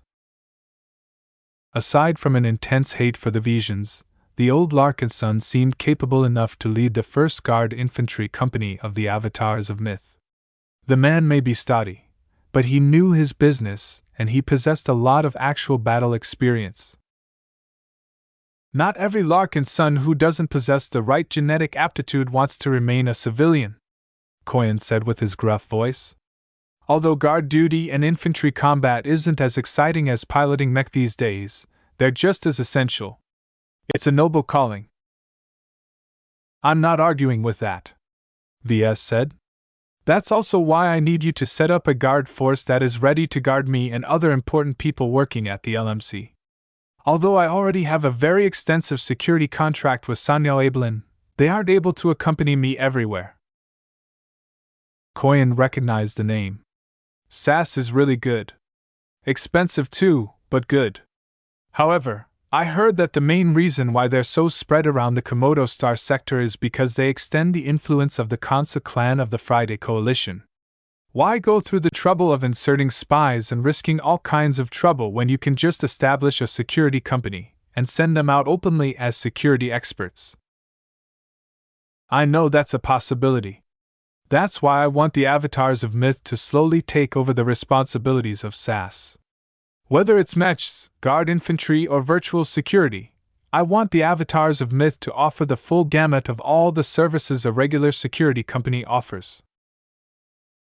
This comprehensive list of demands caused both Melker and Koyan to be taken aback. Melker shifted pensively on his feet. That's a very serious effort, VS. Covering virtual security is a whole other field. We'll have to set up a dedicated department just to provide the minimum level of protection. Take your time. For now, SAS is sufficient to cover this responsibility. A mech company like the LMC constantly accumulated a lot of sensitive internal data. It would be bad if others managed to get access to them, but it was not that big of a deal. The most valuable data was stored inside the heads of the mech designers of the company. This was also why VS prioritized his personal safety before the safety of the LMC's databases. Once he finished instructing Melker on what he expected from the avatars, VS left the base and returned to headquarters. He tracked down Kedis and Lucky at the company's living area. You know, VS, you should get a house or a villa like the ones we stayed at in the Protectorate, she said as she was eating a meal by the dining table. Lucky was eating his lunch as well, as Kedis served him a bowl of low-grade exotics. The cat blissfully munched the minerals on the table. I thought you didn't care about homes, Kedis. I used to live on starships, so I never really saw the point of houses. It's different now that I don't necessarily have to sleep in the same place where I work. I think it would be nice to live in a place of my own, perhaps. You got lots of money, right? Why not spend some of that to build a nice home? Now that she brought it up, VS did indeed miss living in his own home. The last time he truly lived in a proper home was his father's house in Freslin. He still owned a modest middle-class dwelling, but it was wholly inadequate for a mech designer of his stature.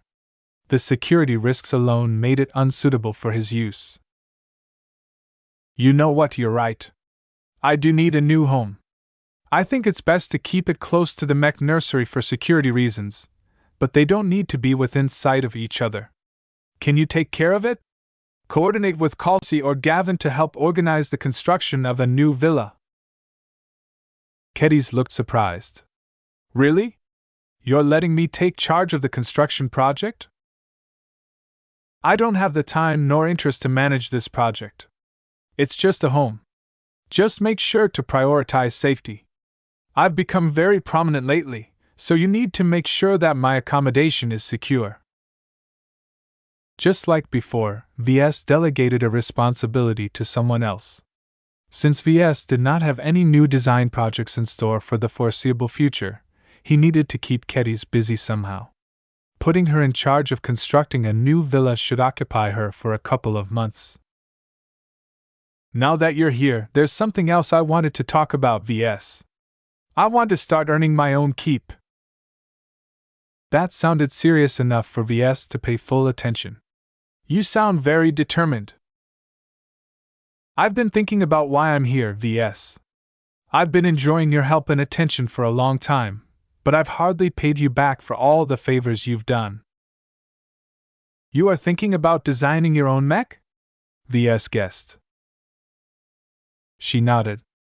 I think I'm ready to do something on my own. Even if it's designing a variant, I want to learn how to design a mech without your help. This is something I need. You're right. A mech designer ought to be able to design a mech by themselves. VS agreed, though he felt very apprehensive about letting Kedis off on her own. Are you sure you're up for the challenge? I'm more than ready. The experience I've gained from helping you with the Aurora Titan and Transcendent Messenger designs is enough for me to manage my own approach. She was ready. VS could feel it. Not only did she overflow with passion and enthusiasm, she also prepared well. However, even if her intentions were good, the time may not be right. Whatever mech you design won't sell well in the current market environment, he cautioned. Not only is everyone waiting for the next mech generation, a variant designed by a novice generally don't sell very well. Even if you make your mech so cheap that its product margin is razor thin, it won't have any impact on the mech market. Keddy shrugged. I know it's tough for novices like me to get a start. Didn't you start small as well? You can't baby me forever, Ves. I have to advance so that I can develop my own superpower. Not that again. Ves groaned. I can't believe you still take that delusion seriously. Her stubborn face showed that his argument didn't take hold. I'll find out by myself when I advance to journeyman. Until then, I need to have a lot more practice and design experience under my belt. Helping you out in your designs is great, but a girl has to stand up on her own sometimes, you know? Is there anything else behind this decision? Yeah. Remember the Sword Maidens? I got back in touch with them lately. Ves looked interested. How are they doing? They took an awful beating. You know how bad it got at the end. The worst thing about it is that their backers only handed over a single lump sum of money for all of the stuff they did. Commander Dice thinks the Sword Maidens outlived their usefulness in their eyes. I would have thought that their backers would have appreciated your old outfit because it's led by an expert candidate. Due to an extraordinary event on Aeon Corona 7, both Captain Orphan of the Flagrant Vandals and Commander Dice of what used to be Lydia's Sword Maidens advanced to expert candidates. While this did not guarantee that they would be able to take the next step and advance to expert pilot, the possibility of it alone was very valuable. To Ves, a single expert candidate was worth as much as the Sword Maidens in their prime. Commander Dice didn't tell our backers anything about her recent advancement. Most Sword Maidens who knew about it died on the planet. Aside from sharing her secret to the highest-ranking Sword Maidens, she's been keeping her improvement under wraps. That sounded wise. Expert candidates were extremely attention-grabbing, especially in a depraved region like the frontier. If it became known that the Sword Maidens harbored an expert candidate, then the Dragon Alliance, or the Ravian Alliance would quickly come and invite them to be a part of their pirate group. Still, it must be tough for the Sword Maidens to rebuild their strength after such a devastating loss. They're managing for now. It takes years to train up new Sword Maidens, so they're laying low, Keddy said.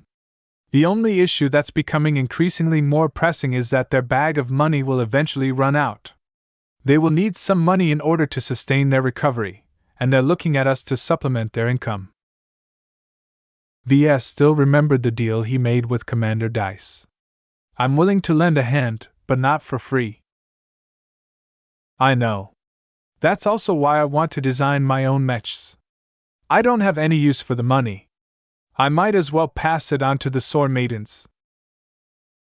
This must be the main reason why Keddy wanted to strike out on her own.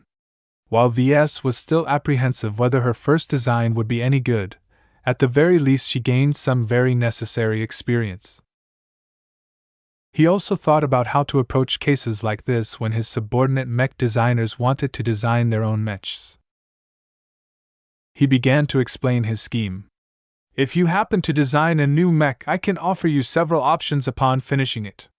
You can hand it over to me to uptune your design and elevate it to my standards. This is a lot of work, though. So in exchange for this service, you'll have to cede a proportionate amount of ownership of the design to me for fairness' sake. I don't like this option. It sounds as if most of the effort I put into my designs is pointless since you're just going to override most of my design choices. The other option I can offer you is to publish your design under a different brand name. Your work will still belong to you, but it won't be associated with my main brand. Instead, I'll think up a different but related brand for designs that don't meet the LMC's quality standards. The LMC built up a considerable amount of reputation, but that mostly rested on its quality designs. If the company started selling mechs designed by novices all of a sudden, its reputation would quickly nosedive. However, without the direct backing of the LMC, Keddies would have a tough time trying to sell her mechs. Even so, it sounded like a better prospect for her to develop herself. The mech market is a tough place, but I'm a big girl. I can handle myself, she confidently stated. Just wait. In 6 months, I'll have my first variant ready. I already have a good idea on what I want to design. I'll look forward to your work. Chapter 1244 The New Larkinson Family. Ves didn't forget about the gold label Aurora Titans he promised to fabricate. As soon as he caught up on his paperwork, he rushed their fabrication. While he wasn't in his best state, it hardly affected the fabrication of mechs. Just thinking about how each gold label Aurora Titan sold for 150 million credits apiece was enough to motivate him into working faster. Even if the quality of his work slipped a bit, the difference was within his tolerance. Ves really wanted to finish this commitment as fast as possible, so he delayed his journey to Centerpoint System until he emptied out his backlog. The only minor complication was that Ves needed to spend some time to design a customized look for each of the 15 gold label Aurora Titans. With his current design ability, this wasn't a challenge, but he had to admit that he wasn't in the most inspired mood right now. Working while he was in a spiritually depleted state annoyed Ves a bit. He realized that he had become quite dependent on his spirituality in order to perform at his best. It's not wrong to depend on inspiration, but I should really learn how to manage without it. A mech designer shouldn't be rendered helpless just because they're in a bad mood. Ves treated spirituality as a stimulant. He was addicted to it like Axlar used to be addicted to his formulas. Just like the privileged Terran, Ves didn't want to stop his addiction. The difference between me and a junkie is that my addiction is productive. He began to see the silver lining behind his suboptimal condition. As long as he could train himself to bear with this handicap, then his consistency would grow. No matter if he was in a good mood or a bad mood, he'd be able to put out consistently good work. Just waiting for the times he was inspired or fired up was a rather unreliable way to approach his profession. While Ves was quite proficient in getting into the right mood, who knew if he failed one day? Time began to pass as Ves seriously started to explore how he could cope with his work during his low periods. While it wasn't easy, Ves persisted in it, knowing that he was dealing with his condition a bit better every day. One area in which he didn't make any progress was his relationship with Lucky. The cat only allowed himself to be pampered by Keddies lately. Come on, Lucky! Who's your owner, me or Keddies? Meow! Lucky turned his head and flipped his tail. Don't you think you're being too excessive here? When will you finally forgive me for feeding you that nutrient-packed wrapper? Meow! Lucky jumped from his perch and phased through the wall, leaving Ves behind. Damn! He muttered. I'd better order a more expensive batch of exotics. He can't stay pissed at me forever. During his off time, Melker visited him to inform him of a major development. Do you remember when I told you that the Larkinsons planned to set up shop on Cloudy Curtain? Well, they've just started constructing a new compound in Freslin. I'm aware. Ves sighed. I don't think it's necessary for them to build a second retreat here. I don't want to involve the family in the running of my business too much. Your importance, and the importance of the LMC to the Larkinson estate is way too significant for the rest of us to ignore. Even if you haven't attended any of the steering committee gatherings lately, your shadow still looms over them. More and more Larkinsons believe that devoting the family solely to the mech core is not enough anymore. Ves knew he couldn't do anything to change this trend. The Larkinsons used to be satisfied with their lot because they didn't possess any exceptional entrepreneurs in the family. Now that a cash cow like him came along, the ambitions of the family finally found fertile ground to grow. Expert pilots may be powerful, but their service to the Mech Corps meant that they didn't actually earn any money. It already cost the military billions of credits to develop and maintain an expert mech for each of them. The privilege of piloting an expensive mech that was tailored to their needs was pretty much the extent of their remuneration. Mech designers faced different circumstances. Although they didn't enjoy as much privileges and protection, they could make all of that up on their own due to their ability to generate lots of revenue. When Ves was still an apprentice, the Larkinsons still held out their judgment on whether he'd be able to survive in the long term. Now that he advanced to journeyman mech designer, most of that uncertainty had been cleared away. Not only would Ves be able to earn vastly more money, but he would definitely get to live long enough to provide steady shelter to the Larkinson family for the next 2 centuries. There's more to this decision than providing a common home for all of the Larkinsons joining the LMC or the Avatars. Melker continued. Right now, the family is completely dependent on you to prop up the LMC. What happens if something happens to you? While the elders want you to find a girlfriend, they want backups in place in case something happens to you and your offspring. It was never a good idea to put all of your eggs in one basket. Ves understood this point, so he could pretty much predict what Melker tried to say. The family wants me to help raise more mech designers, right? Yup. They know it's very hard to raise a proper mech designer who can survive in the business, so they've been combing through the younger generation of Larkinsons for promising seeds. They've already identified a few, and they've been putting some of the money they've gotten to good use by prepping them to study mech design. Was it difficult to study mech design? Yes. Was it impossible? No. As long as someone with a decent degree of intelligence put enough time and dedication in their studies, they could gain a sufficient amount of mastery in the fundamental sciences required to design a mech from scratch. Yet there was so much more to mech design than learning the sciences. The top schools for mech design, such as the Ansel University of Mech Design and the Durham Center for Technology and Innovation, went far beyond theory. They placed most of their emphasis on practical lessons. The ability to design depended a lot on both practice and proper guidance by teachers who knew what they were talking about. It sounded like the Larkinson family was aware of this difference. What does the family expect of me? Babysit a bunch of brats? That's essentially what they want, Melker confirmed. It will take some time to finish the construction of the new compound and to arrange the relocation of the promising seeds and their families. Once everything is set up, the family would really like it if you can let some of the kids follow you around while you do your work. The prospect of his peaceful design sessions being disturbed by the nagging and antics overactive teenagers did not sit well with Ves. Even so, he did not completely reject the offer. He needed to build up a design team, and it was better to hire a mech designer who he shaped from the beginning.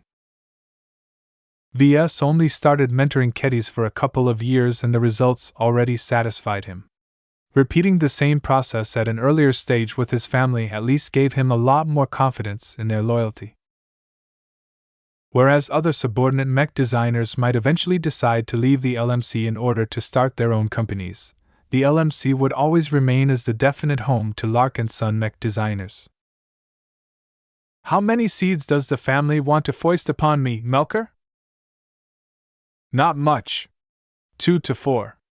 No more. We don't have a tradition of studying the sciences in our family, so our choices are limited. That sounded manageable. If nothing else, Ves could apply his usual solution to something he didn't want to be bothered with by foisting the brats to someone else, which in this case would be keddies. The thought of keddies mentoring a bunch of impressionable Larkinson kids sent a shiver through his back for some reason. Who knew what kind of lessons they would really learn from her tutelage?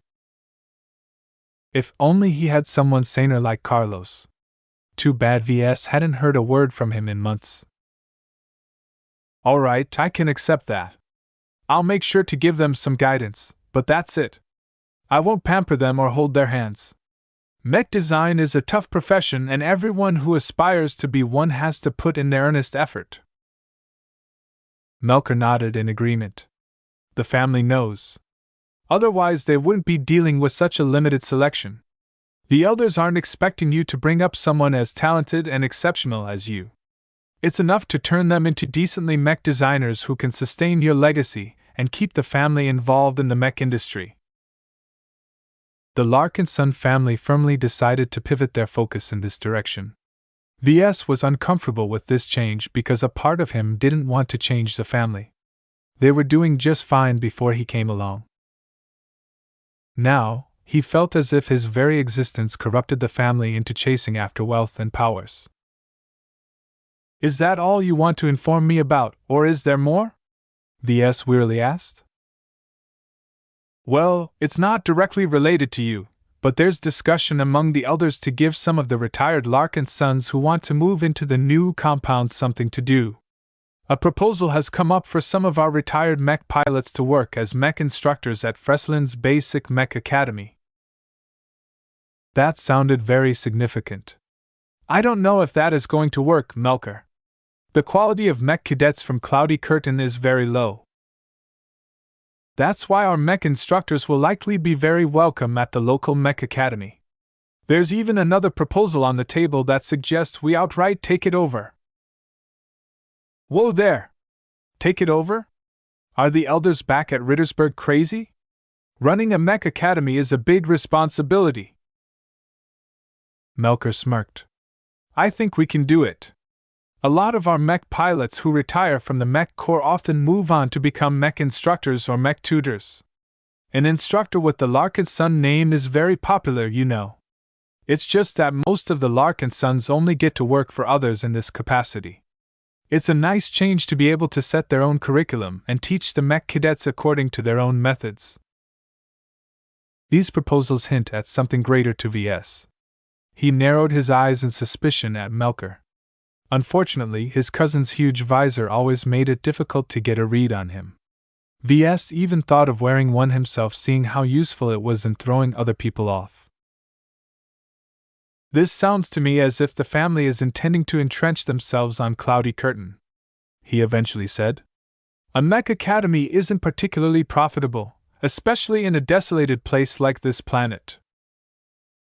Times are changing, and the family is changing as well.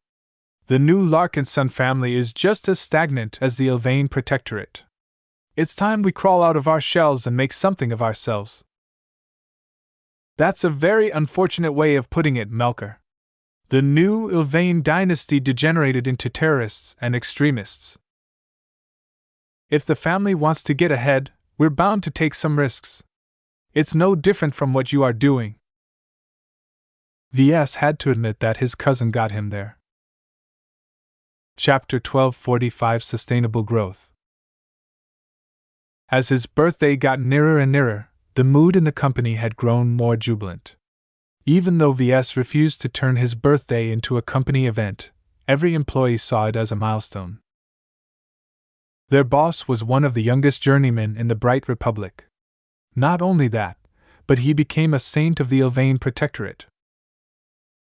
The repercussions of the latter slowly dawned upon the leadership of the company as they saw a lot of new opportunities in the neighboring state. It's kind of crazy how far demand has outstripped our supply, Kelsey reported in his office.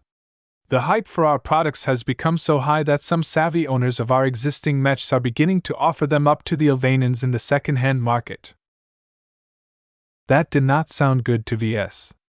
Second-hand mechs aren't as good as first-hand mechs. There's no choice. Even with our fancy new production lines, our production capacity is wholly insufficient to service the massive amount of demand that has flooded our sales channels. If there's one bright spot, it's that the Ilvainans have learned to appreciate the differences between our labels. The gold label mechs are being resold at insane markups. Even our silver label mechs are being resold as if they are new.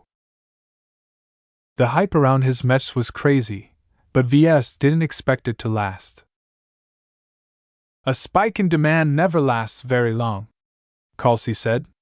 According to our marketing analysts, Once the Ovanans get back to their lives, demand will subside, but it will always be several times higher than the old levels.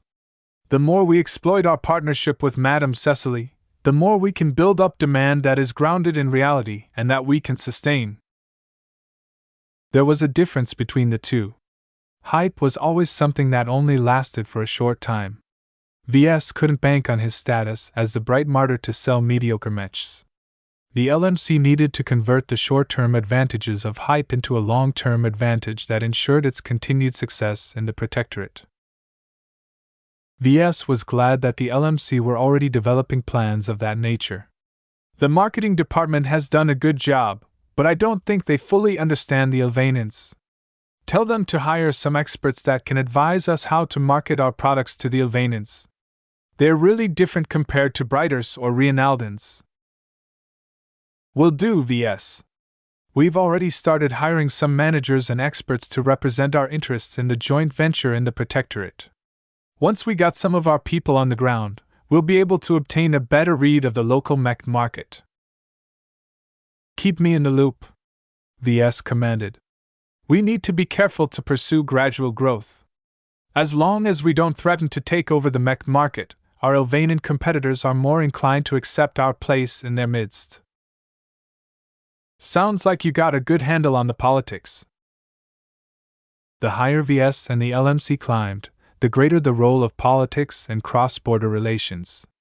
It frustrated him a bit that he needed to pay attention to these kinds of issues in the first place. It was a lot simpler to deal with fair competition than political compromises and backroom deals.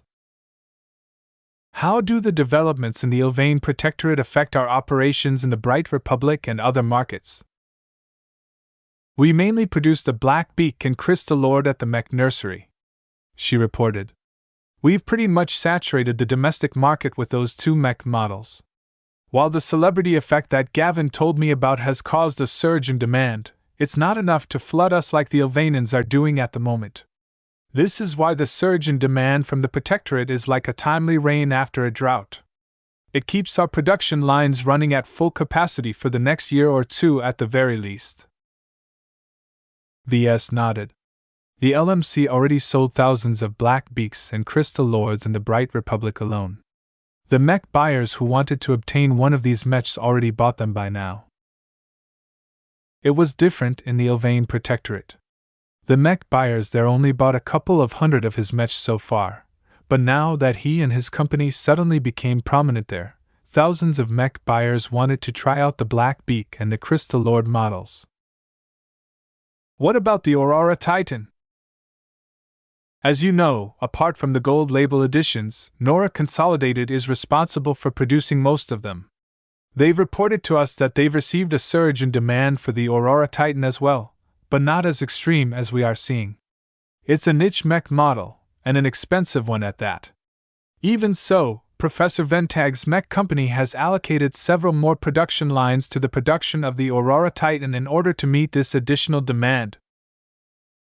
Nora Consolidated is much bigger than the LMC. They have the production lines to spare, unlike us. The LMC still benefited from the surge in demand. Even if the LMC was only entitled to 25% of the profits from the sale of the Aurora Titan, the model was so expensive that it still amounted to a generous sum of money.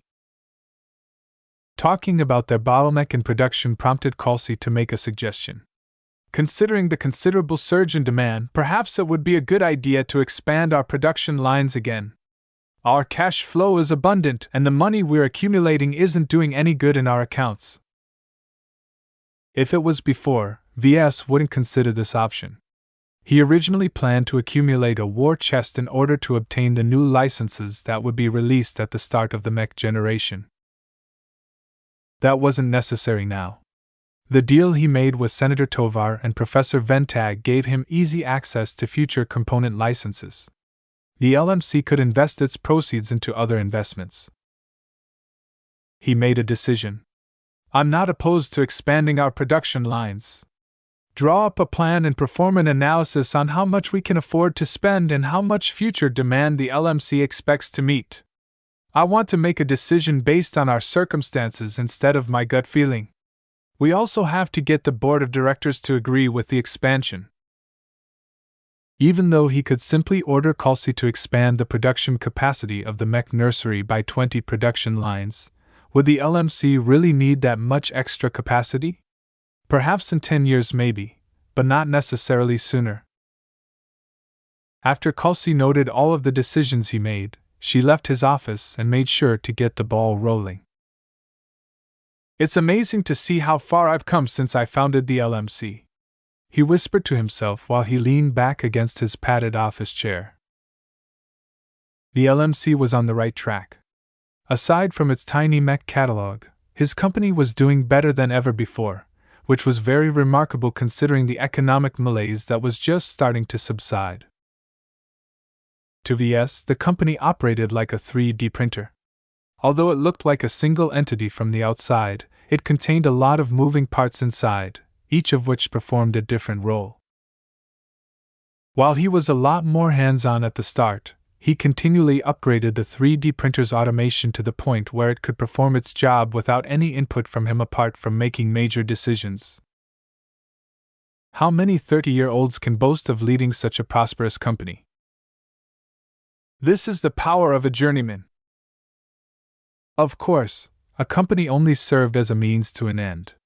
Ves already knew that journeyman would need to invest a lot of money into research. Advancing to senior made it worse, as the money he was required to fund his research ballooned. What kind of research are seniors performing in the first place to make them spend so much money? Ves frowned. It probably involved a lot of exotics. Perhaps they were seeking breakthroughs of their design philosophies by trying to see if certain exotics enhanced their effects. Perhaps they were performing some sort of alchemy by combining several remarkable exotics to achieve the effect they desired. Whatever the case, even master mech designers still spent a stupendous amount of money to further their research. Soon, Ves would join this race as well. He guessed that his upcoming visit to the sector headquarters of the MTA would answer many of his questions related to how a mech designer progressed after reaching journeyman. After he daydreamed for a while, Ves decided to study the Cascar Pike design before he resumed his fabrication work. The space-borne Missler mech was based on a simple concept, but the Skull architect executed it very well. He did his utmost into maximizing every component he included into its design without leaving much room for waste and inefficiency. To be honest, I can learn a thing or two from his design choices. Although the promise of designing 15 variants for the Skull architect sounded like a heavy burden, the opportunity to study 15 different annotated and well-documented design schematics was a hidden benefit. As long as Ves took care not to absorb any lessons that was incompatible to his design philosophy, he foresaw that he could apply a lot of the Skull architect's crafty solutions in his future mech designs. Just by studying this Missler design gives me the confidence to design my own Missler mech. Naturally, learning like this had its faults as well, as Ves would still allow himself to be influenced by another mech designer. My growth needs to be sustainable. That meant he should take just enough notes to help him develop his own solutions instead of copying them directly from the Skull architect's own designs. The moment he relied on someone else's work as a template for his own solutions was the moment he stopped innovating and developing his own solutions.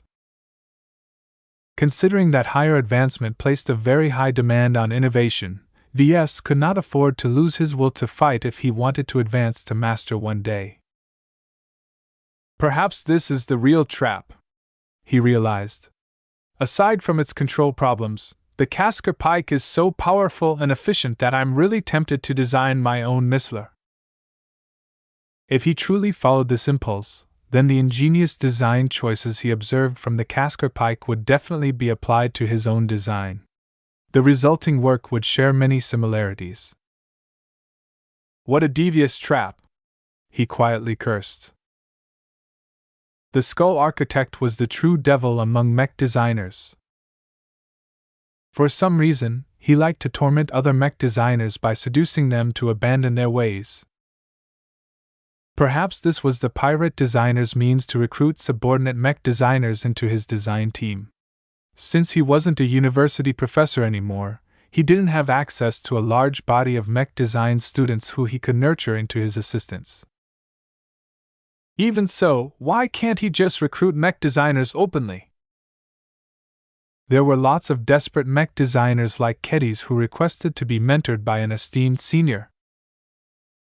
Instead of adopting a normal selection process, the Skull Architect instead resorted to black-heart tricks that inevitably ended poorly to the mech designer in question. Once a young mech designer failed to resist the Skull Architect's allure, they would be dependent on him to advance further on a path that wasn't their own. The Skull Architect was the most morally bankrupt mech designer he had ever met. Ves could hardly fathom a mech designer who was more despicable than someone who thought that murdering an expert pilot was a good idea. The sooner Ves got rid of the Skull Architect, the safer he would be. Who knows what kind of plans this crazy mech designer had in store? Mech designers like the Skull Architect illustrated that only a thin line separated genius from madness. With all of the ordeals I've experienced lately, I don't even know how ragged my own line has become. Chapter 1246 Birthday Boy. The subject of his age was a complicated question. Due to the effects of relativity and anomalies that distorted the passage of time, one person's age was not always clearly defined. Ves spent a lot of time on Aeon Corona 7.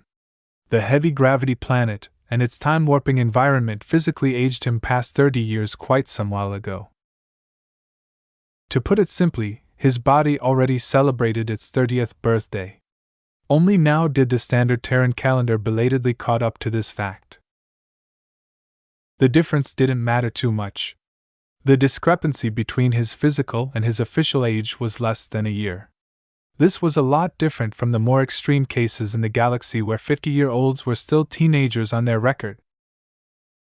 He didn't feel too different when he woke up on his bed. He yawned and stretched his arms, only to feel a weight on his chest. Meow. Lucky? Did you forgive me now? Meow. His cat lightly swatted his cheek before turning intangible and phasing away. Well, at least I made some progress, he muttered. He figured that this was Lucky's way of expressing that he hadn't quite gotten over the incident yet. Still, some change was better than nothing. After weeks of acting like he didn't exist, Lucky finally acknowledged his existence again. After he freshened himself up, he looked through his wardrobe. He didn't buy his own clothes anymore, letting Gavin take care of those trivial issues. His wardrobe also included several sets of smart clothes pre-configured in elegant and luxurious looks. Because they were imports from the Friday Coalition, Ves wasn't sure about wearing them. They looked a bit gaudy, as if their wearers eagerly wanted to rub their wealth in the faces of the lower classes who couldn't afford such an outfit. Well, I'm a journeyman now, he realized. That's a step up from many well-off citizens of the Friday Coalition. Citizens of third-rate states always thought of themselves as inferior to a citizen of a second-rate state. That didn't mean that a receptionist from the Friday Coalition could smack around a CEO from the Bright Republic, but there was always a sense that someone's birthplace determined their ultimate station in life. Ves shook his head. Now that I'm a journeyman, there's no reason for me to feel envious of Friday men. In fact, they should feel envious of me. I'm a galactic citizen. A journeyman enjoyed high regard wherever he went. The prestige of this title guaranteed good treatment wherever he went. After some thought, he decided to dress like he acted, and chose to set aside his preference for understated clothing and picked out some smart clothes configured in a rich green formal suit. As Ves viewed his appearance in a mirror projection, he had to admit that he exuded confidence that he didn't have before. If he was still an apprentice, then he would have unconsciously thought that he was being pretentious. As Ves headed up to his office in the LMC's headquarters, he received many congratulations and well wishes from his employees. Happy birthday, boss! Happy birthday, Mr. Larkinson! Ves smiled as he took in the optimistic mood that had spread over the entire complex. Every worker in the LMC felt lucky to be working for a mech designer who made so many achievements when he was still young. When he arrived at his office, Gavin expressed the main reason for their optimism. The LMC is too small for a company led by a journeyman, he said. Didn't you visit the facilities of the now-defunct Caternavis Group once? That's where the LMC is heading towards in a couple of years. There are already plans in the works to expand our presence, and to do that we need to hire a lot more workers who need to be managed somehow. And who better to manage them than our existing employees? Ves guessed the rest. Indeed. While we won't promote a cleaning bot technician into the head of maintenance overnight, as long as it isn't too extreme, many of our workers will move on to become team leaders or managers to manage the influx. The existing workers of the LMC may not be necessarily better or more qualified than the newcomers. Yet the company valued them more because they had proven themselves to be loyal, trustworthy, and aligned with the company's values. The latter was especially important for the company to maintain its cohesion and identity. By letting the old hands propagate the company culture to the newcomers, the latter would eventually become indistinguishable from the former. I hear there are plans in the works to open up a second site, Ves mentioned. There is a lot of consideration for opening up a second manufacturing complex on Bentheim, boss. I don't know what your issue is with setting up shop on Bentheim, but you should really consider it. Right now, the logistics of operating a manufacturing complex on Cloudy Curtain is manageable, but that's only because our products are mainly premium mechs. What if you design a cheaper mech one day? The logistical burden of mass-producing so many mechs will perpetually strain our supply chain. Ves understood Gavin's point. It took an increasing amount of transports and cargo haulers to ship the raw materials from Bentheim to Cloudy Curtain. The time and money being wasted on this channel was growing increasingly more significant. They would definitely balloon once the LMC began to offer cheaper mechs with lower margins. This was because a mech valued at 20 million credits used up almost the same amount of materials as a mech valued at 100 million credits. While the quality and price of materials differed drastically, the space they occupied usually didn't differ too much. This essentially meant that producing high-volume mechs on Cloudy Curtain would disproportionately impact the company's profitability. Although Ves always felt leery about expanding the LMC's presence on Bentheim, he was no longer as afraid as before. The local gangs that ran rife on that hectic planet generally respected the properties of high-ranking mech designers. Even if they didn't, his friendly relations with the Blood Claws ensured adequate protection. Draw up a plan, Ves replied, giving out his usual response to major decisions like this. While I'm not too giddy about it, I do think it's time to diversify our production sites. I still want the mech nursery to be the primary site of production for our premium mechs. It's safer, quieter, and more secure here. That's worth the burden it imposes on our supply chain. After they discussed some other business matters, Gavin finally smiled. Your birthday party is scheduled to start in the evening. We've tried our best to keep it small, but we had to expand the venue because of the arrival of some surprising guests. Oh? Are there any names I should take note of in the guest list, Benny? I'll let that be a surprise for tonight, Ves. Suffice to say, there are some very esteemed guests among the people who have come to celebrate your birthday. I wanted my birthday party to be a family event, Ves stated flatly. How come we're suddenly entertaining esteemed guests? Gavin shrugged. It's hard to say no to some of these people. They see a lot of promise in you and want to establish closer ties while you're still approachable and not fully adjusted to your new status. So they're essentially betting that I'll reach senior one day. Right. Even if it sounded as if these guests came with ulterior motives, Ves didn't mind. As a mech designer and businessman, he learned the importance of establishing an extensive network. He could obtain many conveniences that he otherwise wouldn't be able to obtain by trading favors. Coming to celebrate his birthday was just an excuse for his guests to forge closer ties. How many Larkinsons have come? Not too much. It's not that they don't respect you, but it's difficult for them to set aside their responsibilities and obligations. I understand. It doesn't help that I live in the Bentheim region. It takes too much time for the Larkinsons from Rittersberg to reach Cloudy Curtain. It takes even more time for them to get back. Time passed by as Ves took it easy. Aside from making some business decisions or checking up on the state of his company, he didn't do anything too strenuous. In the meantime, Cloudy Curtain saw an uptick in traffic in recent days as various starships and shuttles descended from orbit and touched down onto the expansive landing zone of the Mech Nursery. Guests from Bentheim, Rittersberg, and elsewhere diverted all the way to Cloudy Curtain for only one reason, and it wasn't for its cloud rice. The evening finally arrived. Ves finally left his office and leisurely walked across the campus to a newly refurbished banquet hall situated next to the auditorium. One of the gold label Aurora Titans that Ves recently fabricated stood proudly in front of its terrace. Its strong aura of love and protectiveness instantly surged the moods of many visitors and drew admiration from each of them. The opportunity to witness a mech handcrafted by Ves was becoming increasingly rarer.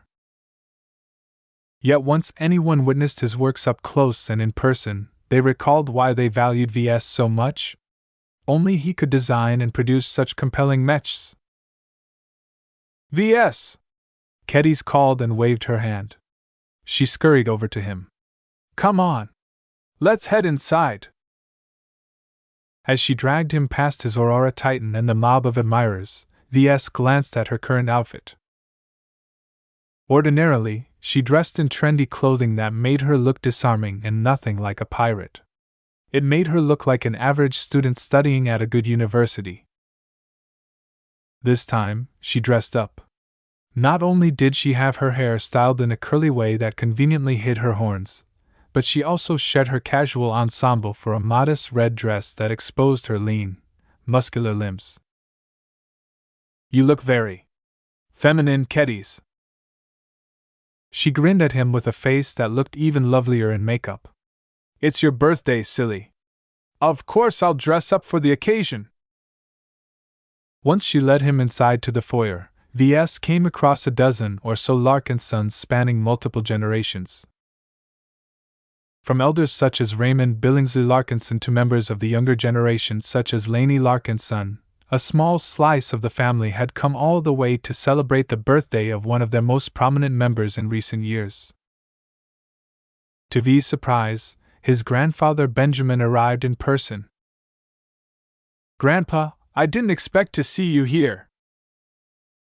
How can I forget about the birthday of one of my grandsons? It's easy enough for me to schedule a working visit to Bentheim and set some time aside to attend your birthday. Ves felt very warm, and not just because of the Aurora Titan in the vicinity. Thank you for visiting. It's the best I can do for you. I would have loved to see your father and mother here as well, but... Yeah, Ves said lamely. The mood between them dipped for a moment.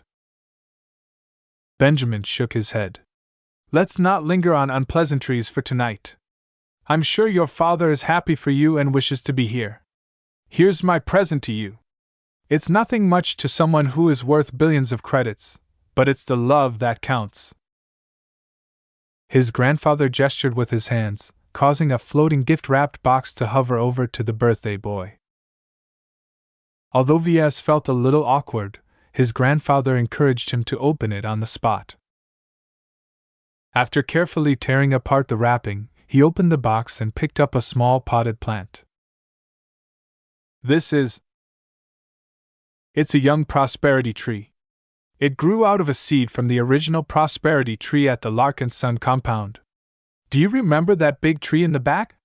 You might not know this, But the Larkinson ancestor personally brought that prosperity tree with him when he packed up his bags and left for the Komodo Star sector. From where he came from, the prosperity tree represents good fortune. They're very hard to grow naturally, so make sure to take care of it attentively.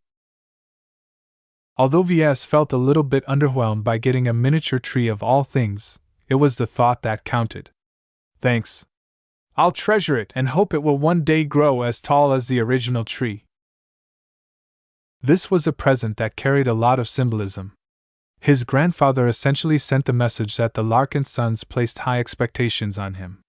Just as how the Larkinson ancestor fought to make his descendants enjoy a good station in life in the present, Ves might be able to pull the Larkinsons even further. Chapter 1247 Old Acquaintances. Ves passed on the young prosperity tree to Gavin. In turn, Gavin passed it on to a bot to place it on a display. Afterwards, Ves greeted the other Larkinsons, who each congratulated him and presented him with gifts, most of which consisted of forgettable trinkets. It was very hard to come up with a good present to someone who could outright buy the total assets of the Larkinson estate several times over. Still, they needed to express their sincerity in some way, so they decided to follow the same strategy as Benjamin by gifting presents that carried a symbolic or sentimental meaning. The only problem with this was that Ves only cared for the sentiments of those he cared about in person. Just because he shared the same family name as them didn't mean he particularly liked them or appreciated their company. Perhaps the most odious Larkinson Ves had met tonight was Raymond Billingsley Larkinson. After gifting Ves with a shard salvaged from an old expert mech wreck, the elder in charge of the trust fund eagerly patted his back. You've heard of my grandson Tusa Billingsley Larkinson, yes? He's an expert candidate just like Janzi. He served admirably during the recent war, and right now he's placing all of his efforts into breaking through to expert pilot. I'm sure he'll succeed one day. Ves politely responded, even if he wanted to swat away the slimy old man's hand from his back. The Mech Corps and other institutions offer many training programs that increase the chance of breakthroughs. While I'm sure that Tusa doesn't have to rely on them, the faster he breaks through, the sooner our entire family benefits from the addition of another expert pilot in our ranks. If you lend a hand to him during this time, I'm sure he'll reciprocate the favor.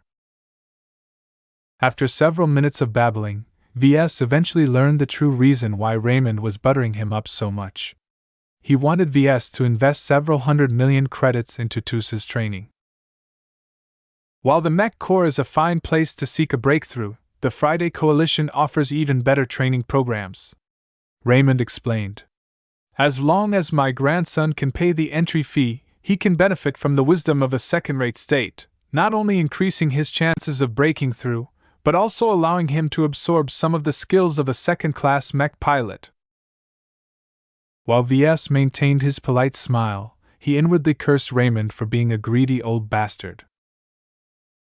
Of course, he couldn't ruin the festive mood by uttering something like that aloud.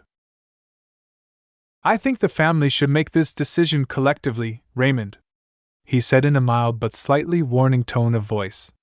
The ample dividends the Larkinson estate receives should be more than enough to cover these kinds of investments.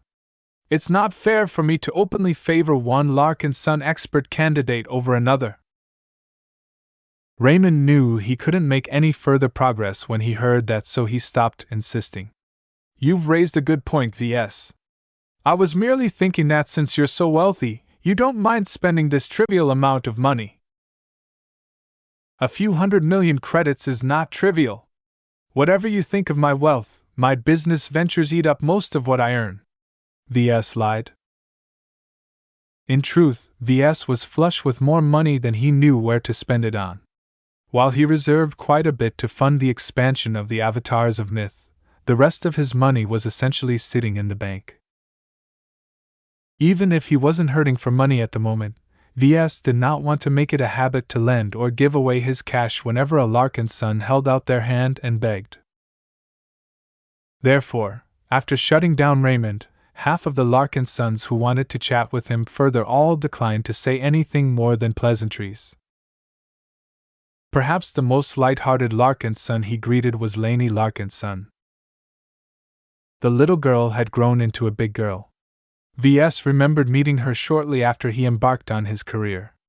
After 5 years of growth, the girl was approaching 10 years old, which meant she would soon find out whether she possessed the right genetic aptitude to pilot mechs.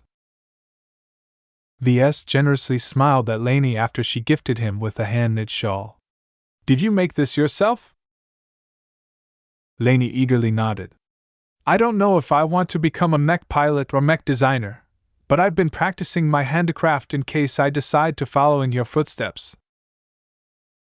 "It's very hard to become a mech designer, Lainey. While being good with your hands is useful, it's more important to have a knack in science and engineering. Even then, you still have to study hard in order to graduate." The young girl didn't look fazed at all. "I'll surely succeed. By the way, where's Lucky? He's so fun. I miss him so much." "She might know where my cat has gone," he said while gesturing at Keddies. "If you have any questions about mech design, feel free to ask her, as she's also a mech designer." "Okay." The girl enthusiastically scampered off to Keddies, causing Ves and the other Larkinsons to chuckle. "Kids are precious, Ves," his grandfather remarked in a good-naturedly fashion. "They liven up your life and help you remember the joys of your own life. Children are the best gifts that you can have." The implicit message was that Ves should hurry up and marry so that he could have kids of his own. After he finished greeting the Larkinsons, Ves greeted his other guests. With Gavin's help, he was instantly able to greet some of the unknown faces by name, which easily earned him some of their appreciation. "Yoni Ricklin. What an unexpected surprise to see you here." Ves politely shook the middle-aged man's hand. The Ricklin generously smiled at Ves. "I came to convey Madame Caitlin Ricklin's well wishes. Unfortunately, she couldn't be here herself, but she wants to make sure you are aware of her good intentions." "That is welcome news. I thought that you Ricklins were rather irate at me for being involved in Vincent Ricklin's defection." How could Ves forget about his first custom job where Vincent insisted on adding a codpiece to his mech? What happened that day was a tragedy. Many elders of the Ricklin family lost their lives. Yoni firmly shook his head. "However, now that 5 years have passed, Madame Caitlin is no longer hysterical whenever she recalls this incident. She realized that it's unfair to blame you for supplying Vincent with the weapon that slew many of our lineage. Any mech could have done the same." "I'm glad to hear that. None of us thought that Vincent would be so crazy to join the Bentheim Liberation Movement. How is he, by the way?" Yoni sighed. "Vincent is still at large, to our entire family's shame. From the scattered intelligence we've gathered, our wayward family member has slowly climbed up the ranks and has become one of their side leaders. It doesn't appear he'll get caught anytime soon." That was a small but persistent worry to Ves.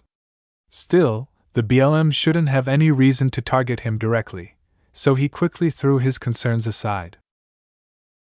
After receiving Yoni's present, which turned out to be a small but highly suspect processor chip, Ves moved on to greet another notable figure. Alistair Cordraith. Ves greeted the executive assistant.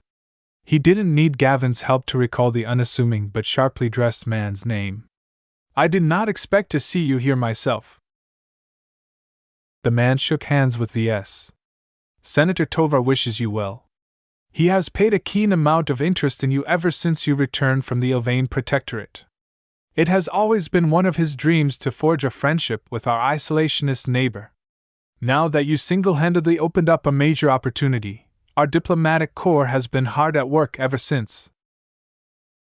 The Ilvainans may hold some odd beliefs, but they are quite friendly once you get past their shells." The gift that Alistair handed to Ves turned out to be a data pad that contained a bunch of official documents. They mostly came from the Ministry of Foreign Affairs and the Ministry of Economic Development.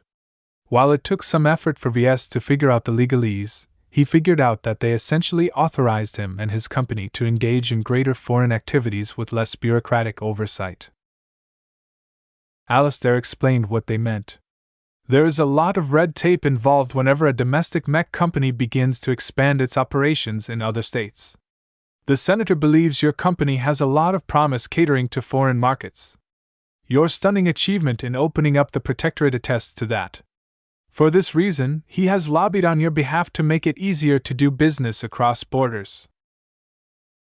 While Ves didn't completely understand the conveniences these authorizations provided to him, he accepted them nonetheless.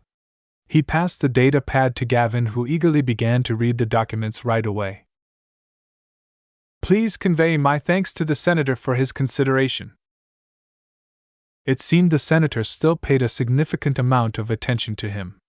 Whether this was good or bad, Ves didn't know. Aside from meeting officials and representatives, Ves also met some acquaintances who were remarkable by themselves. Ves happened to meet another old friend from the start of his career. Charlotte Hofmeister. You still remember me, Ves? She smiled back. How can I forget the mech pilot who piloted my first competition Mechs? It's been a long time since we competed at the Young Tigers exhibition, she said. She looked calmer and more mature since they last worked together to reach the finals. Both of us has come a long way since then, though I never expected you to explode to journeyman this soon. That's really significant to MTA, I can tell you that. You would know, since you're a part of them now. It's really impressive that you managed to catch their eye. Ves sincerely complimented. Indeed. While Charlotte was among the younger of the guests, she was like an elephant in the room due to wearing an MTA mess dress uniform. Not only that, but her uniform bore the insignia of the association's compliance department, which was their most feared enforcement unit. Charlotte nonetheless shook her head. I'm not as impressive as you think I am. I'm still a low-ranking trainee mech pilot in the MTA's hierarchy. I have a lot more to go before I enter their ranks in earnest. I'm sure you'll be able to distinguish yourself in time. It was nice to catch up with an old acquaintance and see what they made of themselves since they last met. Even though Ves had taken a huge leap forward, Charlotte shouldn't feel sorry for herself because she managed to join the most powerful mech fighting force in the galaxy.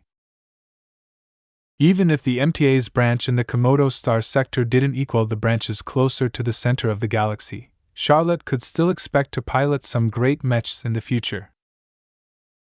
She would also be eligible to receive the latest gene optimization treatments that her rank afforded her. That alone caused her to attract a lot of hidden envy from the mech pilots in the hall. Once they finished exchanging pleasantries, Charlotte passed her present to Ves. The present was rather peculiar. She gave him an invitation card.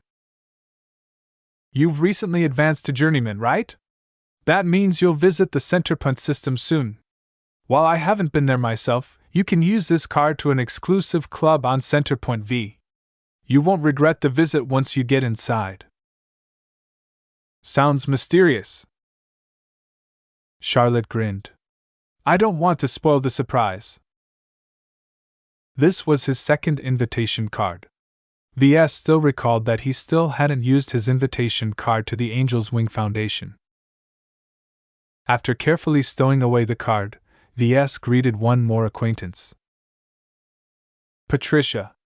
I must say I did not expect to see you here as well, Ves said while offering his most charming smile to someone he used to look up to during his student days.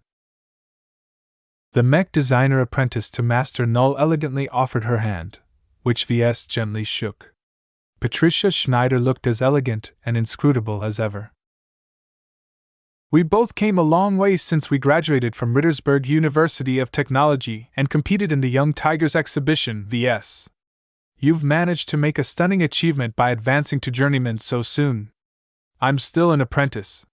She sighed. You've always been talented, Patricia. I'm sure you'll catch up in no time. We'll see. Mech design is not a race. So what brings you to the Bright Republic? I'm picking up my parents so that they can attend my wedding, she said. I'm engaged to a mech designer from the Vermeer Group. We decided to tie the knot this year. Oh, Ves said while he tried to maintain his best smile. Congratulations. I'm very happy for you, Patricia. Thank you, Ves. Chapter 12:48 Sentimental Gifts. 5 years was a lot of time for people to change, Ves realized. Meeting some of his old acquaintances made it clear that life moved on for everyone. While Ves experienced unimaginably perilous adventures and advanced to an enviable height in his career, other people haven't been slacking off either. Although Charlotte made it sound as if she hadn't achieved anything at all, Ves knew that she was already set to ascend to an unimaginable height as long as she worked hard. As for Patricia, while she made it sound as if she was just an apprentice, Ves did not believe that a mech designer as exceptional as her would remain obscure forever. She had always been surrounded by mystery ever since she showed off her amazing competence in mech design. That had only increased ever since she mixed up with the even more mysterious Master Null in the Friday Coalition. Once he received her present, which turned out to be a dated chip that contained a rare textbook, Ves calmly stepped away from Patricia. Gavin, who was following a half-step behind, patted his back in an encouraging fashion. Buck up, Ves. Even if one ship has sailed, plenty more are still anchored in port. Ves swatted away his assistant's hand. Stop kidding around. It's not like that. Sure, boss. Whatever you say. In order to take his mind off meeting several old acquaintances, he greeted the only Larkinson who stood alone. In fact, his grandfather and the rest of the family tried their best not to acknowledge their black sheep. I see you haven't repaired your relations with the family at all, Riella. Humph. Those old coots took one look at my clothes before shaking their heads in disappointment. Riella huffed.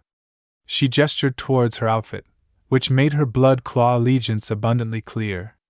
I could hear them telling Lainey and the other kids that they shouldn't follow my example.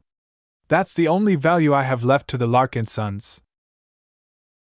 Don't talk down on yourself like that, Riella. Everyone has a different station in life. You should be glad that you found your own calling. Whatever. I haven't come here to talk about my family issues. Today is all about you, Ves. Congratulations for growing up. You're a big shot now. Some of the senior cadre of the Blood Claws even glowingly mentioned you a few times in my presence. They appreciate the things you've done for them and Walter's Whalers. I'm glad to hear the Blood Claws hold me in high regard. Ves smiled a bit thinly. He would rather prefer he didn't catch their attention. Has anything changed lately? Riella proudly nodded. I finally promoted to Blood Champion Captain. You could say I'm part of their cadre now. Congratulations, Riella. That's a big achievement. Any mech pilot of my skill can climb this far. This is just the start, she boasted. I have to admit, my family name and my ties with you is a big reason why I promoted so quickly. Do you feel like you got promoted solely due to those advantages? Nah. The Blood Claws aren't silly. They don't put useless people in charge. I've proven myself for several years. Once my bosses realize that I'm here to stay, they've steadily increased my responsibilities. I'm in charge of a lot of underground mech duelists now. That sounds very impressive. The Blood Claws could have given her a grand-sounding title that possessed little actual substance. Instead, they actually put her in charge of something that allowed her to accumulate valuable leadership experience. It meant that they were really serious about investing in Riella despite her potentially problematic family name. By the way, Melinda wanted to attend your birthday party as well, but a captain of the planetary guard can't just up and run to Cloudy Curtain. I brought her present along with my own. VS received a handcrafted mug bearing an evil caricature of his face from Riella.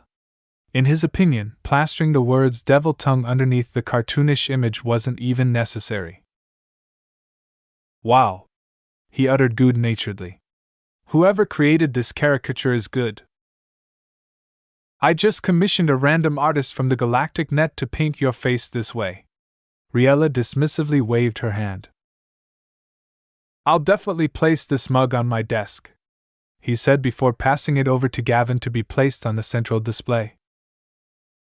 Next, he opened up his present from Melinda next, which turned out to be a small-scale model of a planetary guard mech. In fact, she piloted this exact same mech model. Riella grinned at the sight of the miniature mech. Melinda figured that since you're a mech designer, you'd appreciate a mech. She remembers that you used to play with mech figurines all the time when you were a little kid. You'd cry like a baby whenever she held one of your toys out of your reach. VS lightly whacked her stomach while he tried to hold in his embarrassment. Please don't pass around stories like that, especially now. Oof. What have you eaten these days? She moaned while rubbing her tummy. Have you no sympathy for a girl? You're a blood champion captain. I know you can take it, Riella. Heh. At least you acknowledge that I'm the big sister here. Even though Riella and Melinda's presents didn't amount to much, VS appreciated them anyway. These gifts may be ordinary objects, but they carried their sincere sentiments. This was exactly what VS wanted to experience during his birthday party. Before VS moved on to the sumptuous banquet, he greeted a surprising guest who arrived fairly late to the party. The man's robed figure was extremely striking to VS, since he had seen the same style of garments from many Ilvanans. Welcome to my birthday party, VS politely greeted the latecomer. Cloudy Curtain is a long way from the Ilvane Protectorate. What brings you here? Not every Ilvanan is afraid of the dark, the young man said with a smooth voice that exuded youth and strength. Ever since I stepped into the Bright Republic, I found that there is plenty of light. It is an honor to meet the Bright Martyr. Where are my manners? My name is James Immel. I'm currently on a business tour to experience the many diverse cultures this star sector has to offer. VS raised his eyebrow. It must be quite difficult to obtain permission to travel abroad. Not every Ilvanan is as open-minded as you. Are you a Kirin? Not exactly. James shook his head underneath the hood of his robe. I'm not affiliated with any of the 3 dynasties. I lead a modest company that is looking to take advantage of the opportunities that are opening up. I'm very charmed with the words you've spoken that day. My people should be looking outwards, not inwards. I've always held these thoughts in my heart, but after you revealed yourself, you gave all of us a chance to express our thoughts in the open. I'm glad to be of service to open-minded Ilvanans like you. Please enjoy the party and don't take offense to the other guests if they bother you about your faith. James nonchalantly shrugged. I take no offense at the inquiries of the unenlightened. In fact, I appreciate the insatiable curiosity of your fellow Brighters. They possess so many misunderstandings about our faith that it is always a pleasure to make them see our beliefs in another light. This James sounded like a very magnanimous figure if he was telling the truth. Even though he obscured most of his body with his voluminous dark robe, there was a sense of ease around him that made VS relax. With an attitude like that, I'm sure your company will enjoy much success when it enters into other markets. When it came time for VS to open the present he received from James, he momentarily lost his composure. This is a very familiar-looking nutrient pack. James released a smile. It is a replica of the nutrient pack that used to be consumed by the Prophet himself. Products like this have been circulating in the Ilvane Protectorate ever since you were acquitted by the tribunal. It is our way of saying that there is nothing holy about nutrient packs. VS held the nutrient pack with a mixed expression. Its packaging was an exact match of the nutrient pack wrapper he stole from the Grand Cathedral of Ylvain's Mercy. He underestimated their humor. He couldn't imagine the Ylvainans would feel okay with mass-producing this style of nutrient packs. It's a very accurate replica, VS whispered. He could tell, since he actually held the original. Even if it is just a replica, it is not worth any less than the original, James remarked while gesturing with his hand in a ritual fashion. The original nutrient pack once fed a prophet and a visionary. Who knows if the nutrient pack in your hand will serve the same purpose one day? With those sagely words, the Ylvainan stepped back and faded to the sides to mingle with some of the other businessmen. VS looked down at the deceptively simple nutrient pack before passing it over to Gavin. Put this nutrient pack in the list of sentimental gifts that I want to display in my office, Benny. Really, VS? It's just a nutrient pack. It's a nutrient pack with a story. That makes it more valuable than 90% of the gifts I've received so far. It's worthy enough to be placed in my office. Once VS and Gavin made sure they greeted everyone of importance, VS loudly clapped his hands. All right, folks. Let's enter the banquet hall. I've been told that we've been hiring cooks from all over the Star Sector to sample the specialties of every state. Everyone filed into the expansive banquet hall that was capable of holding hundreds of guests with plenty of room to spare. The interior design intrigued VS a lot. The overwhelmingly white interior had been interspersed with artificial indoor pools upon which remarkable plants floated on the surface. Alien fish leisurely swam underneath the clear surface, giving everyone a dazzling view of the variety of species living alongside each other in harmony. VS hadn't been involved in designing this interior. In fact, he didn't know who the architect was in the first place. Calcy hired an architect from Moira's Paradise for the interior design, Gavin responded when he asked. Since life is a recurring theme of yours, she wanted the banquet hall to incorporate a living element without being too intrusive. She certainly hired the right architect for the job. I'm very satisfied with this design. It's clean and elegant while remaining unpretentious. The artistic principles behind the interior design differed from his own, but VS appreciated it nonetheless. While VS showed a clear preference towards grandeur and bombast, the architect focused more on class and elegance. The architect is probably a woman, he muttered.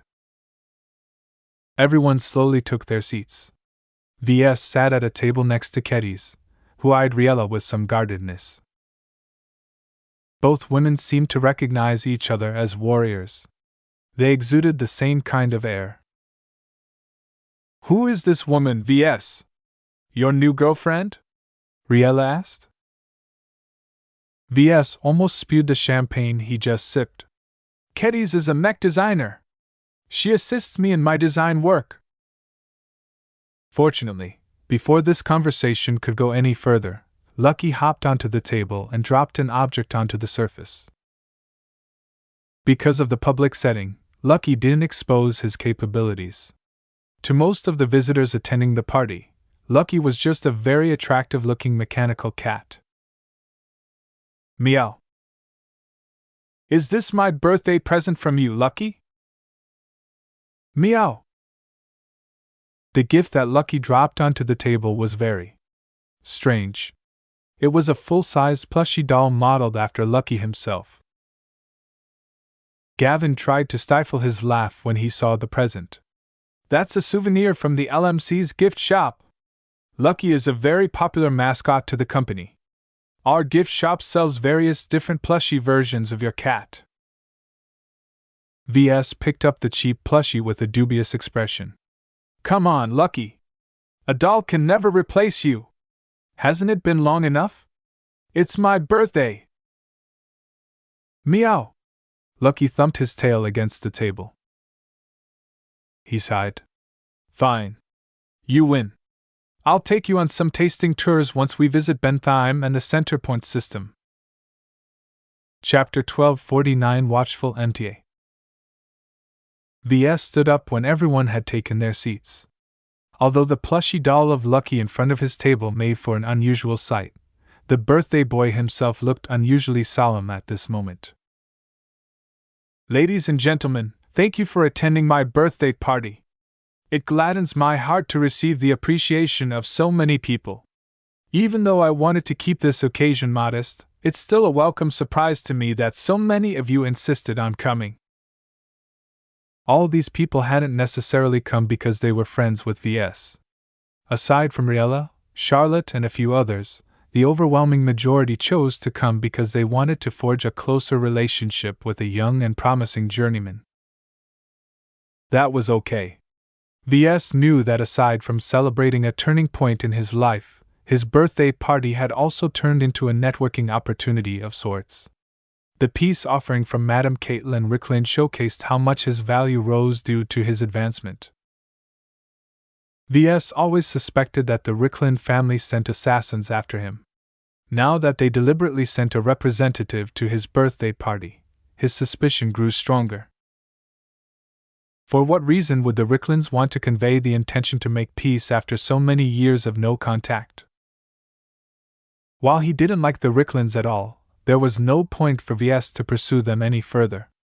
He lived in a different world now, and he knew that intensifying hostilities against one of the largest producers of affordable processors and chips in the Bright Republic was a bad idea. 5 years ago, when I started on this career, I never thought I would come this far. As many of you are no doubt aware of, I have not excelled very much at all when I studied at Rittersberg. He couldn't help but glance towards Patricia, who nodded faintly at his words. His unremarkable performance back then contrasted sharply against her exceptional grades. No matter what kind of challenges they encountered in their studies, Patricia always seemed at least 3 steps ahead. However, nothing in life is set in stone. Through chance, hard work, and a lot of risk-taking, I've managed to seize several opportunities to climb ahead. Reaching journeyman so soon is a gratifying result, but that had never been my end goal. From the very start, I have always set my sights higher. Journeyman is not the end of the road. Everyone clapped as they agreed with his words. Ves already demonstrated his potential, causing everyone to treat him as a future senior rather than just a journeyman. As for reaching master? No one except for maybe Ketty seriously believed he could reach that height. Almost no master emerged from the Bright Republic since the founding of the state. Today, we are not only celebrating my birthday, but also celebrating the founding of the LMC. I am gratified to see my mech company ascend to the height it has achieved today.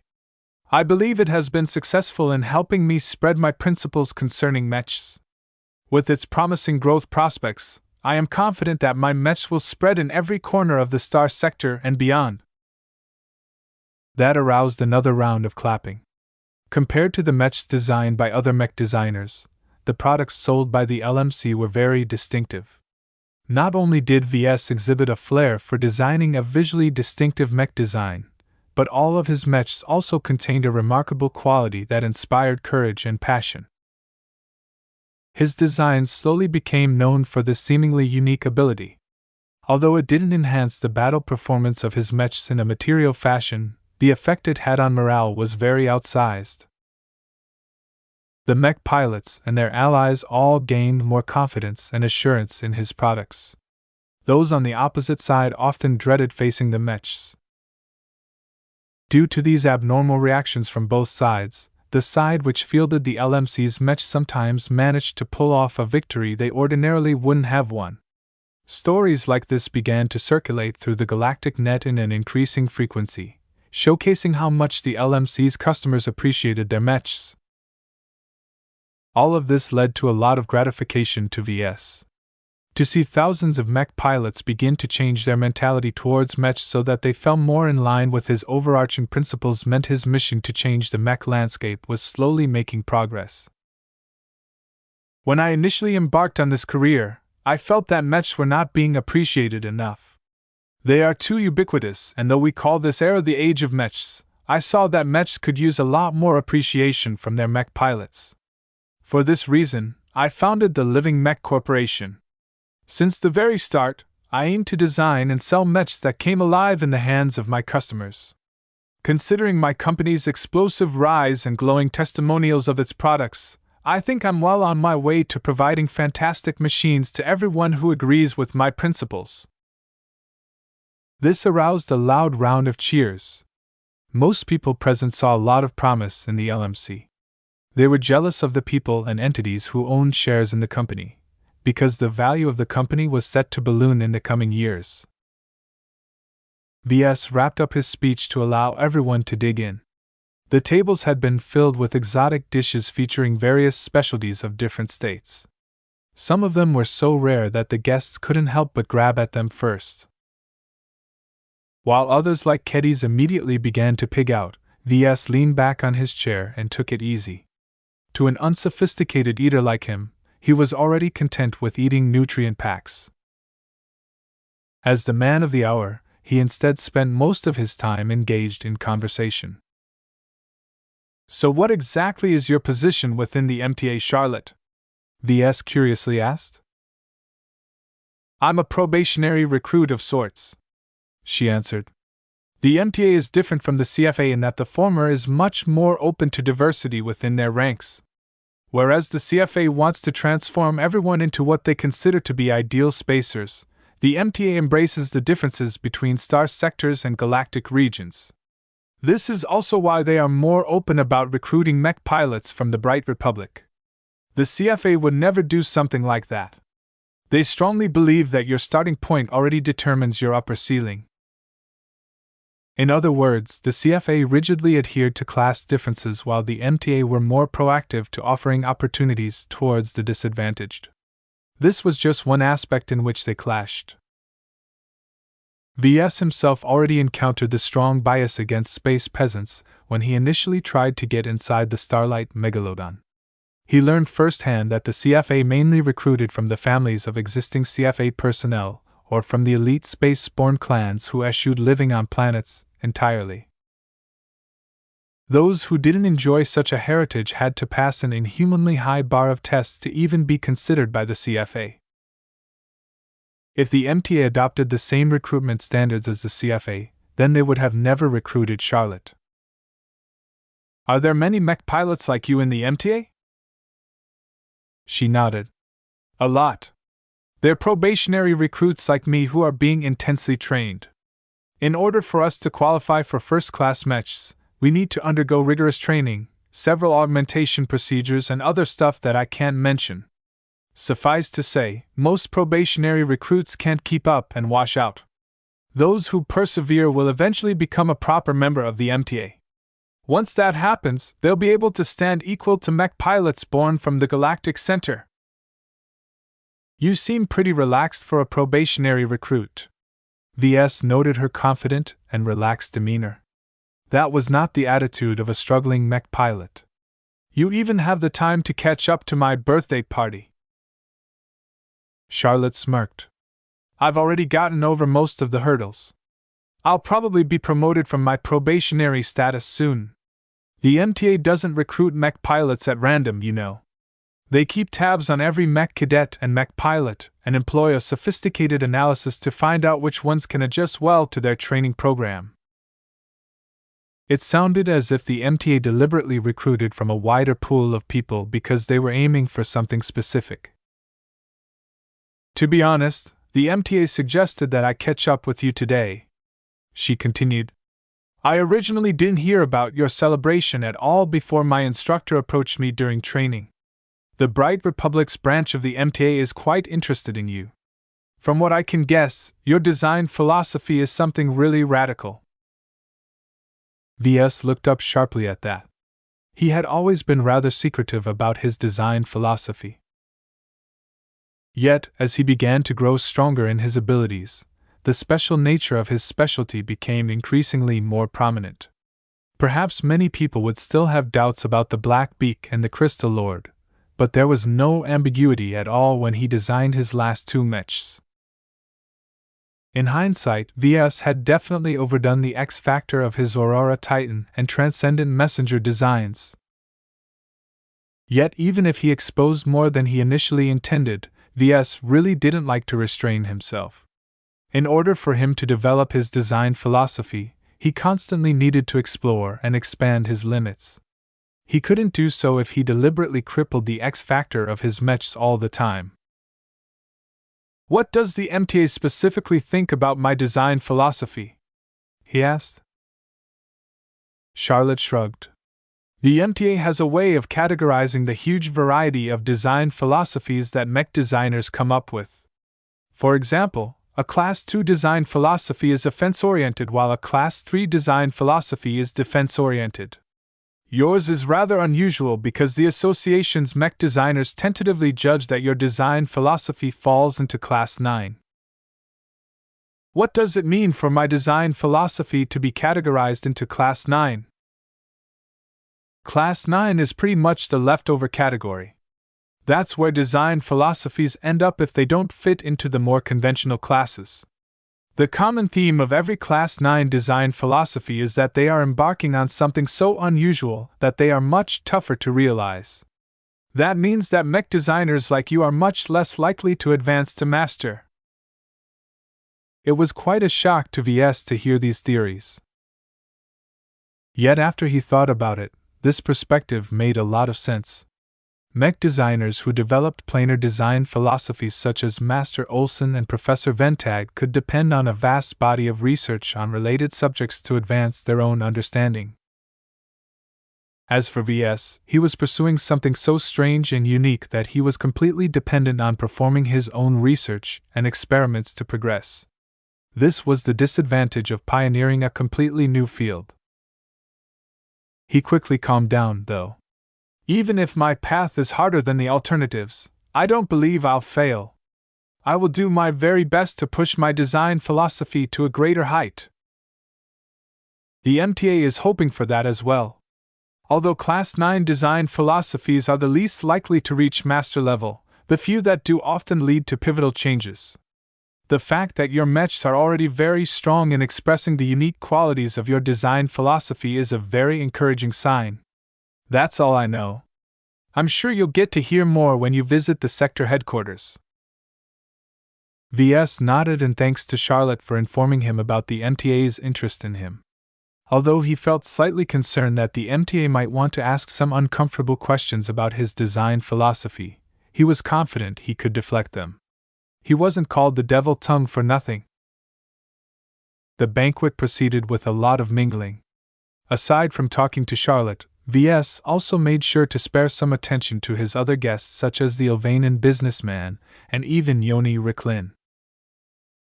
Chapter 1250 Looking Forward. The rest of the evening proceeded harmoniously and without any incident. By the time the celebrations came to a close, Ves stepped outside the banquet hall and stood next to the immense feat of the Aurora Titan installed as a temporary display model. Standing in such close proximity to his impressive mech left a strong and profound impression to the visitors who were about to depart. Ves greeted and shook hands with each person who left. "Thank you for the mug, Riella. I'll be sure to return the favor. Tell Melinda I love her and her present. It's nice to get in touch with you again, Charlotte. Good luck with your career within the MTA. I hope you enjoy your stay in the Bright Republic, James. Ilvanans like you are the future of the Protectorate." After the long row of guests each received some well wishes from Ves, his grandfather finally received his own turn. "You've grown a lot, Ves." He smiled in a way only a grandfather could towards his grandson. "I'm so proud of you, and your father would be proud of you as well. One of the reasons why I'm working so hard is to save my father. I still have a long way to go before I'm powerful enough to make a difference." Both of them sighed and looked sad. Their mood always plunged when they talked about the missing Larkinson. "Ves. Please don't take this the wrong way, but slow down. Don't take too many risks. You've already achieved a lot of success, but it's only going to get harder from here. Your father wants you to be happy and safe. He would never want you to wear yourself out and ruin everything you've achieved just to save his life. If it comes down to it, he would definitely sacrifice his life in order to protect you from the dangers you've incurred. Although his grandfather's advice was very pertinent, Ves already threw it out of his mind. Slow down? Take less risks? As if. I will be sure to keep your words in mind, Ves lied. There's also something else you should know, Ves. The previous war ended early for a very good reason. While I don't know much and I'm not at liberty to divulge what little I do know, I think the Bright Republic might get swept up in something very dangerous in the future. In light of this, I think you should prepare for the worst and prepare a number of contingency plans in case your facility here on Cloudy Curtain is destroyed. Ves frowned. He hadn't put much thought about this looming threat. The few people that knew more all kept their knowledge to themselves. Is it that bad, Grandpa? I don't know. It might be something that can ruin the Bright Republic, but it can also be something that will sweep past us without paying us any mind. All I can say is that it is best to have a plan B in reserve so that you won't end up starting from scratch in case your assets are ruined. Ves tapped the side of his head. Don't worry, Grandpa. My most valuable asset is my ability to design mechs. As a journeyman, its value has skyrocketed. As long as my mind is sound, I'll always be able to rebuild no matter where I end up. Even so, the LMC already has some plans in mind to diversify its operations. Aside from investing in the joint venture based in the Ilvain Protectorate, the LMC might expand to other states in the future. Ves did not want to be limited to the Bright Republic and had always insisted on expanding his reach. With the authorizations and permissions he received from the Tovar family, the LMC faced fewer hurdles than before. Before his grandfather left for the shuttle that would take him back to orbit, he shared one more word of advice. One more thing, Ves. Although you're old enough to decide on how you live your own life, don't pour every moment of your life into work. Although you've achieved a lot of success, what is the point of working so hard if you don't get to enjoy it? Take it easy and find a girlfriend. I hope to meet my great-grandchildren at some point. His grandfather chuckled as he left Ves with those words. For his part, Ves didn't dismiss them as readily as Benjamin's previous advice. I really should get a girlfriend, maybe. He sighed as he watched his grandfather and the others board their shuttles and depart from the mech nursery. His brief reunion with Patricia made him realize that other people were already taking their next steps in their lives. His work was no excuse for him to avoid his love life. The only problem was that he didn't have a woman in mind right now. If Ves wanted to pursue a serious relationship, he really needed to find someone who he clicked with. For someone as paranoid as him, he wanted to share his life with someone he trusted. Although he didn't insist on it, he wanted his partner to be a mech designer as well. If the two of them shared the same profession and rank, they could open themselves up to each other on a deeper level. Where could he find a woman like that in the galaxy? Ves! Kedis walked up to him in her lavish red dress while hugging Lucky. This was a nice evening. I think your birthday party is a definite success. Meow. See? Even Lucky agrees. Ves smiled sardonically at her. Lucky is merely reminding me of my promise to him. Exotics is all he cares about. Really? How can you even tell that? All I hear from Lucky are meows. I just have a way with animals, I guess. Perhaps that's my true superpower. Kedis slapped his side with her palm. Oh, you! Don't joke about that. I'm sure that journeymen like you are hiding something good from us lesser mech designers. I'll find out the truth myself when I advance. It's hard to become a journeyman, you know. Don't take me as a typical example. I'm a very big exception to the rule. Although exceptions always existed, the majority of mech designers who advanced to journeyman had already reached their middle or later years. That wasn't as bad as it sounded like, because once they reached this height, their ability to make money increased drastically. Once they worked hard for a couple of decades, they could afford to extend their lives by a century, giving them a lot more time to bloom. Even so, Ves did not want Kedis to turn old when she reached that point. Journeymen who advanced in their later years often didn't exhibit the amount of enthusiasm and drive towards becoming a senior. I've always told you not to treat me like a kid anymore, Kedis whined. I'm constantly catching up to you. I'm already making brisk progress in designing my new variant. Oh? Which base model is your variant based upon? It's a secret. She grinned. Kedis refused to divulge the details of the variant she had in store, so they quickly moved on to another topic. You're about to go on a really important trip soon, right? Yep. He nodded. A journeyman is a lot more significant than a novice or apprentice. That's why it's not enough to visit their smaller branches in the Bright Republic. For a mech designer like me to visit the sector headquarters is both a pilgrimage and an implicit oath of subservience.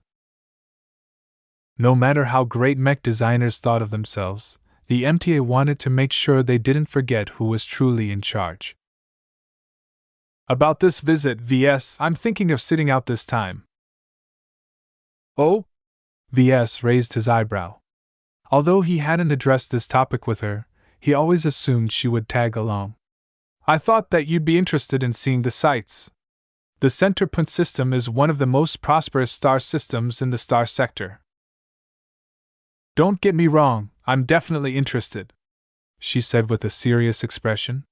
However, seeing you celebrate your success today made me realize that I really need to step up my game. You work so hard all day and rarely take the time to relax and enjoy a day off. How can I do any less if I want to reach journeyman within a decade? I think I need to devote all my time to my design work in order to make a lot of progress. He hadn't expected such a strong level of dedication from Kedis. Although he was slightly concerned that she would wear herself out by engaging in mech design all day, he was very gratified at her dedication. If that's your choice, then by all means stay. Just make sure to pace yourself, he said encouragingly. Ves and Kedis craned their heads upwards as they witnessed all the shuttles lifting off into the air. The aurora tightened behind their backs, enveloped both of them with its homely and welcoming aura. The birthday party came to an end. As an army of cleaning bots descended from the ceiling to clean up the entire banquet hall, Ves began to cast his gaze beyond the present. What is next? Aside from visiting the sector headquarters, Ves also remembered that he promised to pay a visit to Master Olsen. She'll probably expect me to accept an assignment. As long as it didn't take him away from home for too long, he was fine with whatever she had in store for him. Even though he hadn't derived that much benefit out of his apprenticeship to Master Olsen, he always enjoyed the implicit protection of this status. Although the umbrella he was taking shelter under wasn't very big compared to the ones she bestowed to her core disciples, it was better than nothing. The more he enjoyed her appreciation, the greater her support. Ves already understood Master Olsen adhered to the principle of equal exchange. This meant that if Ves wanted to expand his umbrella, he needed to work for it. Right now, Ves possessed too many sensitive secrets such as his design philosophy. If he wanted to fend off the MTA's inquiries into his specialty, then being able to invoke Master Olsen's protection was a big convenience. Heh. I'm basically treating my master as a shield at this point. He couldn't help it. With the system, Ves didn't have much use for Master Olsen's tutelage. Even the access to additional sources of knowledge that she provided hadn't been very relevant to him lately. Well, I'll see what my master has in store once I meet her again. Night fell over the mech nursery as VS turned in for the night. The next day, VS woke up refreshed and content. After wearing his smart clothing in a different but still luxurious configuration, he entered his penthouse office. Some of his presents he received last night now resided on his desk. VS filled up his devil tongue mug with coffee as he admired his grandfather's prosperity tree placed next to Melinda's planetary guard mech figurine. "This tree is a little weird." It looked similar to a bonsai tree. When VS read up on prosperity trees, he found out that they originated from an odd planet in the new Rebirth Empire. Prosperity trees emerged from a mutation due to the anomalous circumstances of its origin. They were very difficult to grow as most seeds failed to sprout. The few that did experienced incredibly slow growth. If nothing exceptional happened, the prosperity tree on his desk would never be able to grow large enough to overtake his desk. However, there's an exception. On rare occasions, a prosperity tree might enter into a sudden growth spurt. Although many exobotanists tried to figure out the cause behind such an abrupt switch, they still hadn't been able to explain the reason for this transition. As a result, the Rebarthans started to consider prosperity trees as a symbol of fortune. "Is this really true?"